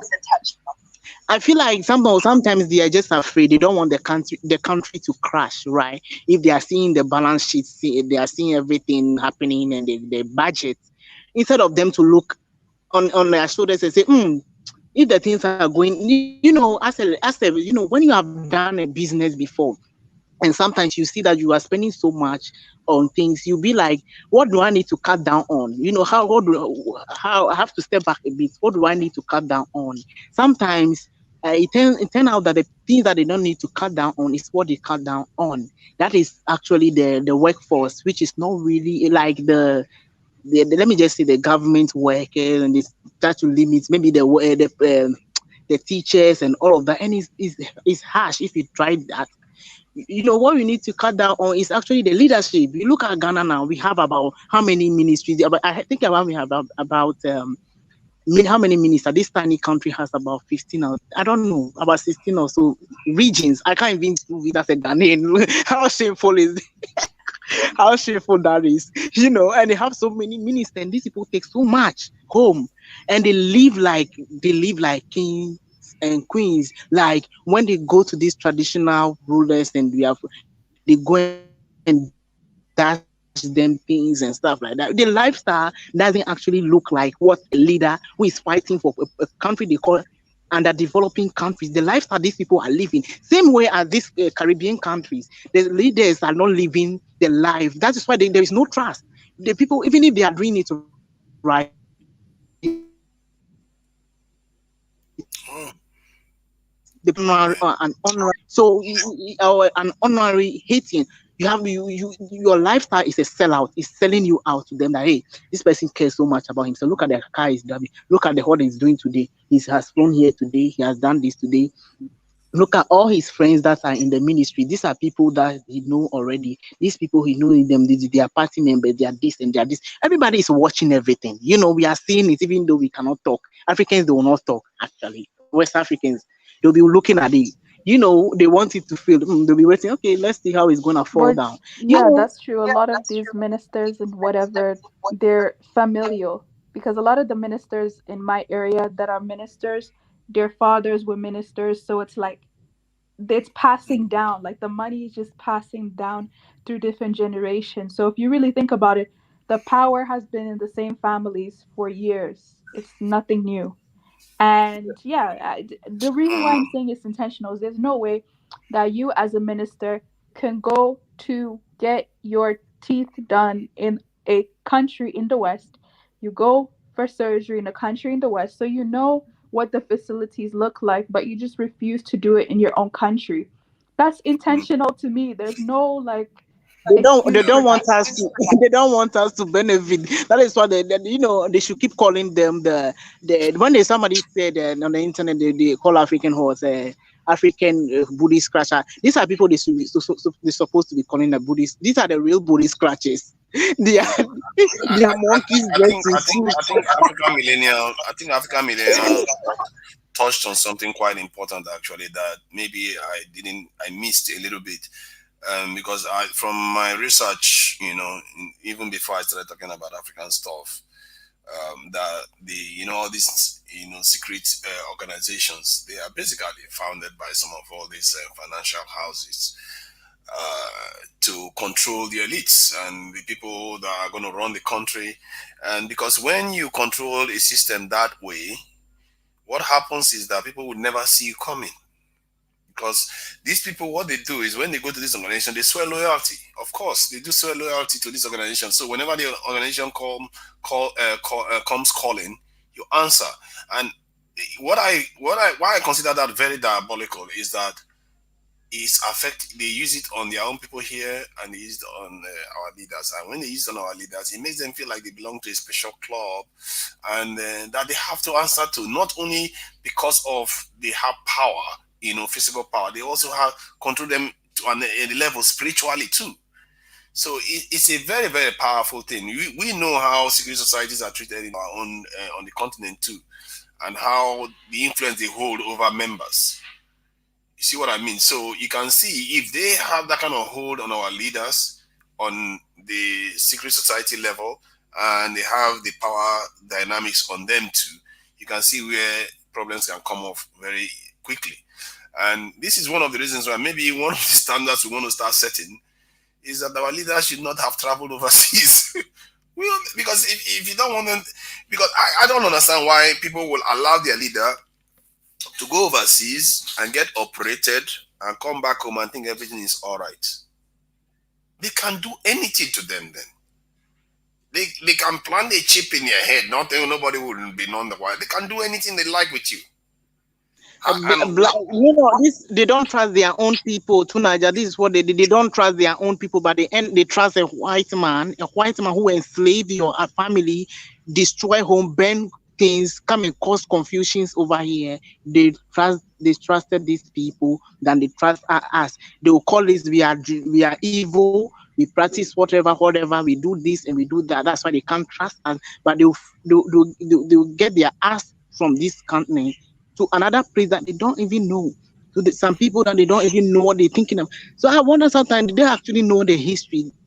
And these leaders know our history so much, like how some of us are waking up every day to read something small about ourselves, to know what is happening to people who are just below the normal standard of things. These people don't know, they are They seeing don't things differently. know. You have to understand, they don't know. I said it before.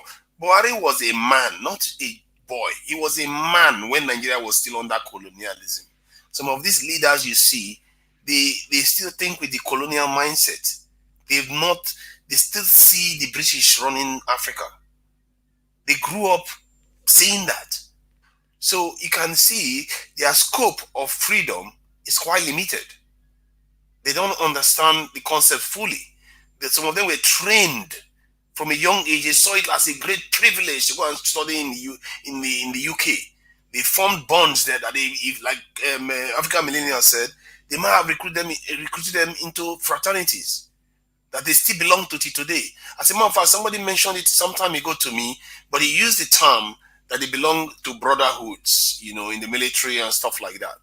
So I just associated only to military.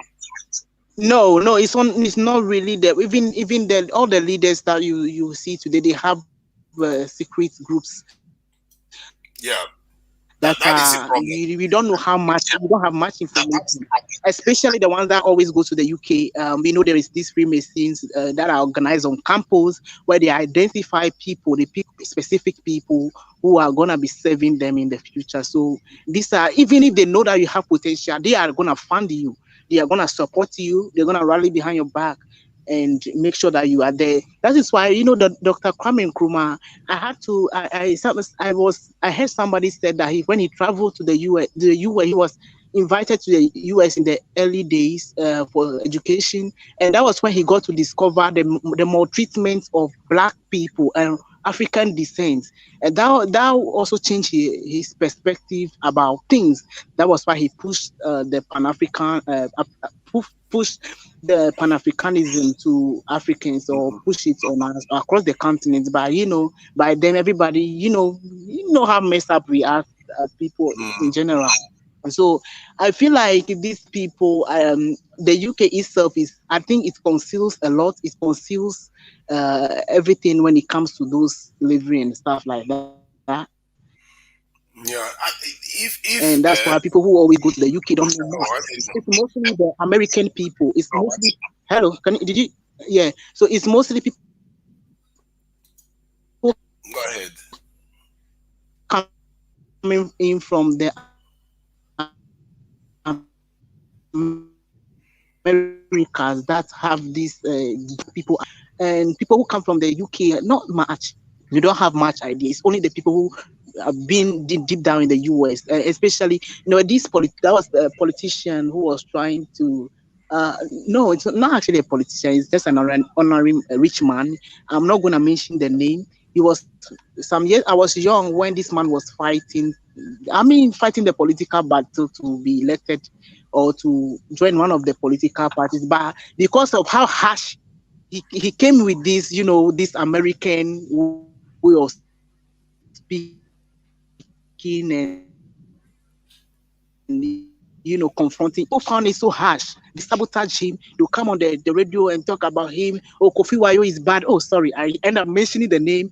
And I happened to come across one of his earlier interviews on the interview, and this man was so clear that a lot of people are forcing him. He does a lot. He's a businessman. He does a lot. That's why he gets money. But a lot of people are forcing Kofi Wayo, help us this way. Kofi Wayo, and he's calling out that these leaders who you elected into office, these are things that they're supposed to fix for you. Not me. I'm a businessman. I can do my part, but they still take a lot of tasks from me. What are they doing with the taxes? These are things you have to go after, and people don't really understand him. I now sit down and pick that line from what he was saying, and I'm like, yes, these are things we have to listen to. And actually, recently, I never knew that the U.S. also go through financial crisis until I read about the recent two financial crises that they had, and how they deal with it was very tricky. Was rather funny to me. And to think about it, that they have to steal taxpayers' money and go and give it to companies that they know are having massive control over the state. They use that money and give it to them for free, and they call this the measure. They call this they invented schemes that they claim they are using it to measure them so that they will they'll be doing well to keep their companies safe. Because they know these are the companies that control them, the bank, the financial firms, the Wall Street, and all of this. These people always they crashes because every business suffers. Okay, there is nothing. Even basic economy can tell you there is scarcity and or whatever resources do deplete at times. So these people have a way of Yeah. stealing from state coffers and giving it to businesses so that they keep the economy from running. It's like when you are pouring something in and it's finishing, you have to pour it back in. So even though the ordinary people who don't understand what is going on to that level, they might be calling out the firms that they are fraud, they are killing them, they are taking their jobs, they are causing damages to them. This is what they have to do, and they have measurement schemes that maybe they give this measurement that Okay, okay, when you rise to this level, we're gonna give you this we're gonna lift this ban on you, we're gonna allow you to have means in this. They have a lot. They enjoy okay, businesses now. okay, They enjoy a lot. all right. Afro So stop, we're Afro gonna stop. yeah. So what we're gonna do now is we're gonna get ready to close out the show. So if I have there a are few any questions to final ask. comments, I have a few questions to ask. Let me ask you, African Millennial, and maybe Afroscope can comment on this. Like in the West, like in Canada too, during this COVID-19, and the government was just paying for people to stay at home. You know how they go now, give people loans and people work from home. What would have happened if they just went on like that indefinitely? What would have stopped it? What would And have stopped it? let's say they gave people free movement while doing that, but they said they will keep paying the people anyway. What would have stopped it?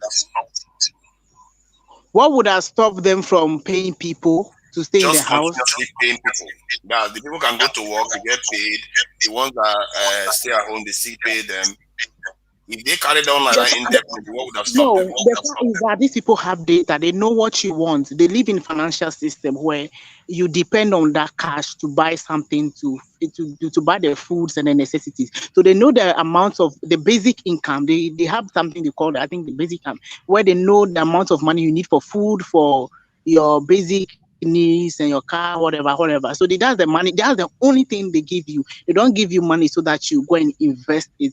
But if you are wise enough or you have money, that's when you use that money. That's why the money they are actually The giving point I'm making is that what stopped? See, you are missing the point. What? Why did they feel that they needed to stop? What stops the economy from remaining like that? You know why I say these things?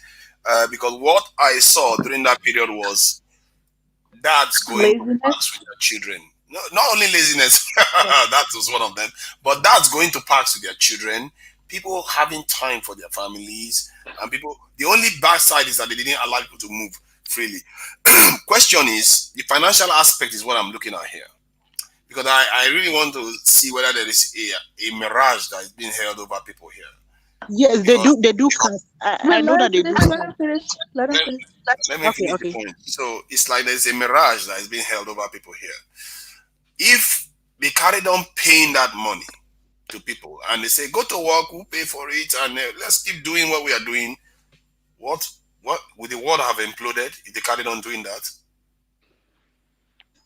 Yes, this is the benefit of a whole. Hello, this is Let, the let tunnel. African Millennial take it first. Let African Millennial, I want to Okay. get here a take on this one first before you go. Can you explain it a little bit more? Okay, so they pay us every month, and like they did last year because of the COVID-19. But let's say they say, you know what, you can go out now, there's no more COVID-19, but we'll carry on paying you anyway. What will happen to the economy if they did that? Would anything have happened? Wouldn't it have collapsed? Why would it collapse? Because you're paying people to still live when there's no more pandemic. Because yes, you are paying people to live when there is no more pandemic, but during the pandemic, you still pay people to live. You created money from zero nowhere, and you still pay them to live, and they still lived. Remember, people still worked. People still worked throughout that period. Money that we didn't think ever existed in this universe came out, and they paid, and people were able to survive. So the thing I am trying to unmask here is that it appears there are levers that are being pulled to control society. Whenever they see fit, they instigate a financial crisis. And whenever they don't see fit, they don't. You see what I saw this video about money masters before, and I thought that there was a bit of a facetious aspect to it. But I'm beginning to see exactly what the person was narrating there. He said, these people, they can make money scarce and they can make money many. And when they make money many, people will enjoy themselves, then they will pull it back again. It's a form of control. I just described how they use that to basically decimate the African continent. These things are some of the highest secrets in the world. We don't even know where they create money from. Who did they answer to? Did they borrow it from God? That's the benefit of being a core country. That's what I was trying to arrive at. The benefit of being a core country is that you have all the means to do whatever you want, and nobody who watches the watchman. This is the scenario here. And based on what you were saying earlier, that's why they had to cut they had to even provide tax benefits or whatever, and cut some of the taxes on some of the major businesses in the US. And most businesses, a lot of people are now speaking of disclosing the fact that they don't even pay taxes, because they know that these are people who promote the US. These are people who carry the image and power of the US. And so this is the benefit that some of their companies, their It doesn't mean they should multinational have that benefit. That is against the companies, capitalism spirit. The capitalism spirit, it says that you pay your contribution that you're supposed to pay, because without tax, there's no civilization. You pay into the tax system so that that the they cannot trade with us civilization, again. yeah, sorry. That's when we will say, that's when you have the power, we can also say that you cannot trade with us again, or your money is no more valuable, because this is what you get me. When we are on that level, we can determine that their money is not also valuable. Their money cannot get them things that they wanted to get over here on the continent. But because we are not up to that level, they determine whatever crisis happen. And when the money is then, it's causing inflation, it's causing things to buy off a lot of things, and then make things to go controllable. And when they see that people are suffering and there is things going down, then they start pushing it a bit. So this is Okay. a game. This is a game. Okay, so we can start doing closing final statements. Thank you.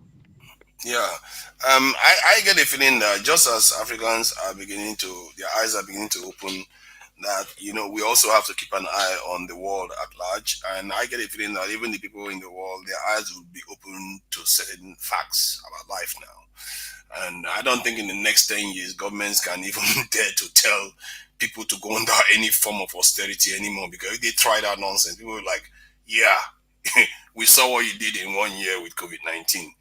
And you want us to go through 10 years of suffering for no reason, because you people just decide that we should suffer. You see my point. So that has just burst the bubble and revealed a secret, and hence why a lot of people fear there is something coming in the world, because they have to reset it. And they use that term, the Great Reset. Has anybody had a Great Reset yet? Something is coming, because they know this veil has been revealed, that with all the financial crisis, the whole world almost went into this thing. Apart from a few countries, went into a recession, and they fired a lot of people. People died. People died for what these people did. And the bankers that caused this problem, nothing happened to them. Just like Africans are suffering. They do these things to their own people too. because it's a form of control to keep people in line to do what they want them to do. Why they feel like we have to suffer before we can survive, I don't understand. What these leaders think they are accomplishing by doing this type of things that they do. But it is clear as day that if you can find money from nowhere, when the year before that year, you were talking about how you're going to cut budgets. Because you have to. You know what the language you use? We have to. Our country will not survive. We'll go into financial free fall. That's what they said. Then COVID-19 happened and they found money. They say, oh, Africa's problem is because of corruption. There is so much smoke and mirror in this world. So much. And I'm beginning to understand why some people say, if people know what really is going on in this world, they will just shake their head and like, wow, I don't know how far behind I was. And it just shows you, even my eyes were just open today to the fact that the secret societies also play a role in all these dynamics. And that's why when we look at it, we can't understand. Why would you understand? Because there is so many aspects of this thing, the chess on the game that you are not seeing. Because if you can't see it, how can you accurately diagnose it and deal with the problem? You're basically walking in the dark. But one thing I know for sure is that if we work together, it always works in our favor. Because the one that will guarantee our failure is not working together. It's not about necessarily loving each other. It's not about holding hands and let's sing kumbaya.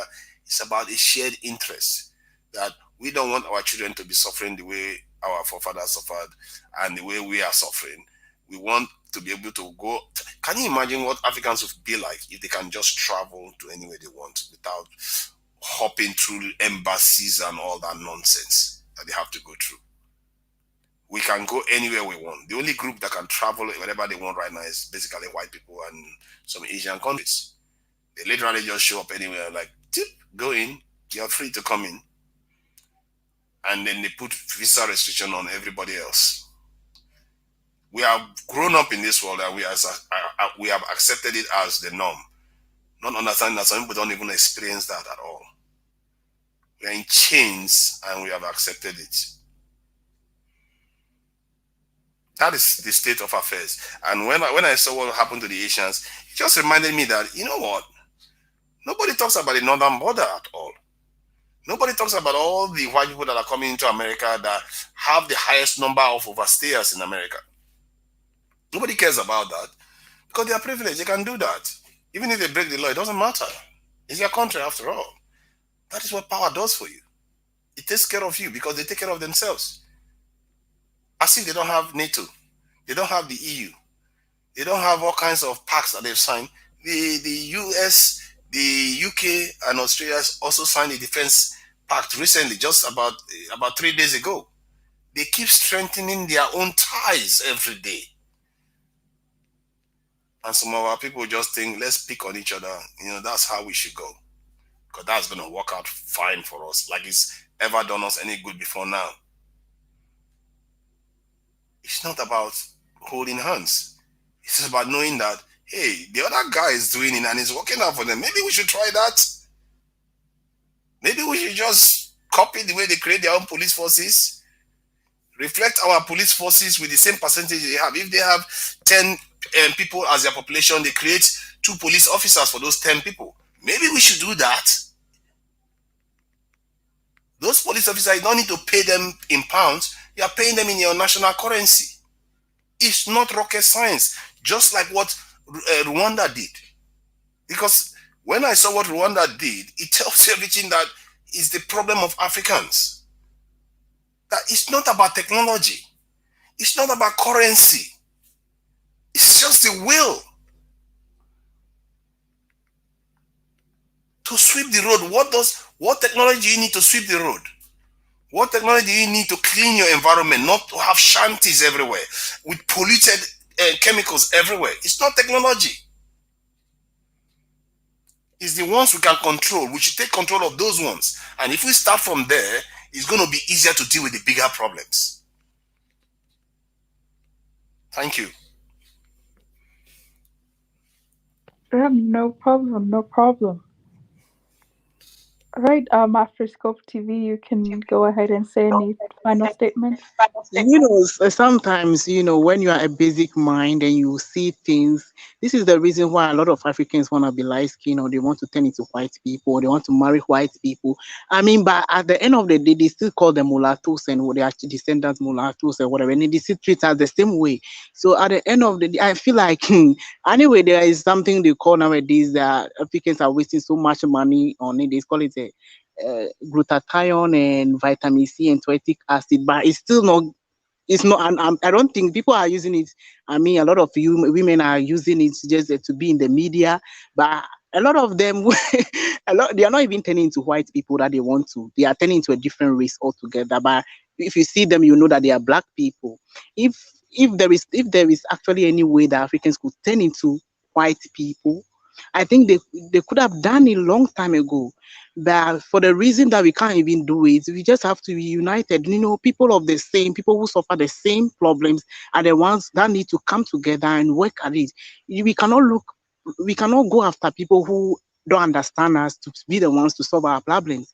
Even, the game. This is a game. That the economy is a game, and that is why I think Haiti should approach Africans more, and the Africans too should go reach out to Haiti more, and we should get to know Haiti to be specifically, not whatever the Western media pushes on us.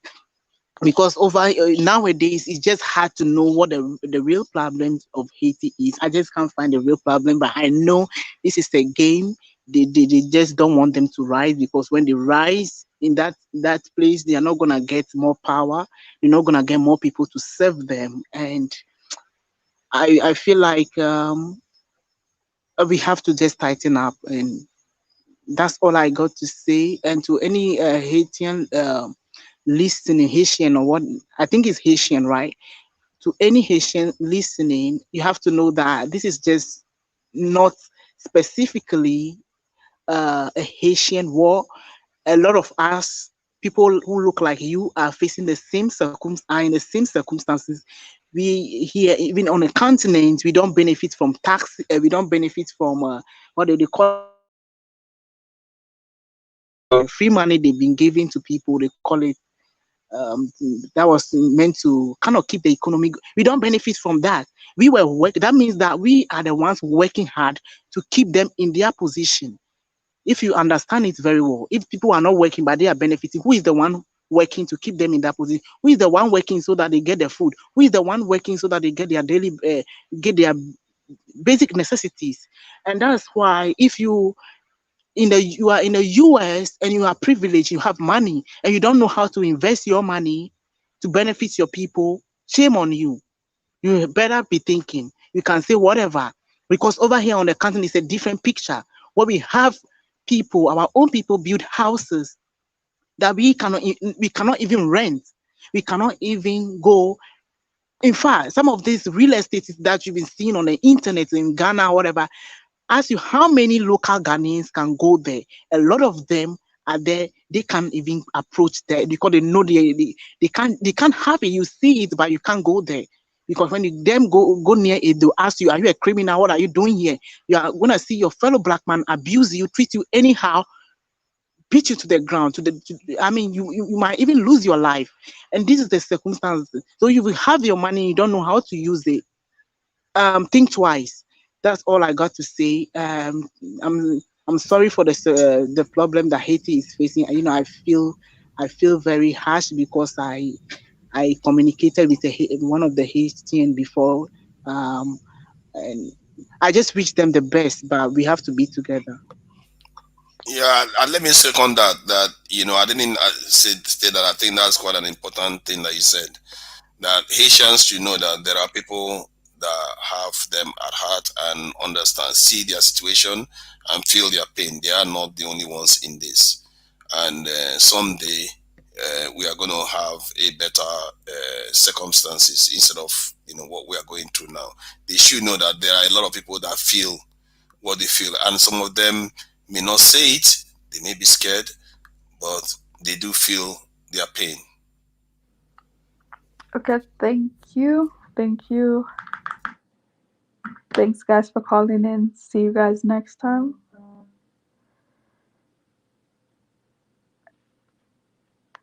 Okay, so my sentiments are basically what Rob and Diogo kind of were saying. I think I agree with them a little bit more. And the reason why I'm saying that is that it's really a tough world out here. Um, Brotherhood, I do think it's important, but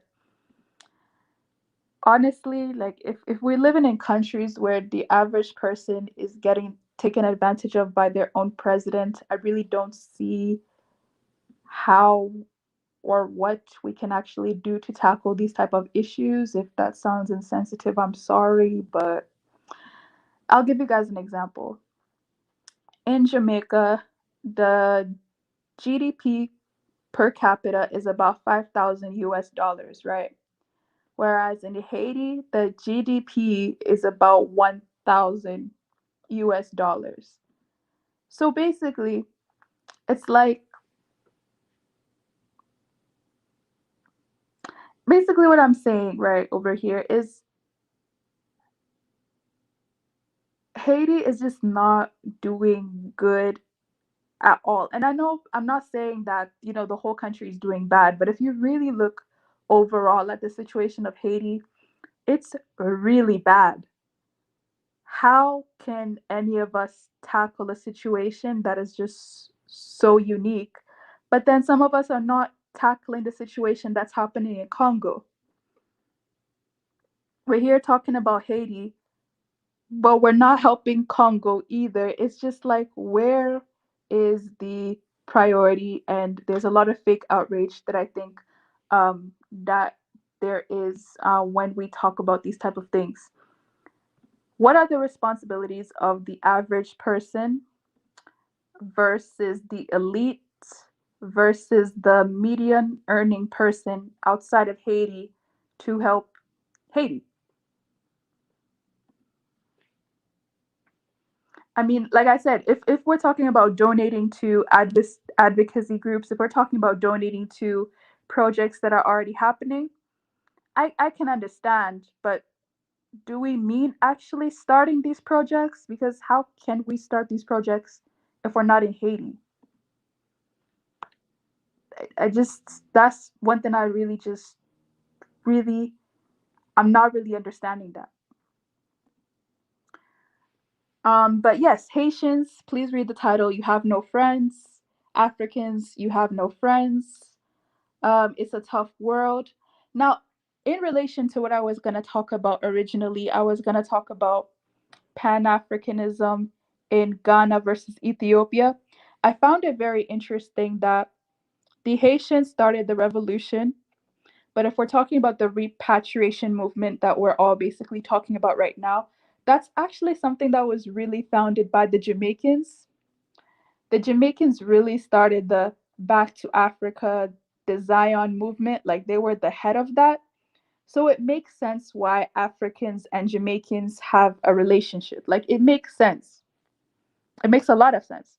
But when we're talking about Haitians and Africa, Haitians and Africa don't really have, not all African countries, but I'll just speak for some. Haitians and some African countries do not have a relationship like that. There hasn't been enough that has happened. I mean, outside of, people right now saying, let's do these organizations, let's do these movements, when we're talking about actual instances of cultural exchange, I can't really recall when that has happened in a significant manner, to be quite honest. I really can't recall. But does that mean that we shouldn't start doing that? Absolutely not. We should start doing that. But I guess what I'm trying to say is we can't lie and say that there has been a significant relationship between Haiti and African countries other than us being related. Like, what has actually manifested? Not much. I'm not saying that Haitians are not in Africa. Please don't say that. But what I'm saying is, in terms of the Haitians and a lot of these African countries, I don't see any significant strides that either have done, either way, whether it be Haiti to these African countries or these African countries to Haiti. I don't see strides in both parties trying to get to know each other and work together to really even be in a situation or in a position to really know what the other party wants or needs. I don't really see that. But can that be worked on? Of course.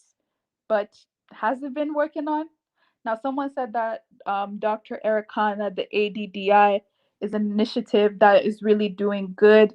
Um, Other than speeches, I haven't seen anything, so I can't really use that as an example, unfortunately. So there has to be more examples and there has to be more, I don't know, just communication really before we really get to the next level of actually doing something about it. Because I could sit here and be like, yeah, Ghana needs to do more for Haiti, but who would I even ask?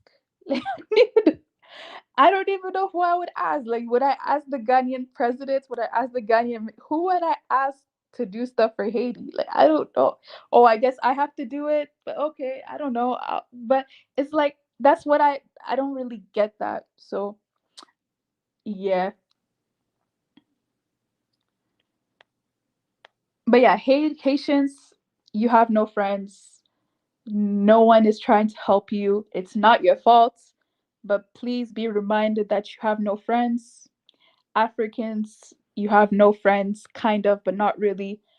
And that's just the unfortunate situation that we're in right now. It's very evident wherever you go across the world that nobody really cares about any of the situations that happen in any of these countries. And it's quite unfortunate.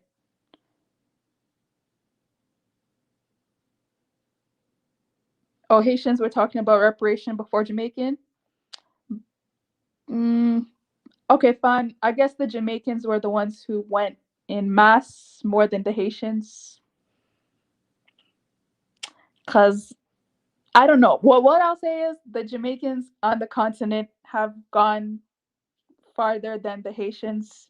That's just what I'm saying. Sorry, I've seen it with my own eyes. And I'm assuming it's because it has something to do with Haile Selassie and all of that. And especially the Rastas. Definitely, the Rastas beat everybody to it in terms of going back to Africa and solidifying um, some of these communities in some of these African countries. Like if you look in Gambia, there's a huge community over there. Obviously, in Ghana, in Nigeria, in Ethiopia. I'm pretty sure there's some other countries where that has happened, but for what I know, I've seen it in Ghana, Gambia, and Ethiopia with a strong Jamaican presence. Very, very strong. Um, Asian was the only black country in the UN. That's great.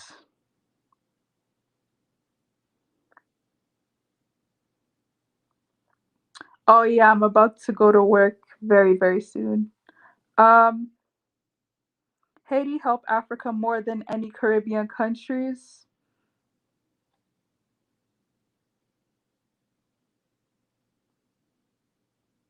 Help who? Which country?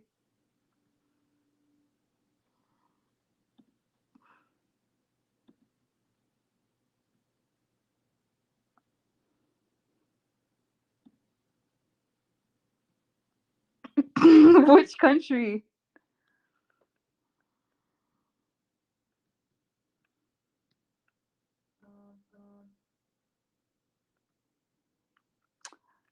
Any specific names?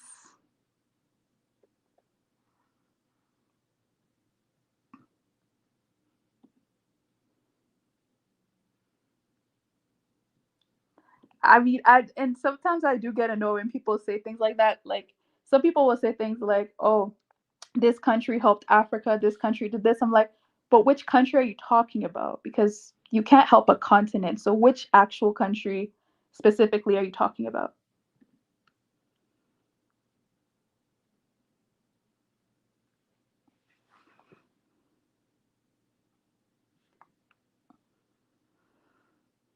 They were the only. They were the only. Okay. Oh, that's interesting. That's interesting.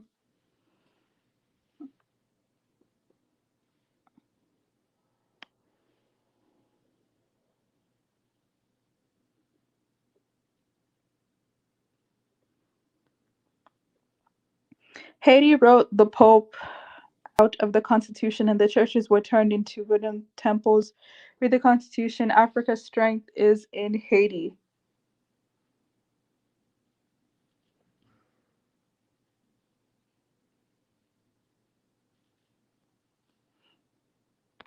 Yeah, the Haitian Constitution was it's a very good constitution. I'm not sure if that was the inspiration for the Liberian Constitution. I'm not too sure about that, but Haiti's constitution was definitely a very powerful constitution, which is why the US had to get involved and change it later, or attempt to change it unsuccessfully or successfully.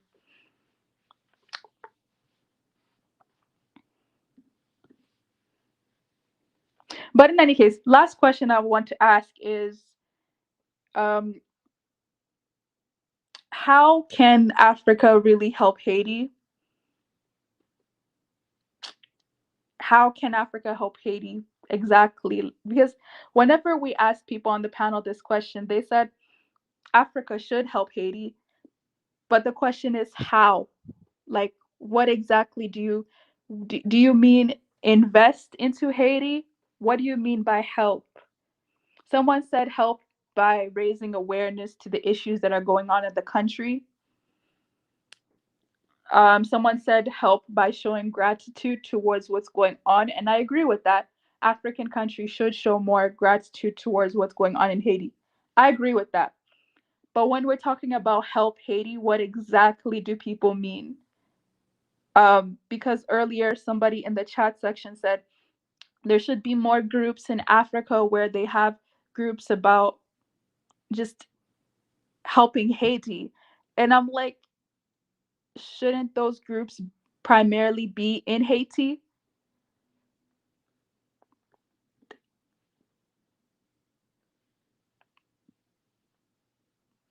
I guess the groups with most power about helping Haiti should be in Haiti.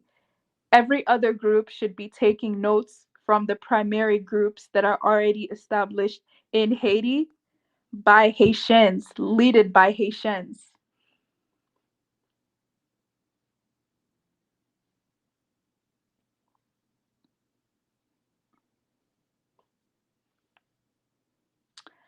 Kenya has zero connections with Haiti. How would Haiti help us?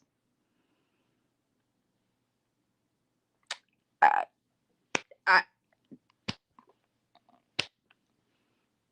I don't know, but apparently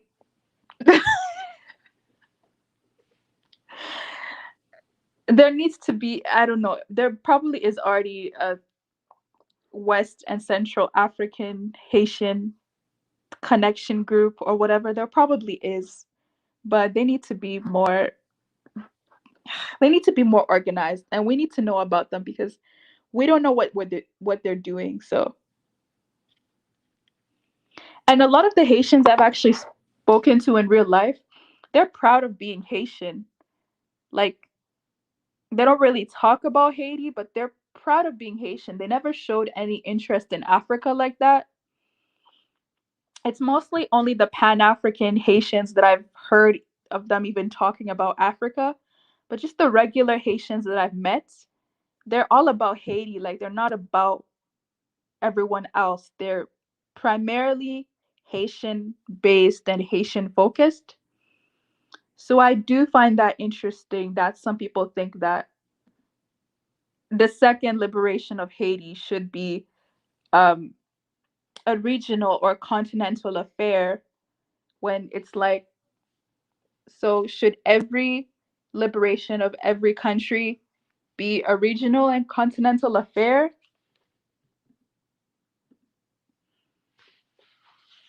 Because I'll be honest here, it's impossible for every African to know about every single African country.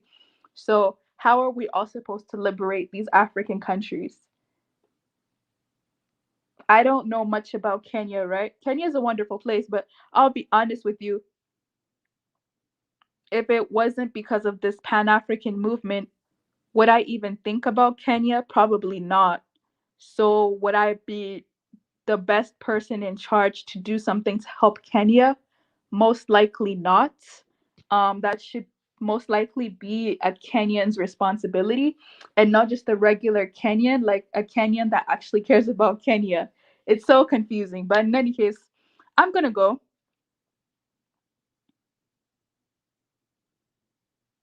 Oh yeah, that's true.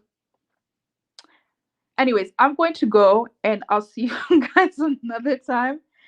There is a, if you're French or if you're Francophone and you understand French, oh, Mameza was live. She was live about an hour ago, but let me see if there's anybody else who's live at the moment.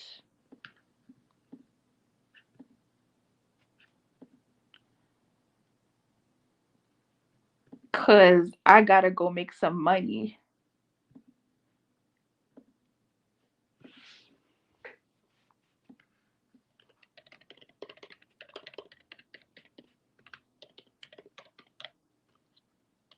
Oh, and I'll say this too. For whatever reason, I'm very weary of non-Haitians saying that they're going to lead Haitian movements. I'm very, very weary about that because I feel like unless you are born Haitian or if you presently live there, I don't think you should be leading any Haitian movements. I just, that's just what I personally think. I find that to be very, very strange and very, very weird. And I see that a lot. I see like a lot of other Africans or other Caribbeans say that they're gonna save Haiti, and it's like, huh? But have you saved Jamaica? Have you saved Barbados? Have you saved Dominican Republic? Have you saved Kenya? But you're gonna save Haiti? I find that to be so weird. I don't know what it is. I find that to be so weird. It's like, how dare you have a savior complex on another country when your country has issues too?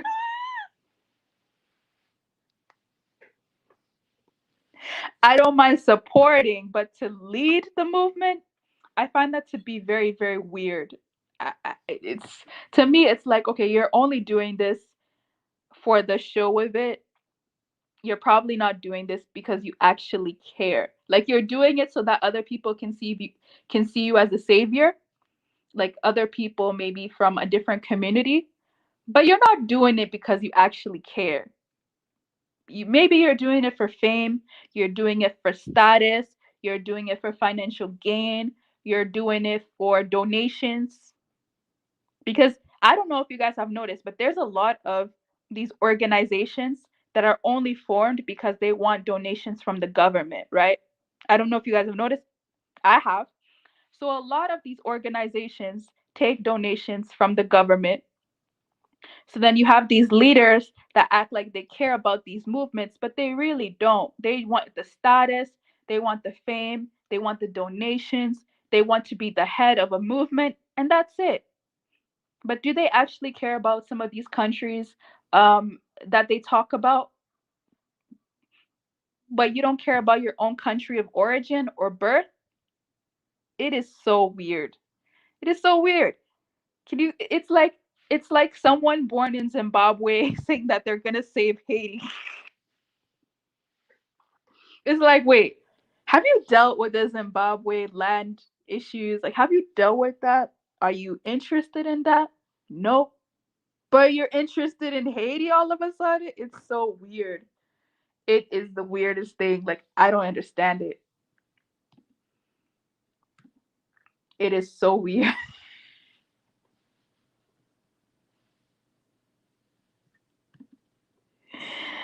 The only time I think I could understand something like that is if you maybe already were involved in initiative previously, like maybe an initiative for your country or an initiative that has something to do with your country. And then after being successful with it, you move on to another one. But those weird ones that just all of a sudden say that they care about Haiti, but they're from Congo, and it's like, um, but you have a situation in Congo, and it's it's so confusing to me. It is so confusing to me. It is so confusing to me, and that's why a lot of these African Union and organizations, it's just garbage. Okay, if you look into a lot of these African unions and organizations, I'm not talking about actual African unity, right? I'm talking about the organizations, the clubs. If you look at a lot of these clubs, the people who are in these clubs are already from the elite class. And I'm not saying that everybody from the elite class is evil. No. But a lot of people from the elite class love the money. Let's be honest here. A lot of people from the elite class, they love the money. They love the status. They love being able to go to different hotels, five-star hotels all the time. They love being able to take private jets. It's really, you can't really understand why they're in these groups and they're in these clubs. You really don't know why some of these members of the elite are there. Take a look at Burkina Faso. When Sankara, right? When Sankara told some of these elite people, you can't be living like this, you can't keep living like this. We must sacrifice so that our country could go forward. The elites weren't having it. The elites were not having it. They were like, who are you to come and tell us to stop living like this? They were used to living like that for years and years and years. And then someone from another economic class comes along and tells them, hey, you don't need to be doing this. And they're like, wait, Sankara, what are you saying? We can't steal the country's money. We've been stealing the country's money for hundreds of years. Who are you to now come and tell us that we have to suffer for the whole country? So, anyways, yeah, I guess another solution for just all of these countries, Haiti, all these countries in the Caribbean, African countries included as well, is some of these existing organizations that we have, we really need to look at who are in these organizations, and we need to shame the elite. Like, we need to shame the people that are used to stealing our country's money. We really need to look into some of these organizations and make sure that these type of things don't continue to happen, because it's really embarrassing. Uh,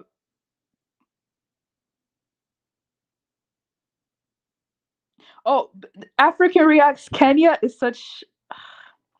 I'm jealous of Kenya. Kenya is doing so well. They're performing so well. Yeah. But anyways, thank you guys. I will see you guys another time. I really have to go. But thank you guys for being here. And yeah, hope you guys enjoy the rest of your day. Have a wonderful night. Goodbye.